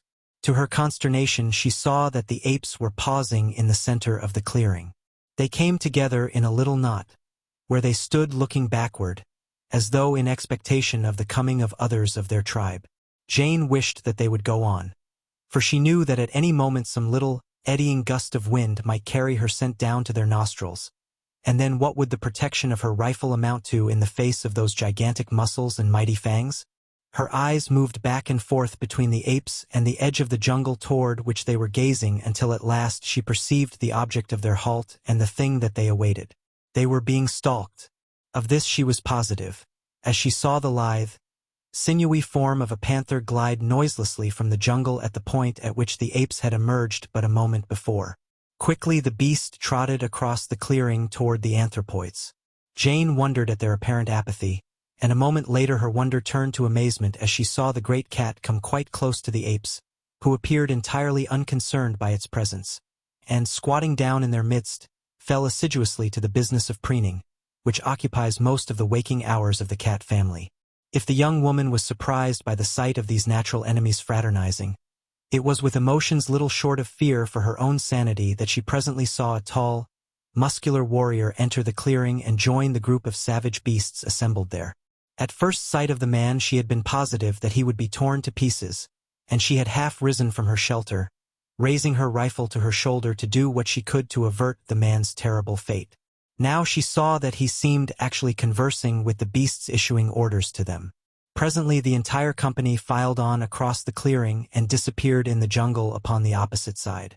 With a gasp of mingled incredulity and relief, Jane Clayton staggered to her feet and fled on away from the terrible horde that had just passed her, while a half-mile behind her another individual, following the same trail as she, lay frozen with terror behind an anthill as the hideous band passed quite close to him. This one was Rokoff, but he had recognized the members of the awful aggregation as allies of Tarzan of the apes. No sooner, therefore, had the beasts passed him than he rose and raced through the jungle as fast as he could go, in order that he might put as much distance as possible between himself and these frightful beasts. So it happened that as Jane Clayton came to the bank of the river, down which she hoped to float to the ocean and eventual rescue, Nicholas Rokoff was but a short distance in her rear. Upon the bank the girl saw a great dugout drawn halfway from the water and tied securely to a nearby tree. This, she felt, would solve the question of transportation to the sea could she but launch the huge, unwieldy craft. Unfastening the rope that had moored it to the tree, Jane pushed frantically upon the bow of the heavy canoe, but for all the results that were apparent she might as well have been attempting to shove the earth out of its orbit. She was about winded when it occurred to her to try working the dugout into the stream by loading the stern with ballast and then rocking the bow back and forth along the bank until the craft eventually worked itself into the river. There were no stones or rocks available, but along the shore she found quantities of driftwood deposited by the river at a slightly higher stage. These she gathered and piled far in the stern of the boat, until at last, to her immense relief, she saw the bow rise gently from the mud of the bank and the stern drift slowly with the current until it again lodged a few feet farther downstream. Jane found that by running back and forth between the bow and stern she could alternately raise and lower each end of the boat as she shifted her weight from one end to the other, with the result that each time she leaped to the stern the canoe moved a few inches farther into the river. As the success of her plan approached more closely to fruition, she became so wrapped in her efforts that she failed to note the figure of a man standing beneath a huge tree at the edge of the jungle from which he had just emerged. He watched her and her labors with a cruel and malicious grin upon his swarthy countenance. The boat at last became so nearly free of the retarding mud and of the bank that Jane felt positive that she could pole it off into deeper water with one of the paddles which lay in the bottom of the rude craft. With this end in view, she seized upon one of these implements and had just plunged it into the river bottom close to the shore when her eyes happened to rise to the edge of the jungle. As her gaze fell upon the figure of the man, a little cry of terror rose to her lips. It was Rokoff. He was running toward her now and shouting to her to wait or he would shoot, though as he was entirely unarmed it was difficult to discover just how he intended making good his threat. Jane Clayton knew nothing of the various misfortunes that had befallen the Russian since she had escaped from his tent, so she believed that his followers must be close at hand. However, she had no intention of falling again into the man's clutches. She would rather die at once than that should happen to her. Another minute and the boat would be free. Once in the current of the river, she would be beyond Rokoff's power to stop her. For there was no other boat upon the shore, and no man, and certainly not the cowardly Rokoff, would dare to attempt to swim the crocodile-infested water in an effort to overtake her. Rokoff, on his part, was bent more upon escape than aught else. He would gladly have foregone any designs he might have had upon Jane Clayton, would she but permit him to share this means of escape that she had discovered. He would promise anything if she would let him come aboard the dugout, but he did not think that it was necessary to do so. He saw that he could easily reach the bow of the boat before it cleared the shore, and then it would not be necessary to make promises of any sort. Not that Rokoff would have felt the slightest compunction in ignoring any promises he might have made the girl, but he disliked the idea of having to sue for favor with one who had so recently assaulted and escaped him. Already he was gloating over the days and nights of revenge that would be his while the heavy dugout drifted its slow way to the ocean. Jane Clayton, working furiously to shove the boat beyond his reach, suddenly realized that she was to be successful, for with a little lurch the dugout swung quickly into the current, just as the Russian reached out to place his hand upon its bow. His fingers did not miss their goal by a half-dozen inches. The girl almost collapsed with the reaction from the terrific mental, physical, and nervous strain under which she had been laboring for the past few minutes. But, thank heaven, at last she was safe. Even as she breathed a silent prayer of thanksgiving, she saw a sudden expression of triumph lighten the features of the cursing Russian, and at the same instant he dropped suddenly to the ground, grasping firmly upon something which wriggled through the mud toward the water. Jane Clayton crouched, wide-eyed and horror-stricken, in the bottom of the boat as she realized that at the last instant success had been turned to failure, and that she was indeed again in the power of the malignant Rokoff. For the thing that the man had seen and grasped was the end of the trailing rope with which the dugout had been moored to the tree. Chapter 15. Down the Ugambai. Halfway between the Ugambai and the village of the Wagonwazam, Tarzan came upon the pack moving slowly along his old spoor. Mugambai could scarce believe that the trail of the Russian and the mate of his savage master had passed so close to that of the pack. It seemed incredible that two human beings should have come so close to them without having been detected by some of the marvelously keen and alert beasts. But Tarzan pointed out the spoor of the two he trailed, and at certain points the black could see that the man and the woman must have been in hiding as the pack passed them, watching every move of the ferocious creatures. It had been apparent to Tarzan from the first that Jane and Rokoff were not traveling together. The spoor showed distinctly that the young woman had been a considerable distance ahead of the Russian at first, though the farther the ape-man continued along the trail the more obvious it became that the man was rapidly overhauling his quarry. At first there had been the spoor of wild beasts over the footprints of Jane Clayton, while upon the top of all Rokoff's spoor showed that he had passed over the trail after the animals had left their records upon the ground. But later there were fewer and fewer animal imprints occurring between those of Jane's and the Russian's feet, until as he approached the river the ape-man became aware that Rokoff could not have been more than a few hundred yards behind the girl. He felt they must be close ahead of him now, and, with a little thrill of expectation, he leaped rapidly forward ahead of the pack. Swinging swiftly through the trees, he came out upon the riverbank at the very point at which Rokoff had overhauled Jane as she endeavored to launch the cumbersome dugout. In the mud along the bank the ape-man saw the footprints of the two he sought, but there was neither boat nor people there when he arrived, nor, at first glance, any sign of their whereabouts. It was plain that they had shoved off a native canoe and embarked upon the bosom of the stream, and as the ape-man's eye ran swiftly down the course of the river beneath the shadows of the overarching trees, he saw in the distance, just as it rounded a bend that shut it off from his view, a drifting dugout in the stern of which was the figure of a man. Just as the pack came in sight of the river, they saw their agile leader racing down the river's bank, leaping from hummock to hummock of the swampy ground that spread between them and a little promontory which rose just where the river curved inward from their sight. To follow him it was necessary for the heavy, cumbersome apes to make a wide detour, and Sheeta, too, who hated water. Mugambai followed after them as rapidly as he could in the wake of the great white master. A half-hour of rapid traveling across the swampy neck of land and over the rising promontory brought Tarzan, by a short cut, to the inward bend of the winding river, and there before him upon the bosom of the stream he saw the dugout, and in its stern Nicholas Rokoff. Jane was not with the Russian. At sight of his enemy the broad scar upon the ape-man's brow burned scarlet, and there rose to his lips the hideous, bestial challenge of the bull ape.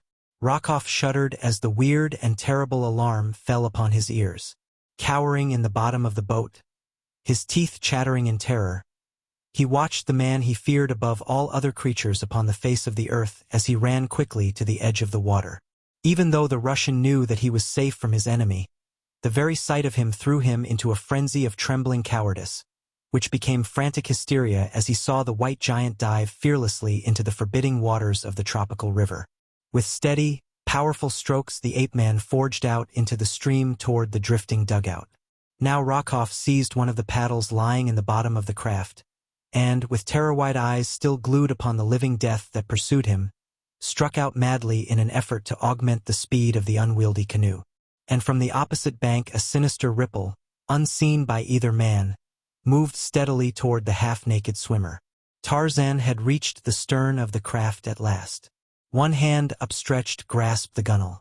Rokoff sat frozen with fear, unable to move a hand or foot, his eyes riveted upon the face of his nemesis. Then a sudden commotion in the water behind the swimmer caught his attention. He saw the ripple and he knew what caused it. At the same instant Tarzan felt mighty jaws close upon his right leg. He tried to struggle free and raise himself over the side of the boat. His efforts would have succeeded had not this unexpected interruption galvanized the malign brain of the Russian into instant action with its sudden promise of deliverance and revenge. Like a venomous snake the man leaped toward the stern of the boat, and with a single swift blow struck Tarzan across the head with the heavy paddle. The ape-man's fingers slipped from their hold upon the gunwale. There was a short struggle at the surface, and then a swirl of waters, a little eddy, and a burst of bubbles soon smoothed out by the flowing current marked for the instant the spot where Tarzan of the Apes, lord of the jungle, disappeared from the sight of men beneath the gloomy waters of the dark and forbidding Ugambai. Weak from terror, Rokoff sank shuddering into the bottom of the dugout. For a moment he could not realize the good fortune that had befallen him. All that he could see was the figure of a silent, struggling white man disappearing beneath the surface of the river to unthinkable death in the slimy mud of the bottom. Slowly all that it meant to him filtered into the mind of the Russian, and then a cruel smile of relief and triumph touched his lips. But it was short-lived, for just as he was congratulating himself that he was now comparatively safe to proceed upon his way to the coast unmolested, a mighty pandemonium rose from the riverbank close by. As his eyes sought the authors of the frightful sound he saw standing upon the shore, glaring at him with hate-filled eyes, a devil-faced panther surrounded by the hideous apes of Akut, and in the forefront of them a giant black warrior who shook his fist at him, threatening him with terrible death. The nightmare of that flight down the Ugambai with the hideous horde racing after him by day and by night, now abreast of him, now lost in the mazes of the jungle far behind for hours and once for a whole day, only to reappear again upon his trail grim, relentless, and terrible, reduced the Russian from a strong and robust man to an emaciated, white-haired, fear-gibbering thing before ever the bay and the ocean broke upon his hopeless vision. Past populous villages he had fled. Time and again warriors had put out in their canoes to intercept him. But each time the hideous horde had swept into view to send the terrified natives shrieking back to the shore to lose themselves in the jungle. Nowhere in his flight had he seen aught of Jane Clayton. Not once had his eyes rested upon her since that moment at the river's brim his hand had closed upon the rope attached to the bow of her dugout, and he had believed her safely in his power again, only to be thwarted an instant later as the girl snatched up a heavy express rifle from the bottom of the craft and leveled it full at his breast.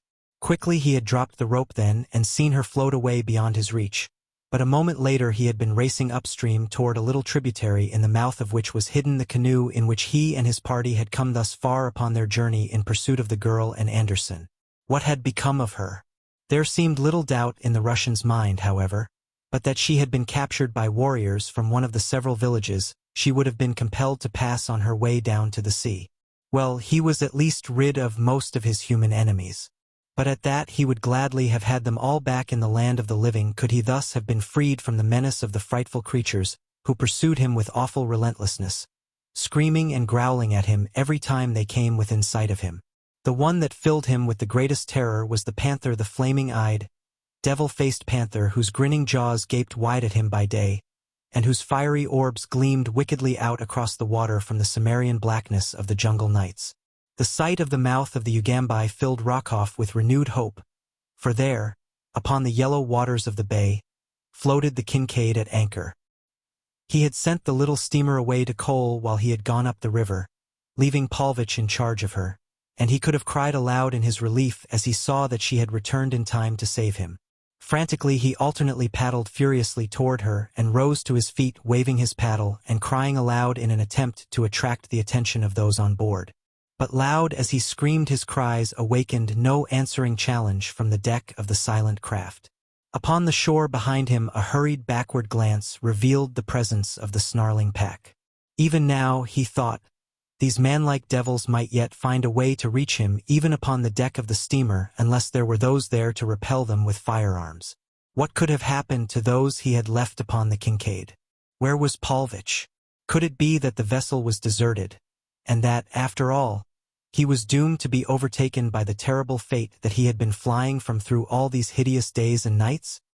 He shivered as might one upon whose brow death has already laid his clammy finger. Yet he did not cease to paddle frantically toward the steamer, and at last, after what seemed an eternity, the bow of the dugout bumped against the timbers of the Kincaid. Over the ship's side hung a monkey ladder, but as the Russian grasped it to ascend to the deck, he heard a warning challenge from above, and, looking up, gazed into the cold, relentless muzzle of a rifle. After Jane Clayton, with rifle leveled at the breast of Rokoff, had succeeded in holding him off until the dugout in which she had taken refuge had drifted out upon the bosom of the Ugambai beyond the man's reach. She had lost no time in paddling to the swiftest sweep of the channel, nor did she for long days and weary nights cease to hold her craft to the most rapidly moving part of the river, except when during the hottest hours of the day she had been wont to drift as the current would take her, lying prone in the bottom of the canoe, her face sheltered from the sun with a great palm leaf. Thus only did she gain rest upon the voyage. At other times she continually sought to augment the movement of the craft by wielding the heavy paddle. Rokoff, on the other hand, had used little or no intelligence in his flight along the Ugambai, so that more often than not his craft had drifted in the slow-going eddies, for he habitually hugged the bank farthest from that along which the hideous horde pursued and menaced him. Thus it was that, though he had put out upon the river but a short time subsequent to the girl, yet she had reached the bay fully 2 hours ahead of him. When she had first seen the anchored ship upon the quiet water, Jane Clayton's heart had beat fast with hope and thanksgiving, but as she drew closer to the craft and saw that it was the Kincaid, her pleasure gave place to the gravest misgivings. It was too late, however, to turn back, for the current that carried her toward the ship was much too strong for her muscles. She could not have forced the heavy dugout upstream against it, and all that was left her was to attempt either to make the shore without being seen by those upon the deck of the Kincaid, or to throw herself upon their mercy, otherwise she must be swept out to sea. She knew that the shore held little hope of life for her, as she had no knowledge of the location of the friendly Mosula village to which Andersen had taken her through the darkness of the night of their escape from the Kincaid. With Rokoff away from the steamer, it might be possible that by offering those in charge a large reward they could be induced to carry her to the nearest civilized port. It was worth risking if she could make the steamer at all. The current was bearing her swiftly down the river, and she found that only by dint of the utmost exertion could she direct the awkward craft toward the vicinity of the Kincaid. Having reached the decision to board the steamer, she now looked to it for aid. But to her surprise the decks appeared to be empty, and she saw no sign of life aboard the ship.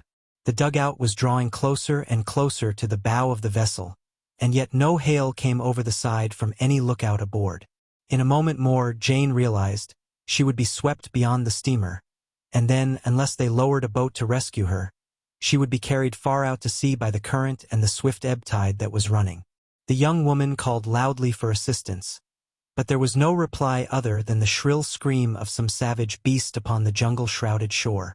Frantically Jane wielded the paddle in an effort to carry her craft close alongside the steamer.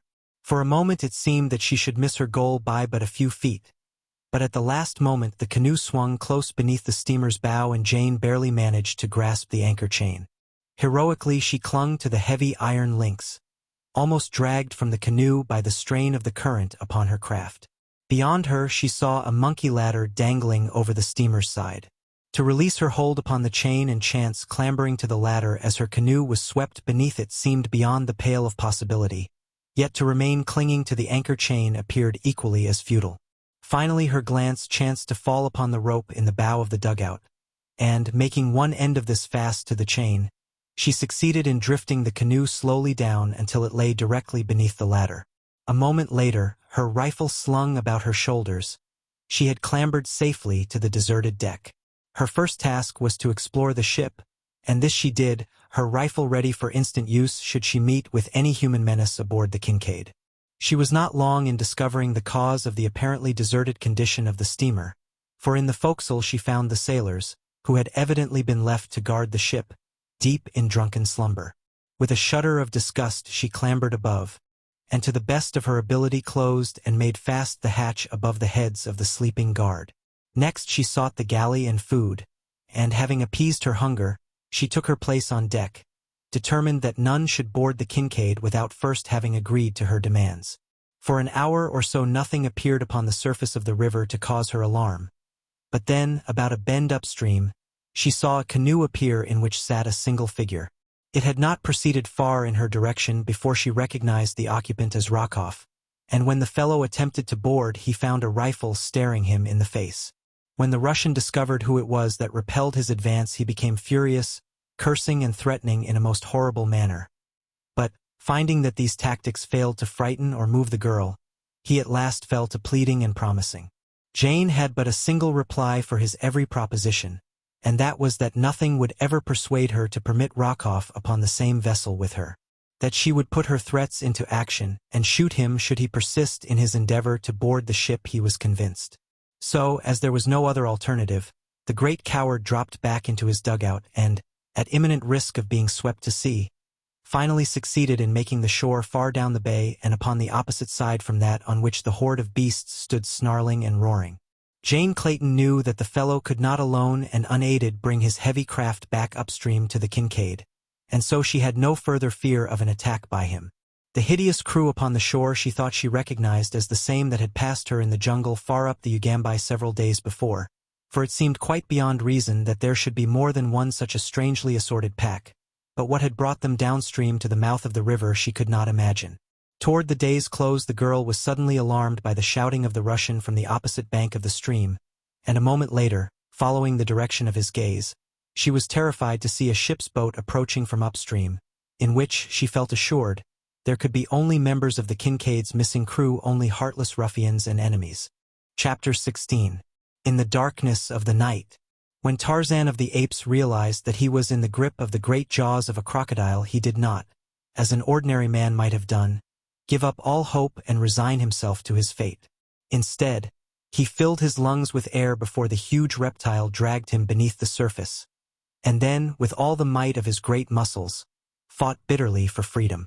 But out of his native element, the ape-man was too greatly handicapped to do more than excite the monster to greater speed as it dragged its prey swiftly through the water. Tarzan's lungs were bursting for a breath of pure, fresh air. He knew that he could survive but a moment more, and in the last paroxysm of his suffering, he did what he could to avenge his own death. His body trailed out beside the slimy carcass of his captor, and into the tough armor the ape-man attempted to plunge his stone knife as he was borne to the creature's horrid den. His efforts but served to accelerate the speed of the crocodile, and just as the ape-man realized that he had reached the limit of his endurance, he felt his body dragged to a muddy bed and his nostrils rise above the water's surface. All about him was the blackness of the pit, the silence of the grave. For a moment Tarzan of the Apes lay gasping for breath upon the slimy, evil-smelling bed to which the animal had borne him. Close at his side he could feel the cold, hard plates of the creature's coat rising and falling as though with spasmodic efforts to breathe. For several minutes the two lay thus, and then a sudden convulsion of the giant carcass at the man's side, a tremor, and a stiffening brought Tarzan to his knees beside the crocodile. To his utter amazement he found that the beast was dead. The slim knife had found a vulnerable spot in the scaly armor. Staggering to his feet, the ape-man groped about the reeking, oozy den.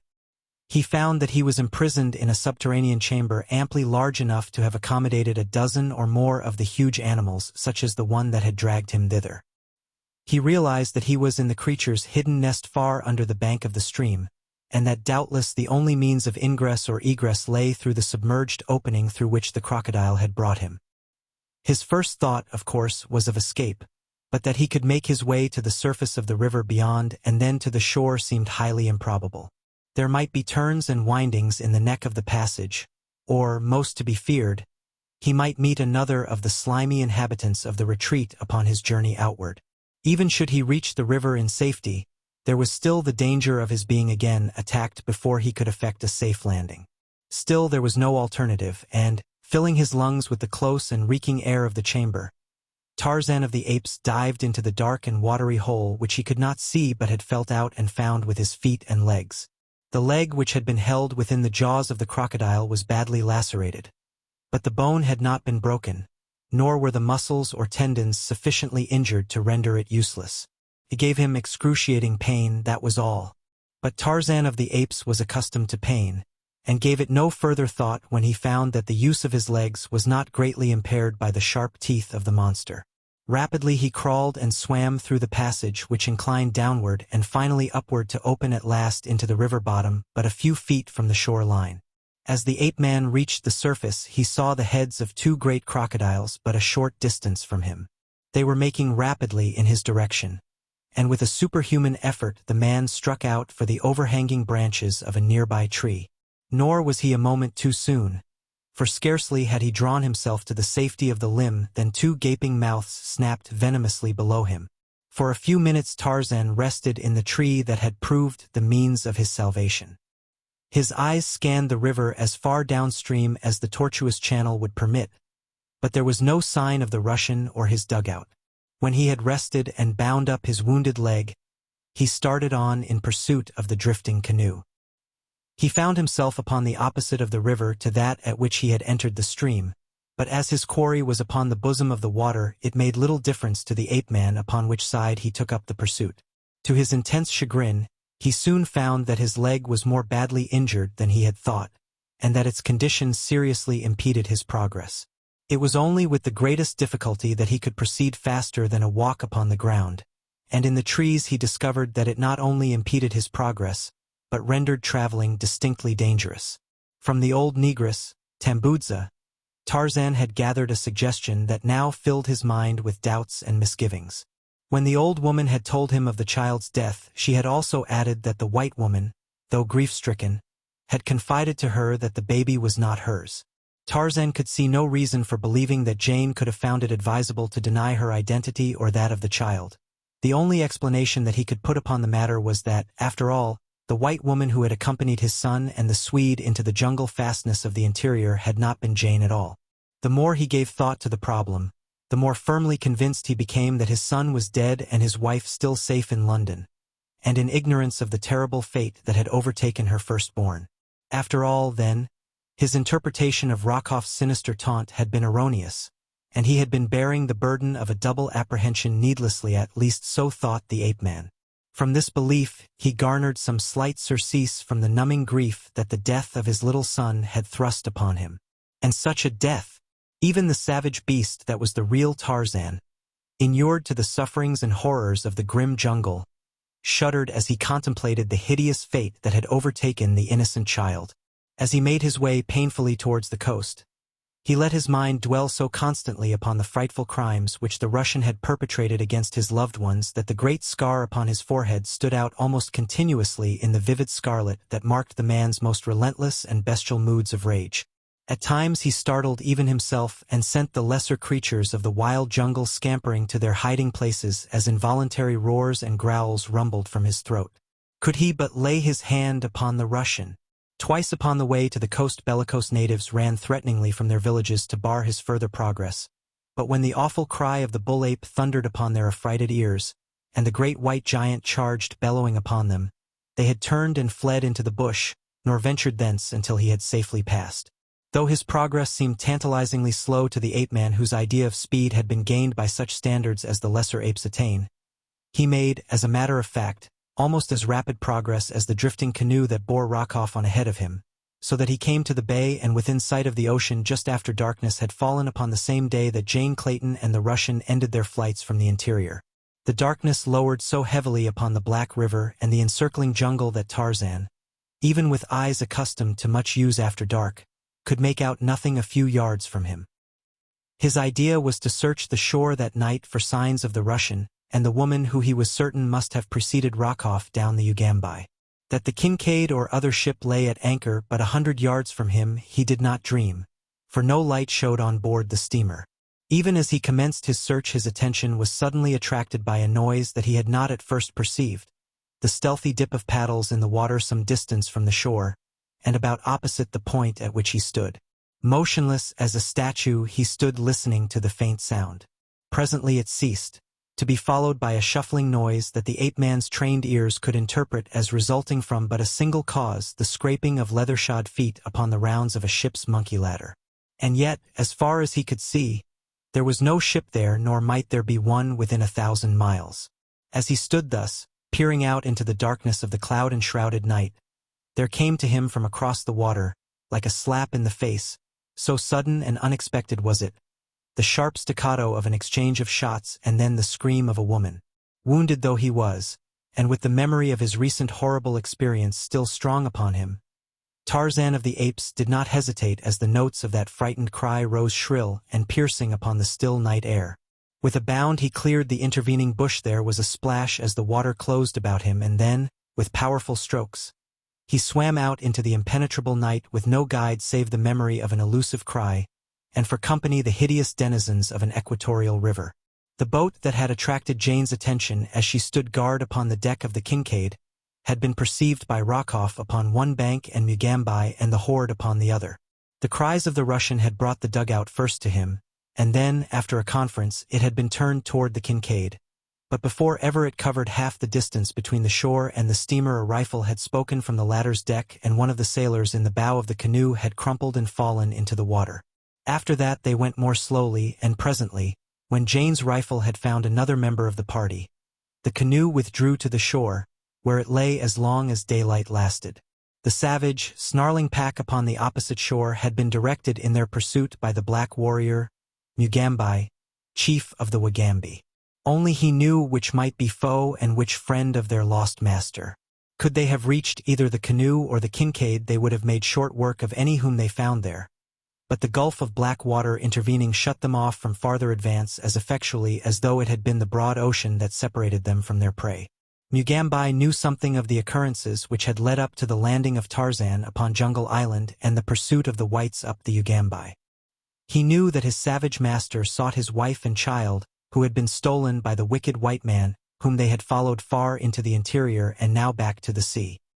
He believed also that this same man had killed the great white giant whom he had come to respect and love as he had never loved the greatest chiefs of his own people. And so in the wild breast of Mugambi burned an iron resolve to win to the side of the wicked one and wreak vengeance upon him for the murder of the ape-man. But when he saw the canoe come down the river and take in Rokoff, when he saw it make for the Kincaid, he realized that only by possessing himself of a canoe could he hope to transport the beasts of the pack within striking distance of the enemy. So it happened that even before Jane Clayton fired the first shot into Rokoff's canoe, the Beasts of Tarzan had disappeared into the jungle. After the Russian and his party, which consisted of Paulvitch and the several men he had left upon the Kincaid to attend to the matter of coaling, had retreated before her fire, Jane realized that it would be but a temporary respite from their attentions which she had gained, and with the conviction came a determination to make a bold and final stroke for freedom from the menacing threat of Rokoff's evil purpose. With this idea in view, she opened negotiations with the two sailors she had imprisoned in the forecastle, and having forced their consent to her plans, upon pain of death should they attempt disloyalty, she released them just as darkness closed about the ship. With ready revolver to compel obedience, she let them up one by one, searching them carefully for concealed weapons as they stood with hands elevated above their heads. Once satisfied that they were unarmed, she set them to work cutting the cable which held the Kincaid to her anchorage, for her bold plan was nothing less than to set the steamer adrift and float with her out into the open sea, there to trust to the mercy of the elements, which she was confident would be no more merciless than Nicholas Rokoff should he again capture her. There was, too, the chance that the Kincaid might be sighted by some passing ship, and as she was well stocked with provisions and water, the men had assured her of this fact, and as the season of storm was well over, she had every reason to hope for the eventual success of her plan. The night was deeply overcast, heavy clouds riding low above the jungle and the water only to the west, where the broad ocean spread beyond the river's mouth. Was there a suggestion of lessening gloom? It was a perfect night for the purposes of the work in hand. Her enemies could not see the activity aboard the ship nor mark her course as the swift current bore her outward into the ocean. Before daylight broke, the ebb tide would have carried the Kincaid well into the Benguela current, which flows northward along the coast of Africa. And, as a south wind was prevailing, Jane hoped to be out of sight of the mouth of the Ugambi before Rokoff could become aware of the departure of the steamer. Standing over the laboring seamen, the young woman breathed a sigh of relief as the last strand of the cable parted, and she knew that the vessel was on its way out of the maw of the savage Ugambi.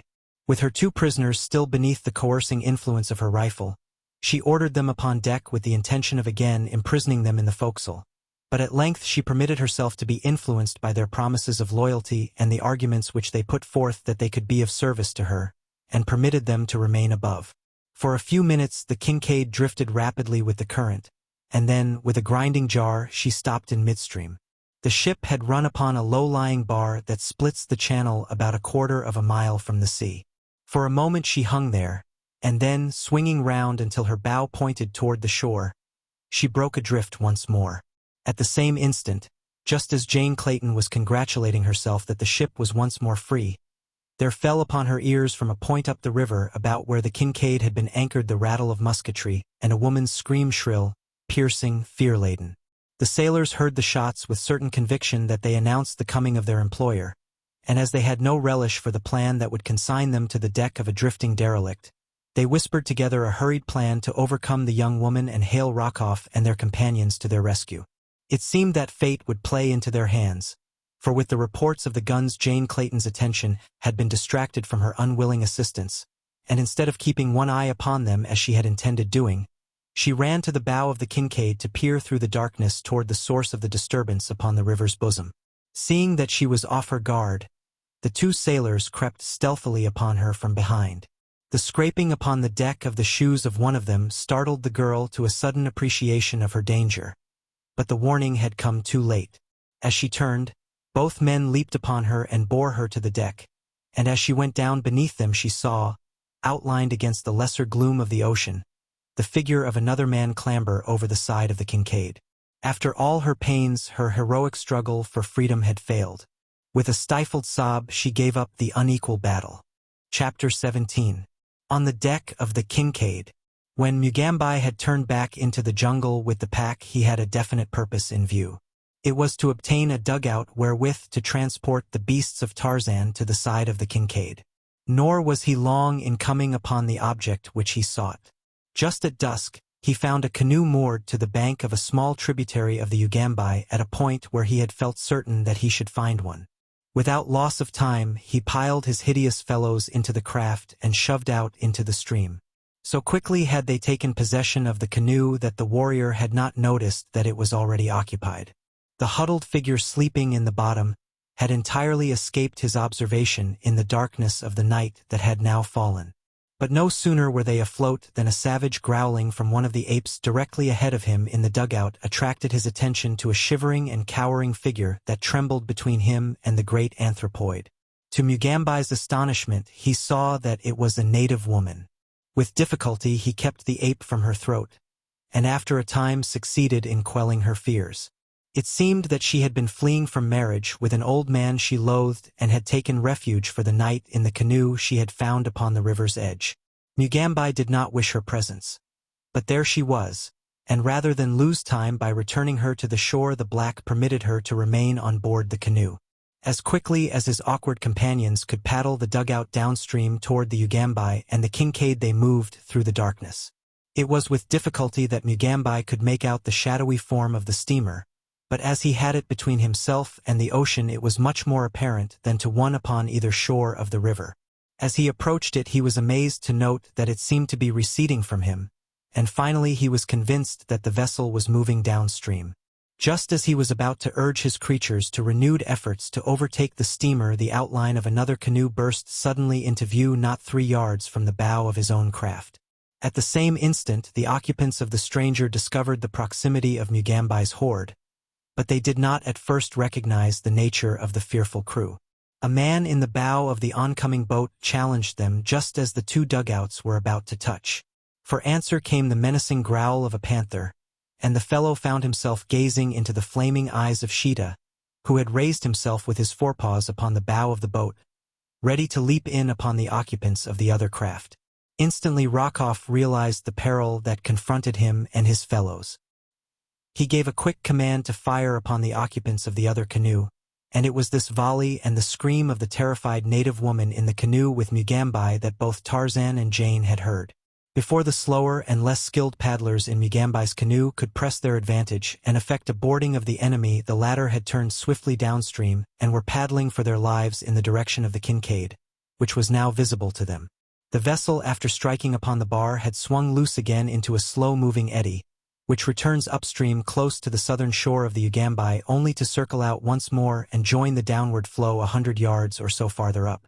Thus the Kincaid was returning Jane Clayton directly into the hands of her enemies. It so happened that as Tarzan sprang into the river, the vessel was not visible to him, and as he swam out into the night, he had no idea that a ship drifted so close at hand. He was guided by the sounds which he could hear coming from the two canoes. As he swam, he had vivid recollections of the last occasion upon which he had swum in the waters of the Ugambi, and with them a sudden shudder shook the frame of the giant. But, though he twice felt something brush his legs from the slimy depths below him, nothing seized him, and of a sudden he quite forgot about crocodiles in the astonishment of seeing a dark mass loom suddenly before him where he had still expected to find the open river. So close was it that a few strokes brought him up to the thing, when to his amazement his outstretched hand came in contact with a ship's side. As the agile ape-man clambered over the vessel's rail, there came to his sensitive ears the sound of a struggle at the opposite side of the deck. Noiselessly he sped across the intervening space. The moon had risen now, and, though the sky was still banked with clouds, a lesser darkness enveloped the scene than that which had blotted out all sight earlier in the night. His keen eyes, therefore, saw the figures of two men grappling with a woman. That it was the woman who had accompanied Anderson toward the interior he did not know, though he suspected as much, as he was now quite certain that this was the deck of the Kincaid upon which chance had led him. But he wasted little time in idle speculation. There was a woman in danger of harm from two ruffians, which was enough excuse for the ape-man to project his giant thews into the conflict without further investigation.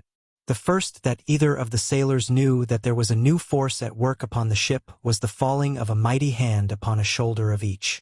As if they had been in the grip of a flywheel, they were jerked suddenly from their prey. "What means this?" asked a low voice in their ears. They were given no time to reply, however, for at the sound of that voice the young woman had sprung to her feet and with a little cry of joy leaped toward their assailant. "Tarzan!" she cried. The ape-man hurled the two sailors across the deck, where they rolled, stunned and terrified, into the scuppers upon the opposite side, and with an exclamation of incredulity gathered the girl into his arms. Brief, however, were the moments for their greeting. Scarcely had they recognized one another than the clouds above them parted to show the figures of a half-dozen men clambering over the side of the Kincaid to the steamer's deck. Foremost among them was the Russian. As the brilliant rays of the equatorial moon lighted the deck, and he realized that the man before him was Lord Greystoke, he screamed hysterical commands to his followers to fire upon the two. Tarzan pushed Jane behind the cabin near which they had been standing, and with a quick bound started for Rokoff. The men behind the Russian, at least two of them, raised their rifles and fired at the charging ape-man.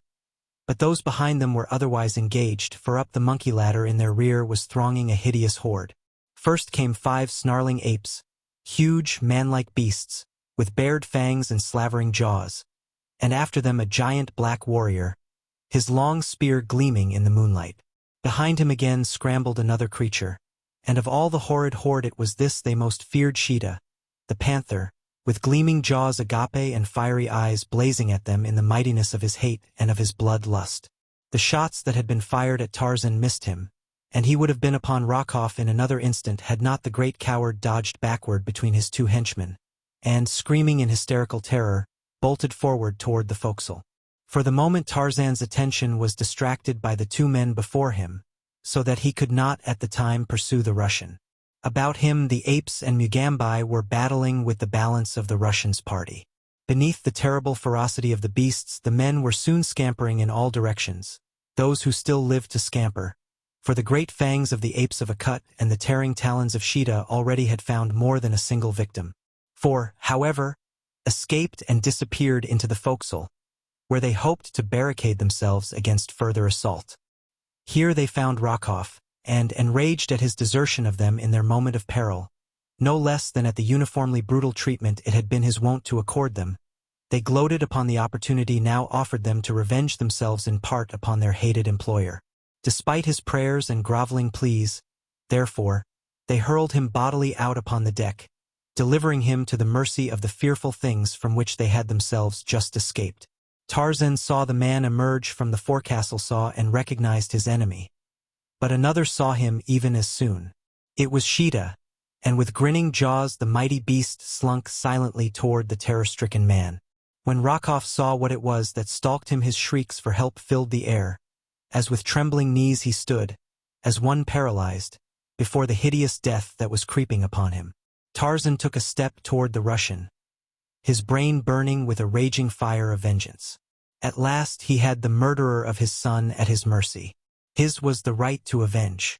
Once Jane had stayed his hand that time that he sought to take the law into his own power and mete to Rokoff the death that he had so long merited. But this time none should stay him.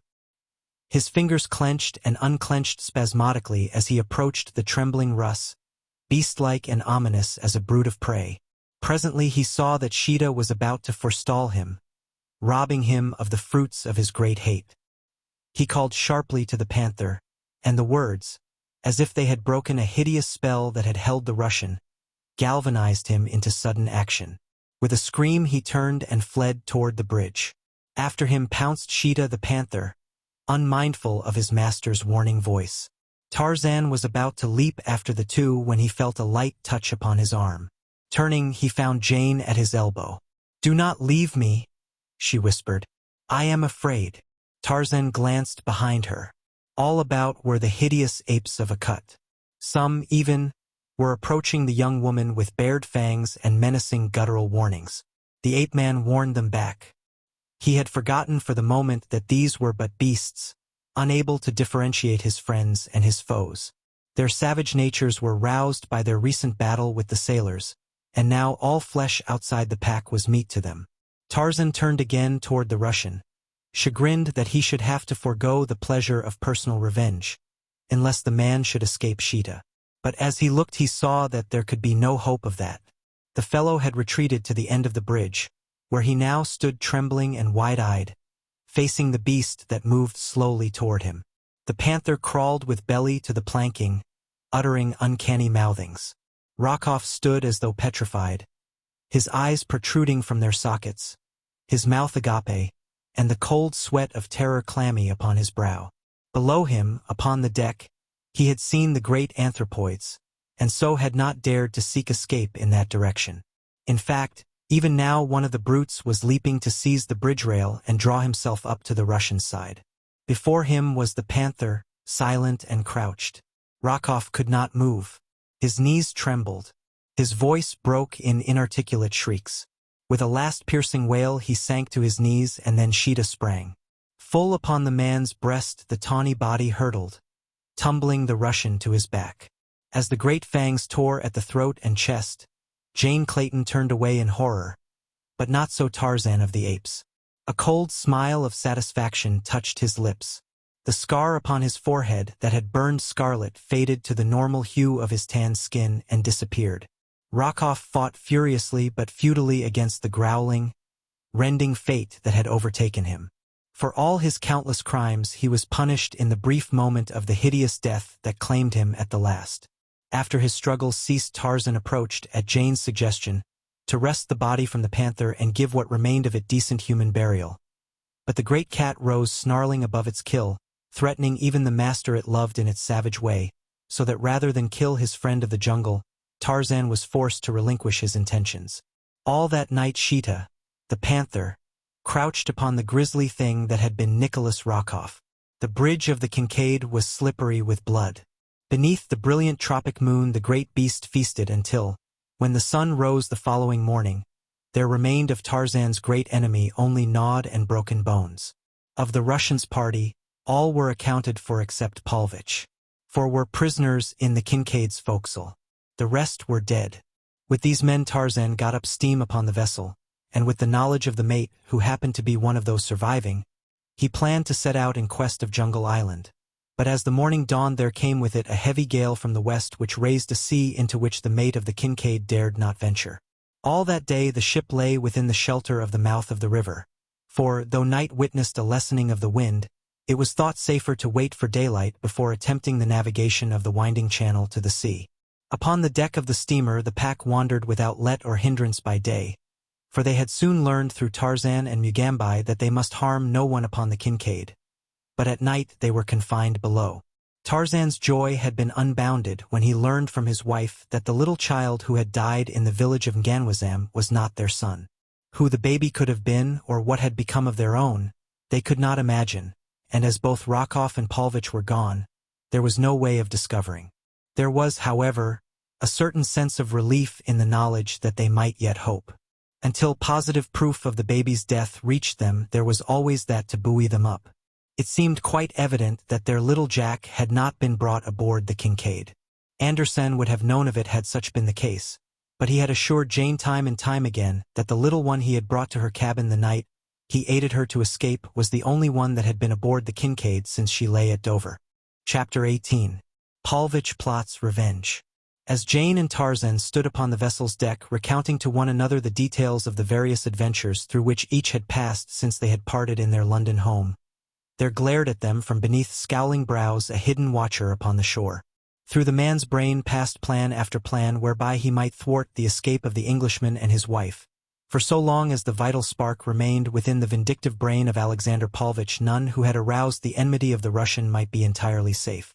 Plan after plan he formed only to discard each either as impracticable or unworthy the vengeance his wrongs demanded. So warped by faulty reasoning was the criminal mind of Rokoff's lieutenant that he could not grasp the real truth of that which lay between himself and the ape-man and see that always the fault had been, not with the English lord, but with himself and his confederate. And at the rejection of each new scheme Paulvitch arrived always at the same conclusion, that he could accomplish naught while half the breadth of the Ugambi separated him from the object of his hatred. But how was he to span the crocodile-infested waters? There was no canoe nearer than the Mosula village, and Paulvitch was none too sure that the Kincaid would still be at anchor in the river when he returned should he take the time to traverse the jungle to the distant village and return with a canoe. Yet there was no other way, and so, convinced that thus alone might he hope to reach his prey, Paulvitch, with a parting scowl at the two figures upon the Kincaid's deck, turned away from the river. Hastening through the dense jungle, his mind centered upon his one Fedekrevenjeth Russian, forgot even his terror of the savage world through which he moved. Baffled and beaten at every turn of fortune's wheel, reacted upon time after time by his own malign plotting, the principal victim of his own criminality, Paulvitch was yet so blind as to imagine that his greatest happiness lay in a continuation of the plottings and schemings which had ever brought him and Rokoff to disaster, and the latter finally to a hideous death. As the Russian stumbled on through the jungle toward the Mosula village, there presently crystallized within his brain a plan which seemed more feasible than any that he had as yet considered. He would come by night to the side of the Kincaid, and once aboard, would search out the members of the ship's original crew who had survived the terrors of this frightful expedition, and enlist them in an attempt to wrest the vessel from Tarzan and his beasts. In the cabin were arms and ammunition, and hidden in a secret receptacle in the cabin table was one of those infernal machines, the construction of which had occupied much of Paulvitch's spare time when he had stood high in the confidence of the nihilists of his native land. That was before he had sold them out for immunity and gold to the police of Petrograd. Paulvitch winced as he recalled the denunciation of him that had fallen from the lips of one of his former comrades ere the poor devil expiated his political sins at the end of a hempen rope. But the infernal machine was the thing to think of now. He could do much with that if he could but get his hands upon it. Within the little hardwood case, hidden in the cabin table, rested sufficient potential destructiveness to wipe out in the fraction of a second every enemy aboard the Kincaid. Paulvitch licked his lips in anticipatory joy, and urged his tired legs to greater speed that he might not be too late to the ship's anchorage to carry out his designs. All depended, of course, upon when the Kincaid departed. The Russian realized that nothing could be accomplished beneath the light of day. Darkness must shroud his approach to the shipside, for should he be sighted by Tarzan or Lady Greystoke, he would have no chance to board the vessel. The gale that was blowing was, he believed, the cause of the delay in getting the Kincaid underway, and if it continued to blow until night, then the chances were all in his favor, for he knew that there was little likelihood of the ape-man attempting to navigate the tortuous channel of the Ugambai while darkness lay upon the surface of the water, hiding the many bars and the numerous small islands which are scattered over the expanse of the river's mouth. It was well after noon when Paulvitch came to the Mosula village upon the bank of the tributary of the Ugambai. Here he was received with suspicion and unfriendliness by the native chief, who, like all those who came in contact with Rokoff or Paulvitch, had suffered in some manner from the greed, the cruelty, or the lust of the two Muscovites. When Paulvitch demanded the use of a canoe, the chief grumbled a surly refusal and ordered the white man from the village. Surrounded by angry, muttering warriors who seemed to be but waiting some slight pretext to transfix him with their menacing spears, the Russian could do naught else than withdraw. A dozen fighting men led him to the edge of the clearing, leaving him with a warning never to show himself again in the vicinity of their village. Stifling his anger, Paulvitch slunk into the jungle, but once beyond the sight of the warriors he paused and listened intently. He could hear the voices of his escort as the men returned to the village, and when he was sure that they were not following him, he wormed his way through the bushes to the edge of the river, still determined some way to obtain a canoe. Life itself depended upon his reaching the Kincaid and enlisting the survivors of the ship's crew in his service, for to be abandoned here amidst the dangers of the African jungle where he had won the enmity of the natives was, he well knew, practically equivalent to a sentence of death. A desire for revenge acted as an almost equally powerful incentive to spur him into the face of danger to accomplish his design, so that it was a desperate man that lay hidden in the foliage beside the little river, searching with eager eyes for some sign of a small canoe which might be easily handled by a single paddle. Nor had the Russian long to wait before one of the awkward little skiffs which the Mosula fashion came in sight upon the bosom of the river. A youth was paddling lazily out into midstream from a point beside the village. When he reached the channel, he allowed the sluggish current to carry him slowly along while he lolled indolently in the bottom of his crude canoe. All ignorant of the unseen enemy upon the river's bank, the lad floated slowly down the stream while Paulvitch followed along the jungle path a few yards behind him. A mile below the village, the black boy dipped his paddle into the water and forced his skiff toward the bank. Paulvitch, elated by the chance which had drawn the youth to the same side of the river as that along which he followed rather than to the opposite side where he would have been beyond the stalker's reach, hid in the brush close beside the point at which it was evident the skiff would touch the bank of the slow-moving stream, which seemed jealous of each fleeting instant which drew it nearer to the broad and muddy Ugambai, where it must forever lose its identity in the larger stream that would presently cast its waters into the great ocean. Equally indolent were the motions of the Mosula youth as he drew his skiff beneath an overhanging limb of a great tree that leaned down to implant a farewell kiss upon the bosom of the departing water, caressing with green fronds the soft breast of its languorous love. And, snake-like, amidst the concealing foliage lay the malevolent Russ. Cruel, shifty eyes gloated upon the outlines of the coveted canoe and measured the stature of its owner, while the crafty brain weighed the chances of the white man should physical encounter with the black become necessary. Only direct necessity could drive Alexander Paulvitch to personal conflict, but it was indeed dire necessity which goaded him on to action now. There was time, just time enough, to reach the Kincaid by nightfall. Would the black fool never quit his skiff? Paulvitch squirmed and fidgeted. The lad yawned and stretched. With exasperating deliberateness he examined the arrows in his quiver, tested his bow, and looked to the edge upon the hunting knife in his loincloth.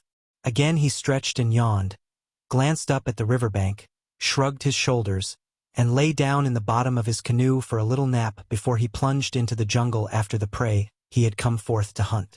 Paulvitch half rose, and with tensed muscles stood glaring down upon his unsuspecting victim. The boy's lids drooped and closed. Presently his breast rose and fell to the deep breaths of slumber. The time had come. The Russian crept stealthily nearer. A branch rustled beneath his weight and the lad stirred in his sleep. Paulvitch drew his revolver and leveled it upon the black. For a moment he remained in rigid quiet, and then again the youth relapsed into undisturbed slumber. The white man crept closer. He could not chance a shot until there was no risk of missing. Presently he leaned close above the mosula. The cold steel of the revolver in his hand insinuated itself nearer and nearer to the breast of the unconscious lad. Now it stopped but a few inches above the strongly beating heart. But the pressure of a finger lay between the harmless boy and eternity. The soft bloom of youth still lay upon the brown cheek. A smile half parted the beardless lips. Did any qualm of conscience point its disquieting finger of reproach at the murderer? To all such was Alexander Paulvitch immune. A sneer curled his bearded lip as his forefinger closed upon the trigger of his revolver. There was a loud report. A little hole appeared above the heart of the sleeping boy, a little hole about which lay a blackened rim of powder-burned flesh. The youthful body half rose to a sitting posture. The smiling lips tensed to the nervous shock of a momentary agony which the conscious mind never apprehended. And then the dead sank limply back into that deepest of slumbers from which there is no awakening. The killer dropped quickly into the skiff beside the killed. Ruthless hands seized the dead boy heartlessly and raised him to the low gunwale. A little shove, a splash, some widening ripples broken by the sudden surge of a dark, hidden body from the slimy depths, and the coveted canoe was in the sole possession of the white man more savage than the youth whose life he had taken. Casting off the tie rope and seizing the paddle, Paulvitch bent feverishly to the task of driving the skiff downward toward the Ugambai at top speed. Night had fallen when the prow of the blood-stained craft shot out into the current of the larger stream. Constantly the Russian strained his eyes into the increasing darkness ahead in vain endeavor to pierce the black shadows which lay between him and the anchorage of the Kincaid. Was the ship still riding there upon the waters of the Ugambai, or had the ape-man at last persuaded himself of the safety of venturing forth into the abating storm? As Paulvitch forged ahead with the current he asked himself these questions, and many more beside, not the least disquieting of which were those which related to his future should it chance that the Kincaid had already steamed away, leaving him to the merciless horrors of the savage wilderness. In the darkness it seemed to the paddler that he was fairly flying over the water, and he had become convinced that the ship had left her moorings and that he had already passed the spot at which she had lain earlier in the day, when there appeared before him beyond a projecting point which he had but just rounded the flickering light from a ship's lantern. Alexander Paulvitch could scarce restrain an exclamation of triumph. The Kincaid had not departed. Life and vengeance were not to elude him after all. He stopped paddling the moment that he descried the gleaming beacon of hope ahead of him. Silently he drifted down the muddy waters of the Ugambai, occasionally dipping his paddle's blade gently into the current that he might guide his primitive craft to the vessel's side. As he approached more closely, the dark bulk of a ship loomed before him out of the blackness of the night. No sound came from the vessel's deck. Paulvitch drifted, unseen, close to the Kincaid's side. Only the momentary scraping of his canoe's nose against the ship's planking broke the silence of the night. Trembling with nervous excitement, the Russian remained motionless for several minutes. But there was no sound from the great bulk above him to indicate that his coming had been noted. Stealthily he worked his craft forward until the stays of the bowsprit were directly above him. He could just reach them. To make his canoe fast there was the work of but a minute or two, and then the man raised himself quietly aloft. A moment later he dropped softly to the deck. Thoughts of the hideous pack which tenanted the ship induced cold tremors along the spine of the cowardly prowler. But life itself depended upon the success of his venture, and so he was enabled to steel himself to the frightful chances which lay before him. No sound or sign of watch appeared upon the ship's deck. Paulvitch crept stealthily toward the forecastle. All was silence. The hatch was raised, and as the man peered downward, he saw one of the Kincaid's crew reading by the light of the smoky lantern depending from the ceiling of the crew's quarters. Paulvitch knew the man well, a surly cutthroat upon whom he figured strongly in the carrying out of the plan which he had conceived. Gently the Russ lowered himself through the aperture to the rounds of the ladder which led into the forecastle. He kept his eyes turned upon the reading man, ready to warn him to silence the moment that the fellow discovered him. But so deeply immersed was the sailor in the magazine that the Russian came, unobserved, to the forecastle floor. There he turned and whispered the reader's name. The man raised his eyes from the magazine eyes that went wide for a moment as they fell upon the familiar countenance of Rokoff's lieutenant, only to narrow instantly in a scowl of disapproval. "The devil!" he ejaculated. "Where did you come from? We all thought you were done for and gone where you ought to have gone a long time ago. His lordship will be mighty pleased to see you." Paulvitch crossed to the sailor's side.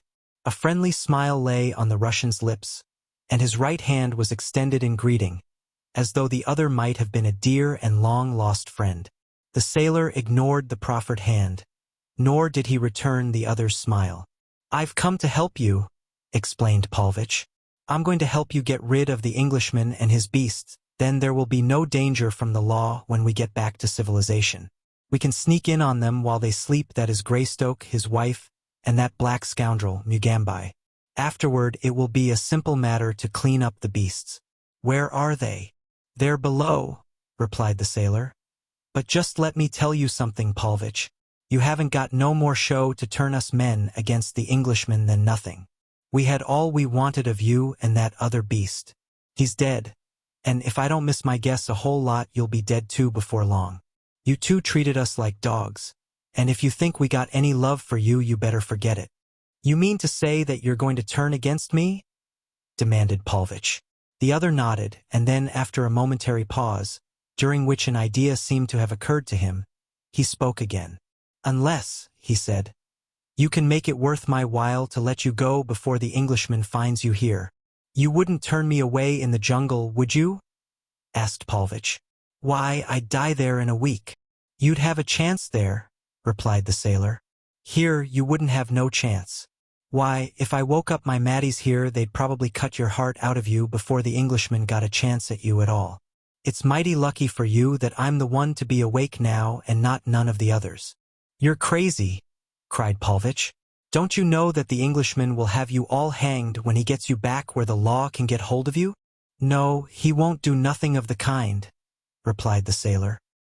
"He's told us as much, for he says that there wasn't nobody to blame but you and Rokoff. The rest of us was just tools." "See." For half an hour the Russian pleaded or threatened as the mood seized him. Sometimes he was upon the verge of tears, and again he was promising his listener either fabulous rewards or condign punishment. But the other was obdurate. Condign. Of equal value.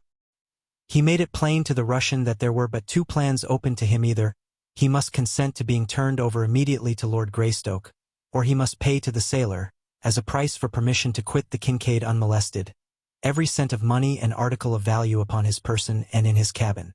"And you'll have to make up your mind mighty quick," growled the man, "for I want to turn in.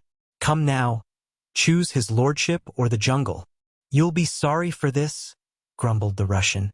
"Shut up," admonished the sailor. "If you get funny, I may change my mind, and keep you here after all." Now Paulvitch had no intention of permitting himself to fall into the hands of Tarzan of the Apes if he could possibly avoid it, and while the terrors of the jungle appalled him, they were, to his mind, infinitely preferable to the certain death which he knew he merited and for which he might look at the hands of the ape-man. "Is anyone sleeping in my cabin?" he asked. The sailor shook his head. "No," he said. "Lord and Lady Greystoke have the captain's cabin. The mate is in his own, and there ain't no one in yours." "I'll go and get my valuables for you," said Paulvitch. "I'll go with you to see that you don't try any funny business," said the sailor, and he followed the Russian up the ladder to the deck. At the cabin entrance the sailor halted to watch, permitting Paulvitch to go alone to his cabin. Here he gathered together his few belongings that were to buy him the uncertain safety of escape, and as he stood for a moment beside the little table on which he had piled them, he searched his brain for some feasible plan either to ensure his safety or to bring revenge upon his enemies. And presently, as he thought, there recurred to his memory the little black box which lay hidden in a secret receptacle beneath a false top upon the table where his hand rested. The Russian's face lighted to a sinister gleam of malevolent satisfaction as he stooped and felt beneath the table top. A moment later he withdrew from its hiding place the thing he sought. He had lighted the lantern swinging from the beams overhead that he might see to collect his belongings, and now he held the black box well in the rays of the lamplight, while he fingered at the clasp that fastened its lid. The lifted cover revealed two compartments within the box. In one was a mechanism which resembled the works of a small clock. There also was a little battery of 2 dry cells. A wire ran from the clockwork to one of the poles of the battery, and from the other pole through the partition into the other compartment, a second wire returning directly to the clockwork. Whatever lay within the second compartment was not visible, for a cover lay over it and appeared to be sealed in place by asphaltum. In the bottom of the box, beside the clockwork, lay a key, and this Paulvitch now withdrew and fitted to the winding stem. Gently he turned the key, muffling the noise of the winding operation by throwing a couple of articles of clothing over the box. All the time he listened intently for any sound which might indicate that the sailor or another were approaching his cabin, but none came to interrupt his work. When the winding was completed, the Russian set a pointer upon a small dial at the side of the clockwork. Then he replaced the cover upon the black box, and returned the entire machine to its hiding place in the table. A sinister smile curled the man's bearded lips as he gathered up his valuables, blew out the lamp, and stepped from his cabin to the side of the waiting sailor. "Here are my things," said the Russian. "Now let me go." "I'll first take a look in your pockets," replied the sailor. "You might have overlooked some trifling thing that won't be of no use to you in the jungle, but that'll come in mighty handy to a poor sailorman in London." "Ah, just as I feared," he ejaculated an instant later as he withdrew a roll of banknotes from Paulvitch's inside coat pocket.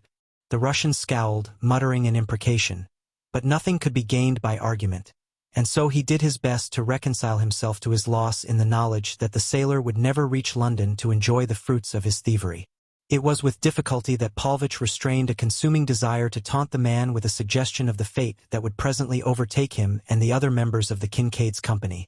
But fearing to arouse the fellow's suspicions, he crossed the deck and lowered himself in silence into his canoe. A minute or two later he was paddling toward the shore to be swallowed up in the darkness of the jungle night, and the terrors of a hideous existence from which, could he have had even a slight foreknowledge of what awaited him in the long years to come, he would have fled to the certain death of the open sea rather than endure it.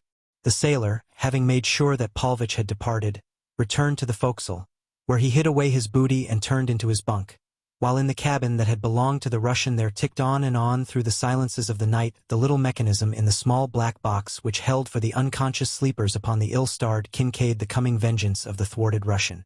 Chapter 19. The last of the Kincaid.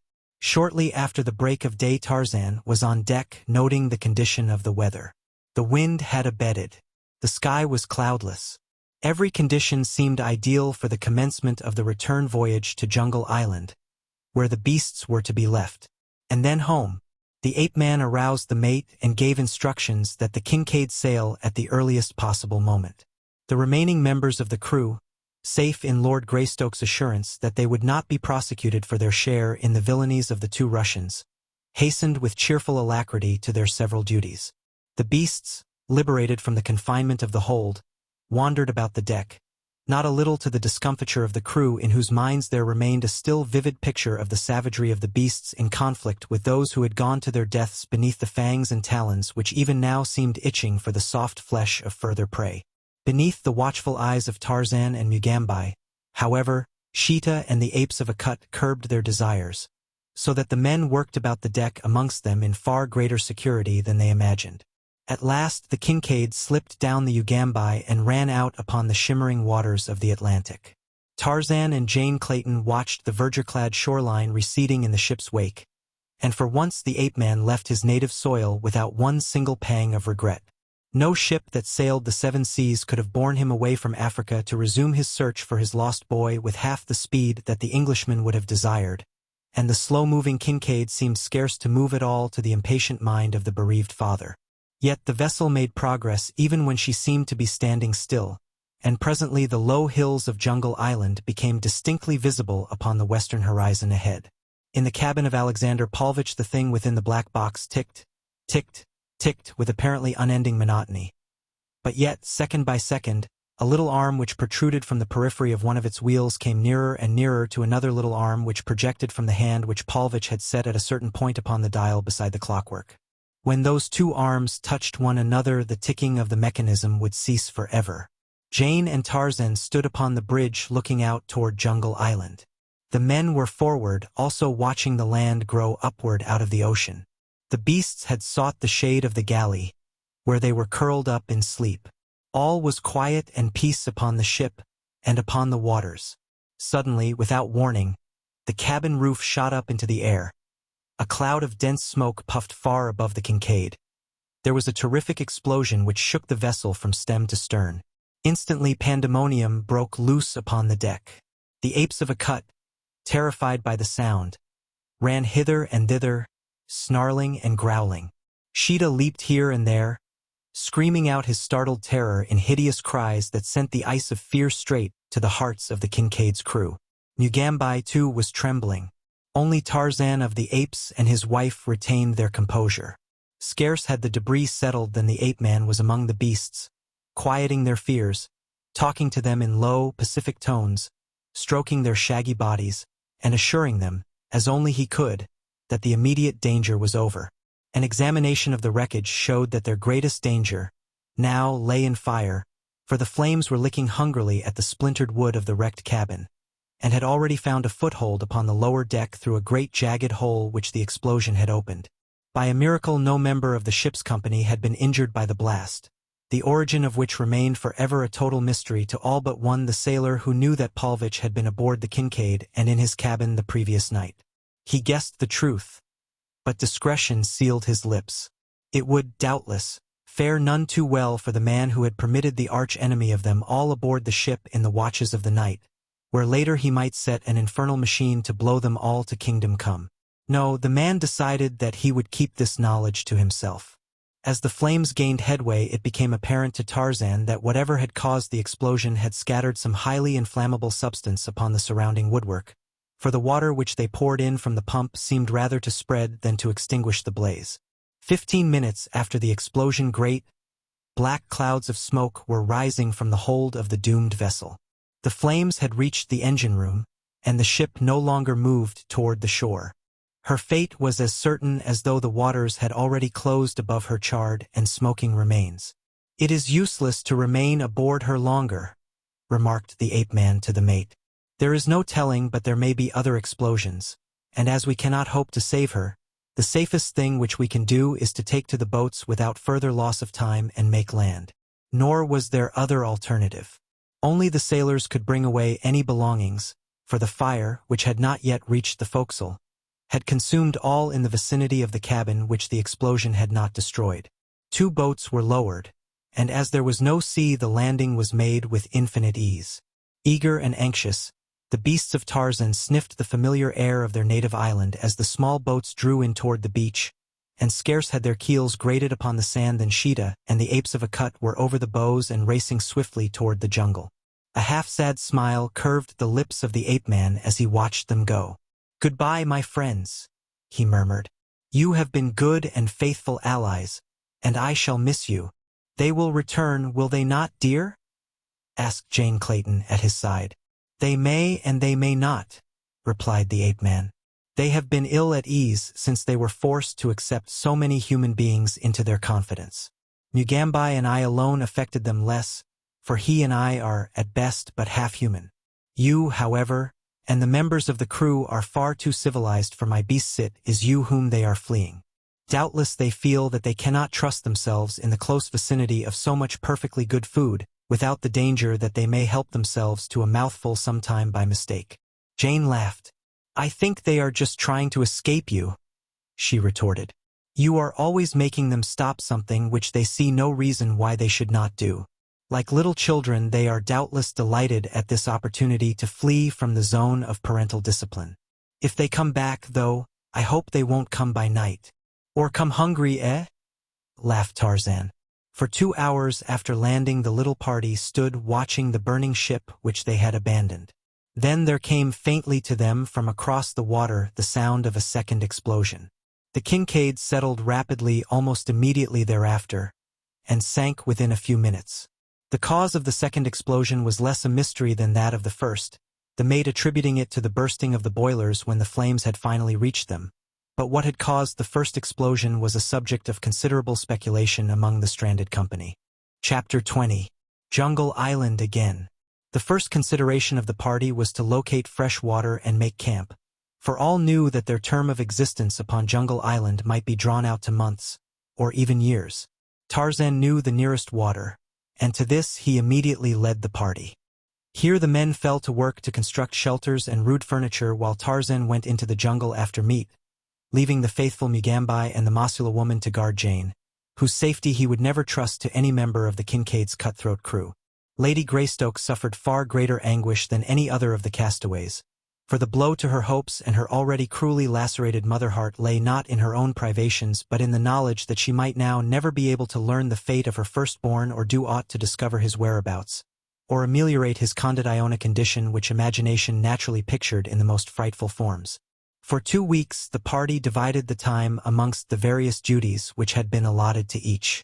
A daylight watch was maintained from sunrise to sunset upon a bluff near the Campa jutting shoulder of rock which overlooked the sea.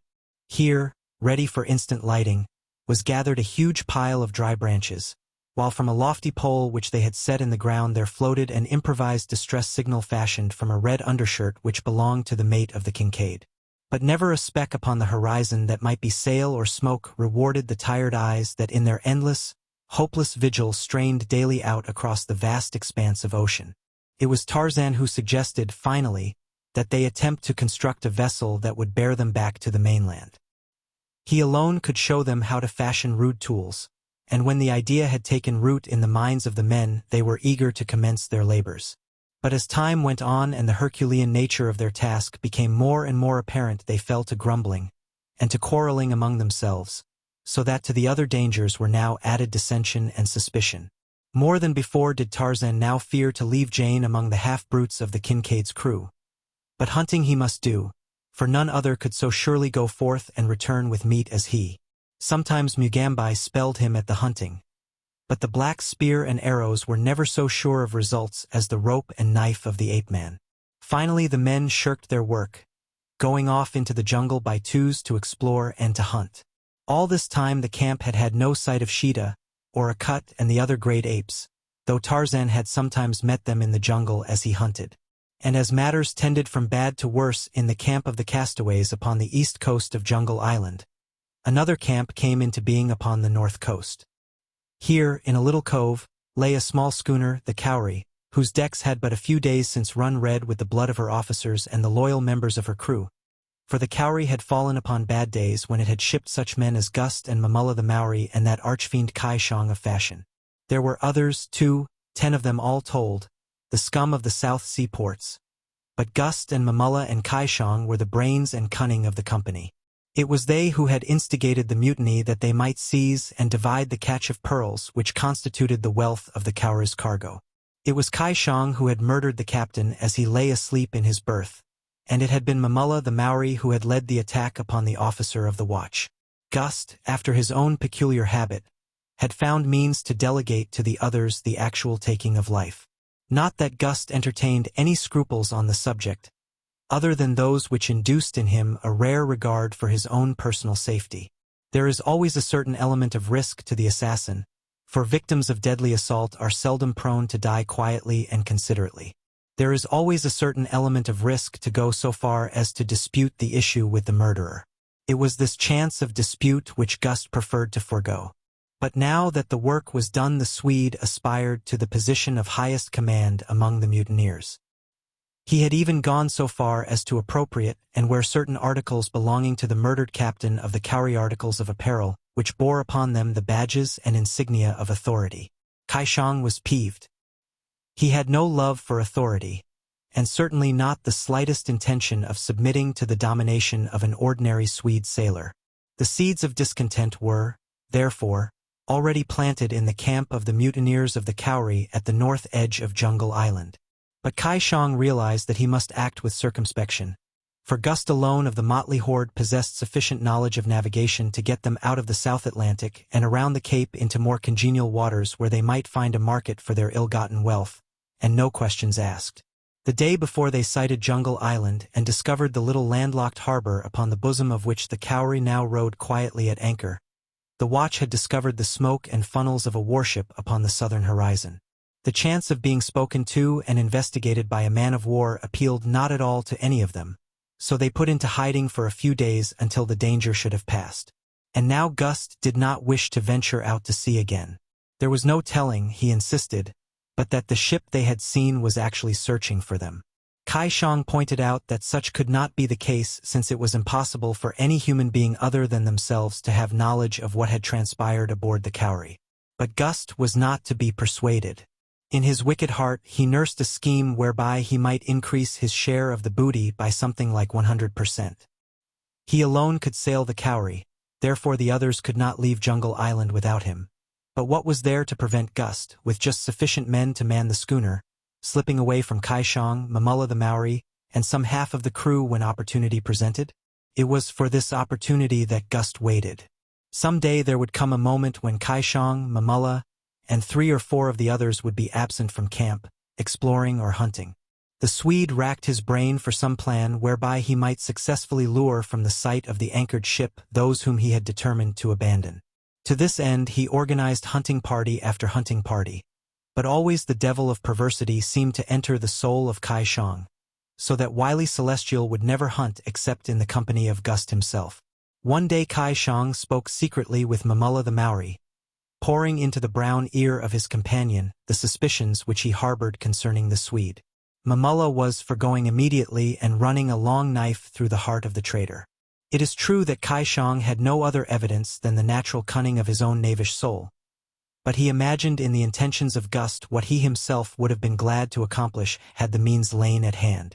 But he dared not let Mamulla slay the Swede, upon whom they depended to guide them to their destination.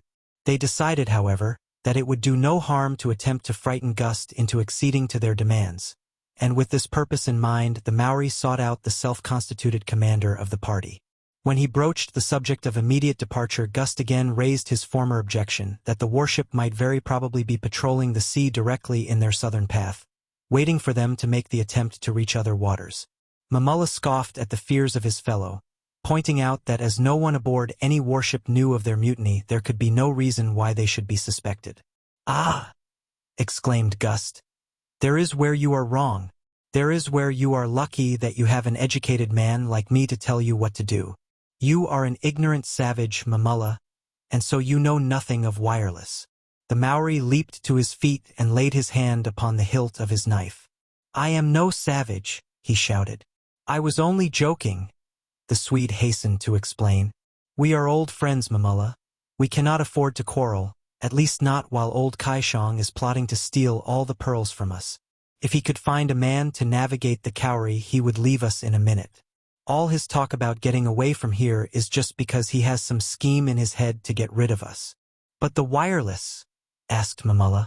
"What has the wireless to do with our remaining here?" "Oh yes," replied Gust, scratching his head. He was wondering if the Maori were really so ignorant as to believe the preposterous lie he was about to unload upon him. "Oh yes, you see, every warship is equipped with what they call a wireless apparatus. It lets them talk to other ships hundreds of miles away, and it lets them listen to all that is said on these other ships. Now, you see, when you fellows were shooting up the Cowrie, you did a whole lot of loud talking, and there isn't any doubt but that that warship was a line off south of us listening to it all. Of course, they might not have learned the name of the ship, but they heard enough to know that the crew of some ship was mutinying and killing her officers. So you see, they'll be waiting to search every ship they sight for a long time to come, and they may not be far away now." When he had ceased speaking, the Swede strove to assume an air of composure that his listener might not have his suspicions aroused as to the truth of the statements that had just been made. Mamulla sat for some time in silence, eyeing Gust. At last he rose. "You are a great liar," he said. "If you don't get us on our way by tomorrow, you'll never have another chance to lie. For I heard 2 of the men saying that they'd like to run a knife into you, and that if you kept them in this hole any longer they'd do it." "Go and ask Kai Shang if there is not a wireless," replied Gust. "He will tell you that there is such a thing and that vessels can talk to one another across hundreds of miles of water. Then say to the 2 men who wish to kill me that if they do so, they will never live to spend their share of the swag, for only I can get you safely to any port." So Mamulla went to Kai Shang and asked him if there was such an apparatus as a wireless by means of which ships could talk with each other at great distances, and Kaishang told him that there was.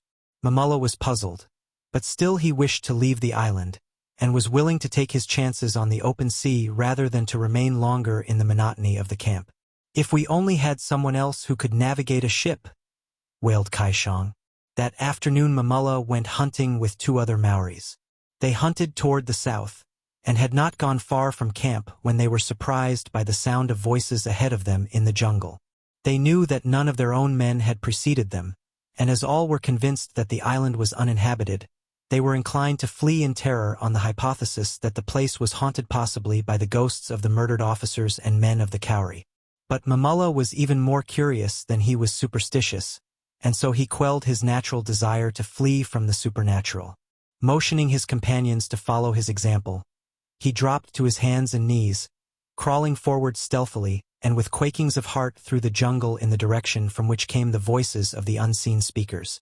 Presently, at the edge of a little clearing, he halted, and there he breathed a deep sigh of relief, for plainly before him he saw 2 flesh-and-blood men sitting upon a fallen log and talking earnestly together. One was Schneider, mate of the Kincaid, and the other was a seaman named Schmidt. "I think we can do it, Schmidt," Schneider was saying.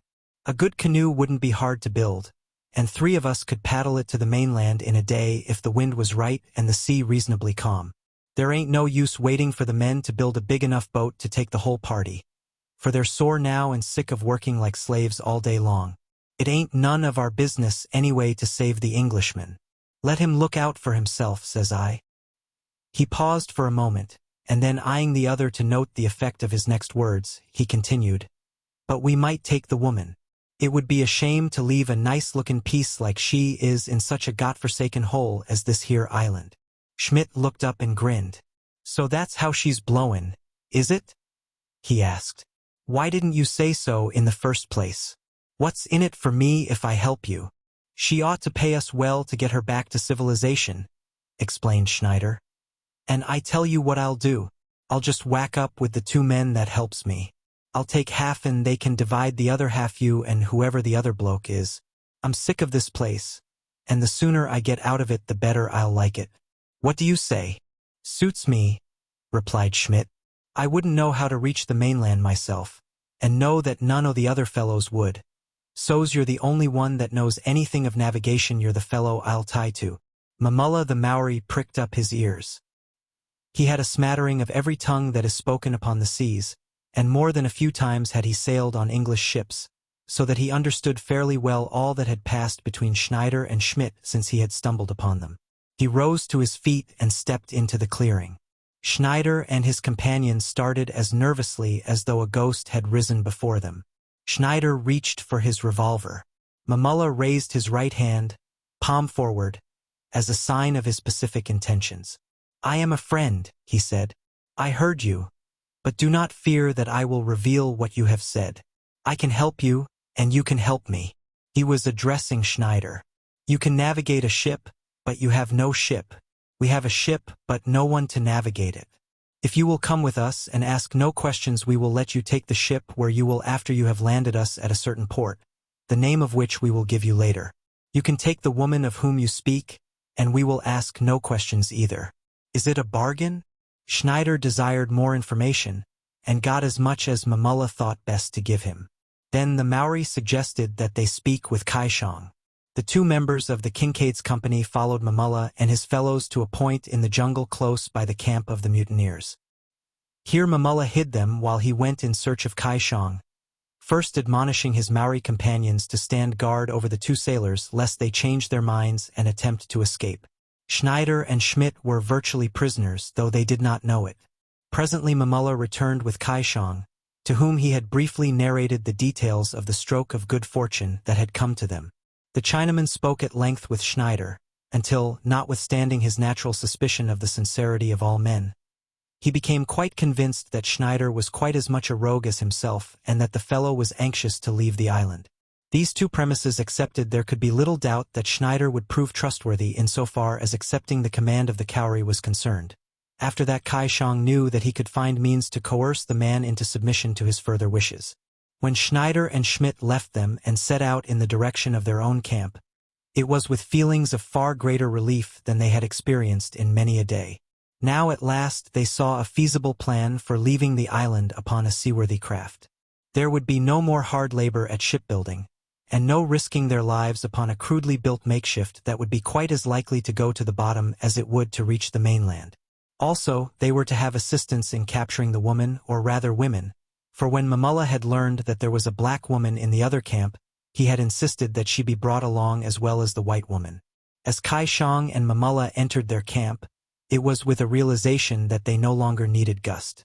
They marched straight to the tent in which they might expect to find him at that hour of the day, for though it would have been more comfortable for the entire party to remain aboard the ship, they had mutually decided that it would be safer for all concerned were they to pitch their camp ashore. Each knew that in the heart of the others was sufficient treachery to make it unsafe for any member of the party to go ashore, leaving the others in possession of the cowrie. So not more than 2 or 3 men at a time were ever permitted aboard the vessel unless all the balance of the company was there too. As the two crossed toward Gust's tent, the Maori felt the edge of his long knife with one grimy, callous thumb.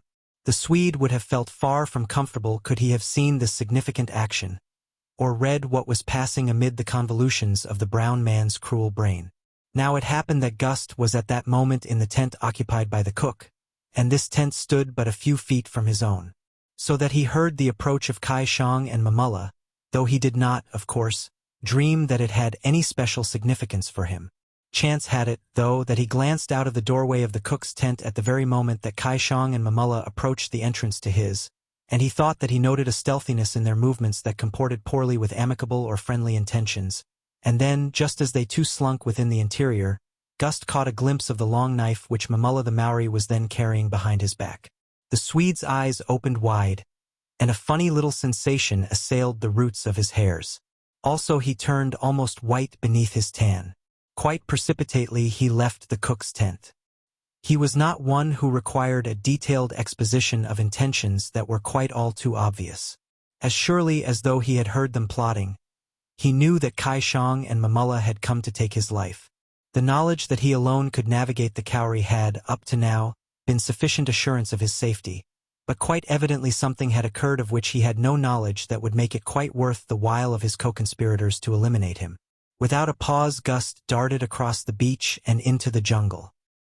He was afraid of the jungle. Uncanny noises that were indeed frightful came forth from its recesses, the tangled mazes of the mysterious country back of the beach. But if Gust was afraid of the jungle, he was far more afraid of Kai Shang and Mamulla. The dangers of the jungle were more or less problematical, while the danger that menaced him at the hands of his companions was a perfectly well-known quantity, which might be expressed in terms of a few inches of cold steel, or the coil of a light rope. He had seen Kai Shang garrote a man at Paisha in a dark alleyway back of Lu Kotai's place.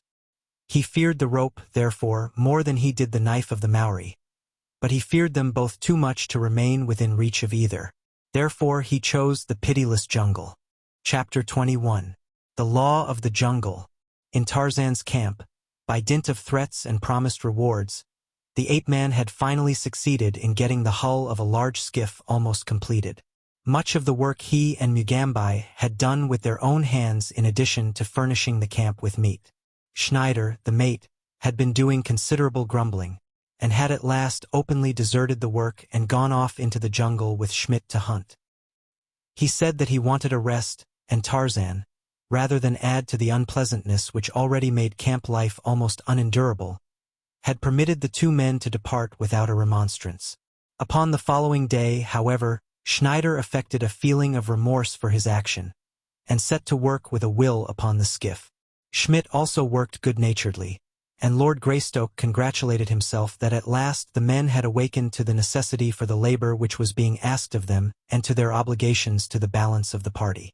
It was with a feeling of greater relief than he had experienced for many a day that he set out that noon to hunt deep in the jungle for a herd of small deer which Schneider reported that he and Schmidt had seen there the day before. The direction in which Schneider had reported seeing the deer was toward the southwest, and to that point the ape-man swung easily through the tangled verdure of the forest. And as he went there approached from the north a half-dozen ill-featured men, who went stealthily through the jungle as go men bent upon the commission of a wicked act. They thought that they traveled unseen, but behind them, almost from the moment they quitted their own camp, a tall man crept upon their trail.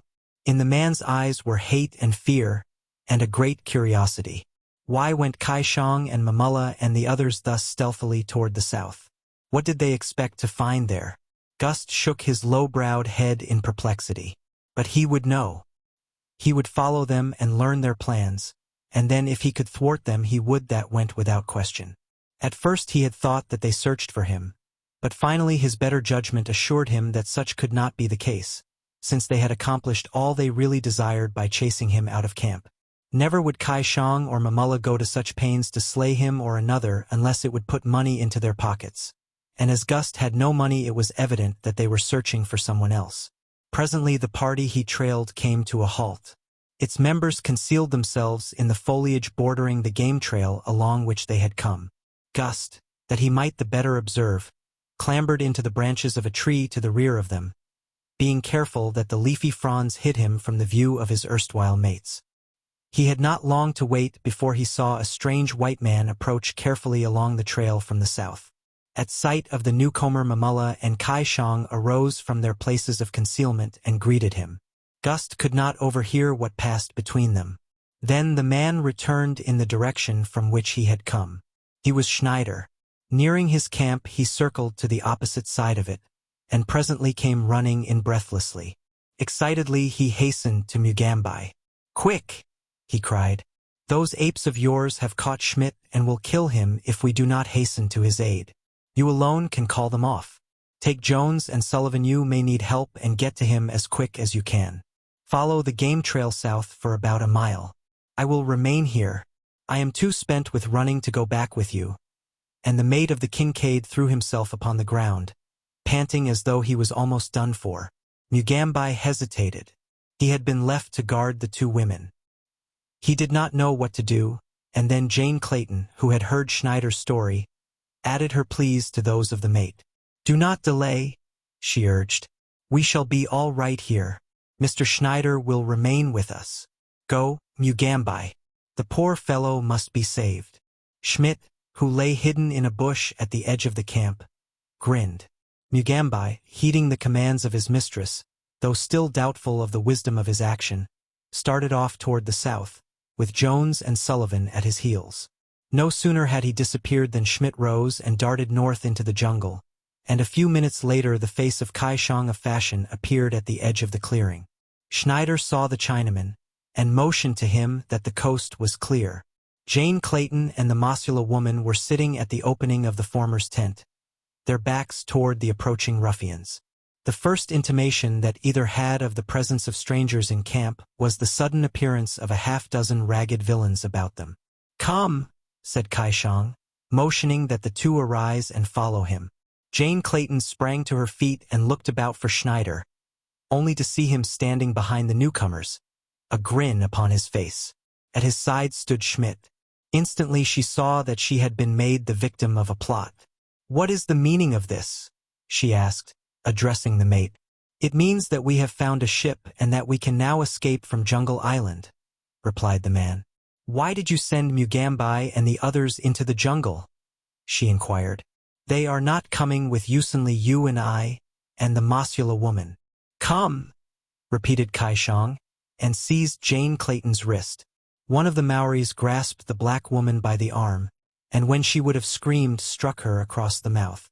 Mugambi raced through the jungle toward the south. Jones and Sullivan trailed far behind. For a mile he continued upon his way to the relief of Schmidt, but no signs saw he of the missing man or of any of the apes of Akut.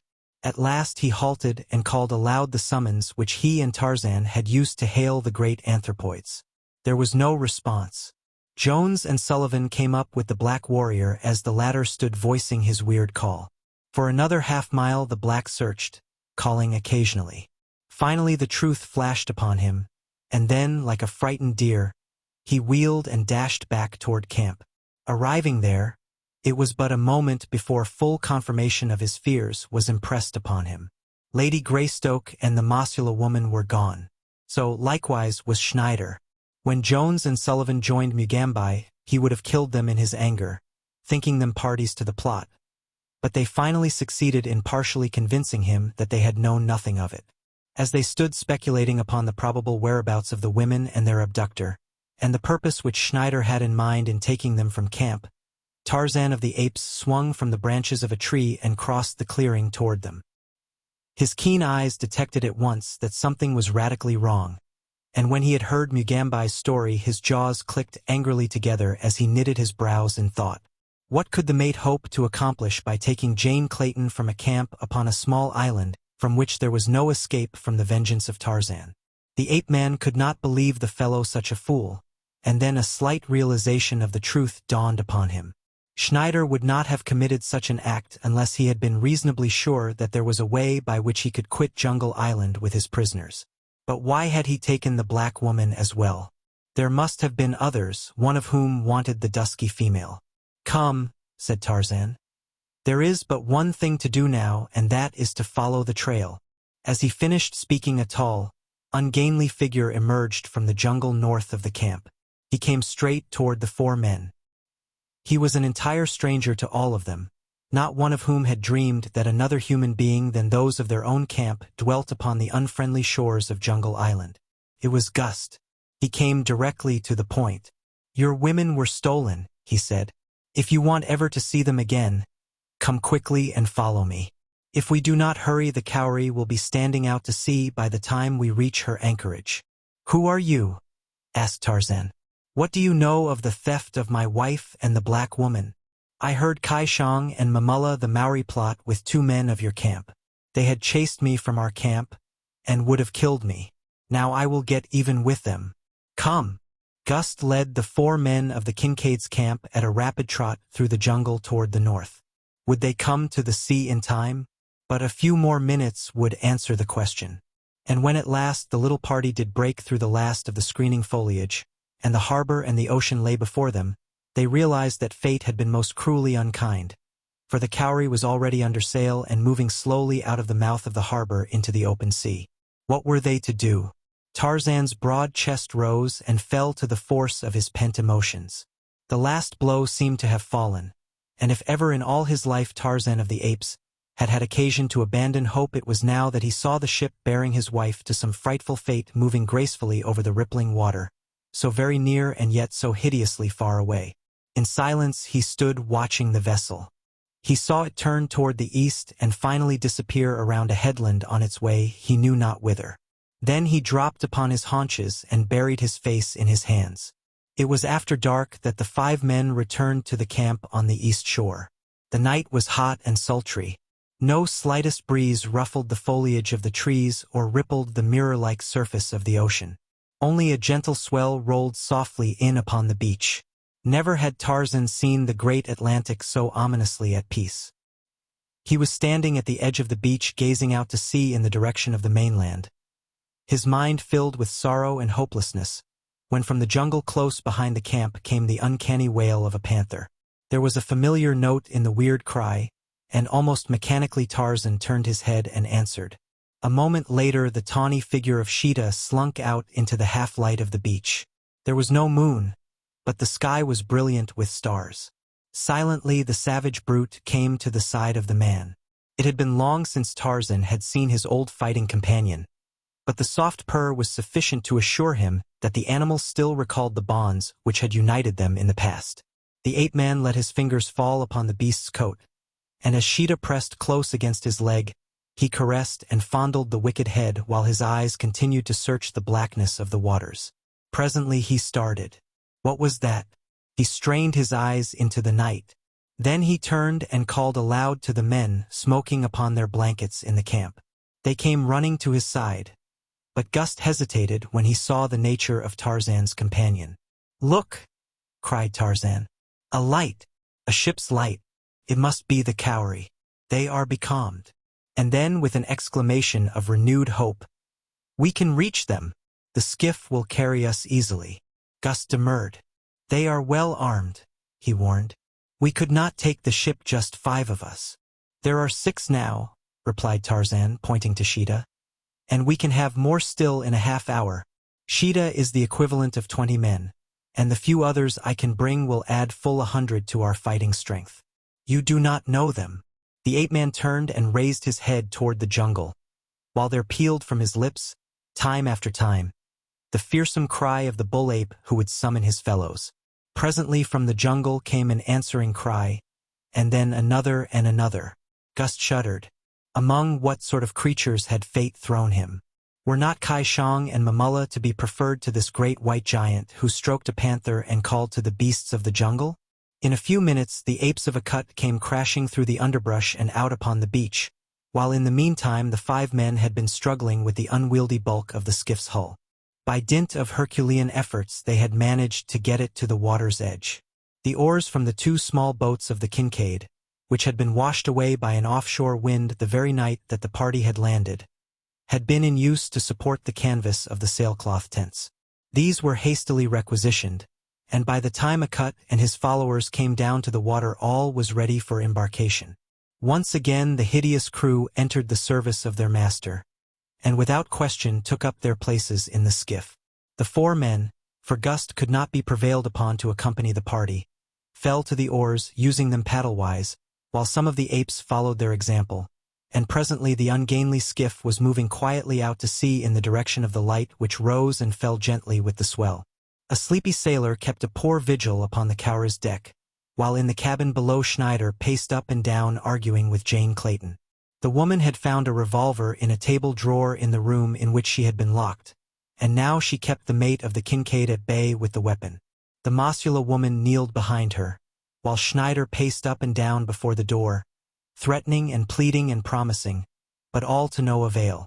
Presently from the deck above came a shout of warning and a shot. For an instant Jane Clayton relaxed her vigilance, and turned her eyes toward the cabin skylight. Simultaneously Schneider was upon her. The first intimation the watch had that there was another craft within 1,000 miles of the Cowrie came when he saw the head and shoulders of a man poked over the ship's side.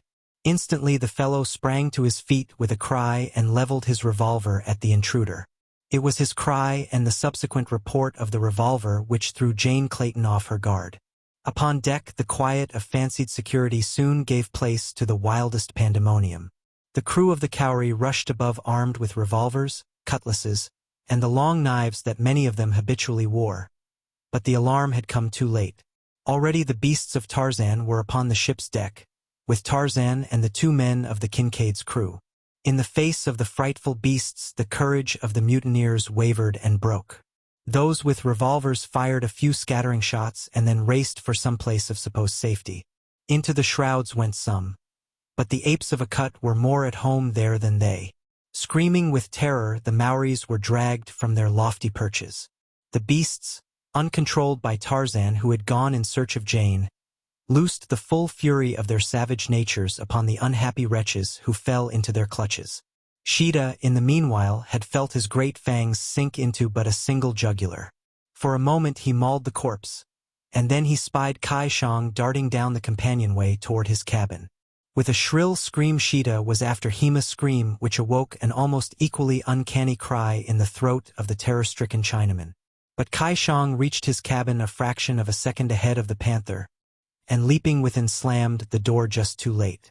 Sheeta's great body hurtled against it before the catch engaged, and a moment later Kai Shang was gibbering and shrieking in the back of an upper berth. Lightly Sheeta sprang after his victim, and presently the wicked days of Kai Shang of fashion were ended, and Sheeta was gorging himself upon tough and stringy flesh. A moment scarcely had elapsed after Schneider leaped upon Jane Clayton and wrenched the revolver from her hand, when the door of the cabin opened and a tall and half-naked white man stood framed within the portal. Silently he leaped across the cabin. Schneider felt sinewy fingers at his throat. He turned his head to see who had attacked him, and his eyes went wide when he saw the face of the ape-man close above his own. Grimly the fingers tightened upon the mate's throat. He tried to scream, to plead, but no sound came forth. His eyes protruded as he struggled for freedom, for breath, for life. Jane Clayton seized her husband's hands and tried to drag them from the throat of the dying man. But Tarzan only shook his head. "Not again," he said quietly. "Before have I permitted scoundrels to live, only to suffer and to have you suffer for my mercy. This time we shall make sure of one scoundrel sure that he will never again harm us or another." And with a sudden wrench he twisted the neck of the perfidious mate until there was a sharp crack, and the man's body lay limp and motionless in the ape-man's grasp. With a gesture of disgust, Tarzan tossed the corpse aside. Then he returned to the deck, followed by Jane and the Mosula woman. The battle there was over. Schmidt and Mamulla and 2 others alone remained alive of all the company of the Cowrie, for they had found sanctuary in the forecastle. The others had died horribly, and as they deserved, beneath the fangs and talons of the beasts of Tarzan. And in the morning the sun rose on a grisly sight upon the deck of the unhappy Cowrie. But this time the blood which stained her white planking was the blood of the guilty and not of the innocent. Tarzan brought forth the men who had hidden in the forecastle, and without promises of immunity from punishment forced them to help work the vessel. The only alternative was immediate death. A stiff breeze had risen with the sun, and with canvas spread the Cowrie set in toward Jungle Island, where a few hours later, Tarzan picked up Gust and bid farewell to Sheeta and the apes of Akut. For here he set the beasts ashore to pursue the wild and natural life they loved so well. Nor did they lose a moment's time in disappearing into the cool depths of their beloved jungle. That they knew that Tarzan was to leave them may be doubted, except possibly in the case of the more intelligent Akut, who alone of all the others remained upon the beach as the small boat drew away toward the schooner, carrying his savage lord and master from him. And as long as their eyes could span the distance, Jane and Tarzan, standing upon the deck, saw the lonely figure of the shaggy anthropoid motionless upon the surf-beaten sands of Jungle Island. It was 3 days later that the Cowrie fell in with HM sloop of war Shorewater, through whose wireless Lord Greystoke soon got in communication with London. Thus he learned that which filled his and his wife's heart with joy and thanksgiving: little Jack was safe at Lord Greystoke's townhouse. It was not until they reached London that they learned the details of the remarkable chain of circumstances that had preserved the infant unharmed.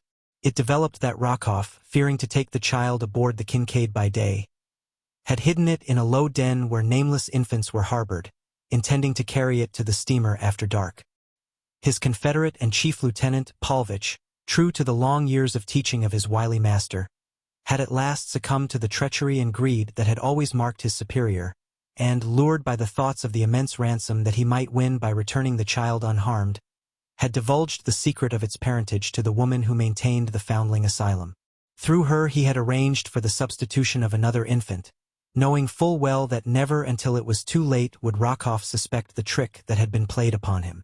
The woman had promised to keep the child until Paulvitch returned to England, but she, in turn, had been tempted to betray her trust by the lure of gold, and so had opened negotiations with Lord Greystoke's solicitors for the return of the child. Esmeralda, the old Negro nurse whose absence on a vacation in America at the time of the abduction of little Jack had been attributed by her as the cause of the calamity, had returned and positively identified the infant. The ransom had been paid, and within 10 days of the date of his kidnapping the future Lord Greystoke, none the worse for his experience, had been returned to his father's home. And so that last and greatest of Nicholas Rokoff's many rascalities had not only miserably miscarried through the treachery he had taught his only friend, but it had resulted in the archvillain's death, and given to Lord and Lady Greystoke a peace of mind that neither could ever have felt so long as the vital spark remained in the body of the Russian and his malign mind was free to formulate new atrocities against them. Rokoff was dead, and while the fate of Paulvitch was unknown, they had every reason to believe that he had succumbed to the dangers of the jungle where last they had seen him, the malicious tool of his master. And thus, in so far as they might know, they were to be freed forever from the menace of these two only enemies which Tarzan of the Apes ever had had occasion to fear, because they struck at him cowardly blows through those he loved. It was a happy family party that were reunited in Greystoke House the day that Lord Greystoke and his lady landed upon English soil from the deck of the Shorewater. Accompanying them were Mugambi and the Mosula woman, whom he had found in the bottom of the canoe that night upon the bank of the little tributary of the Ugambi. The woman had preferred to cling to her new lord and master rather than return to the marriage she had tried to escape.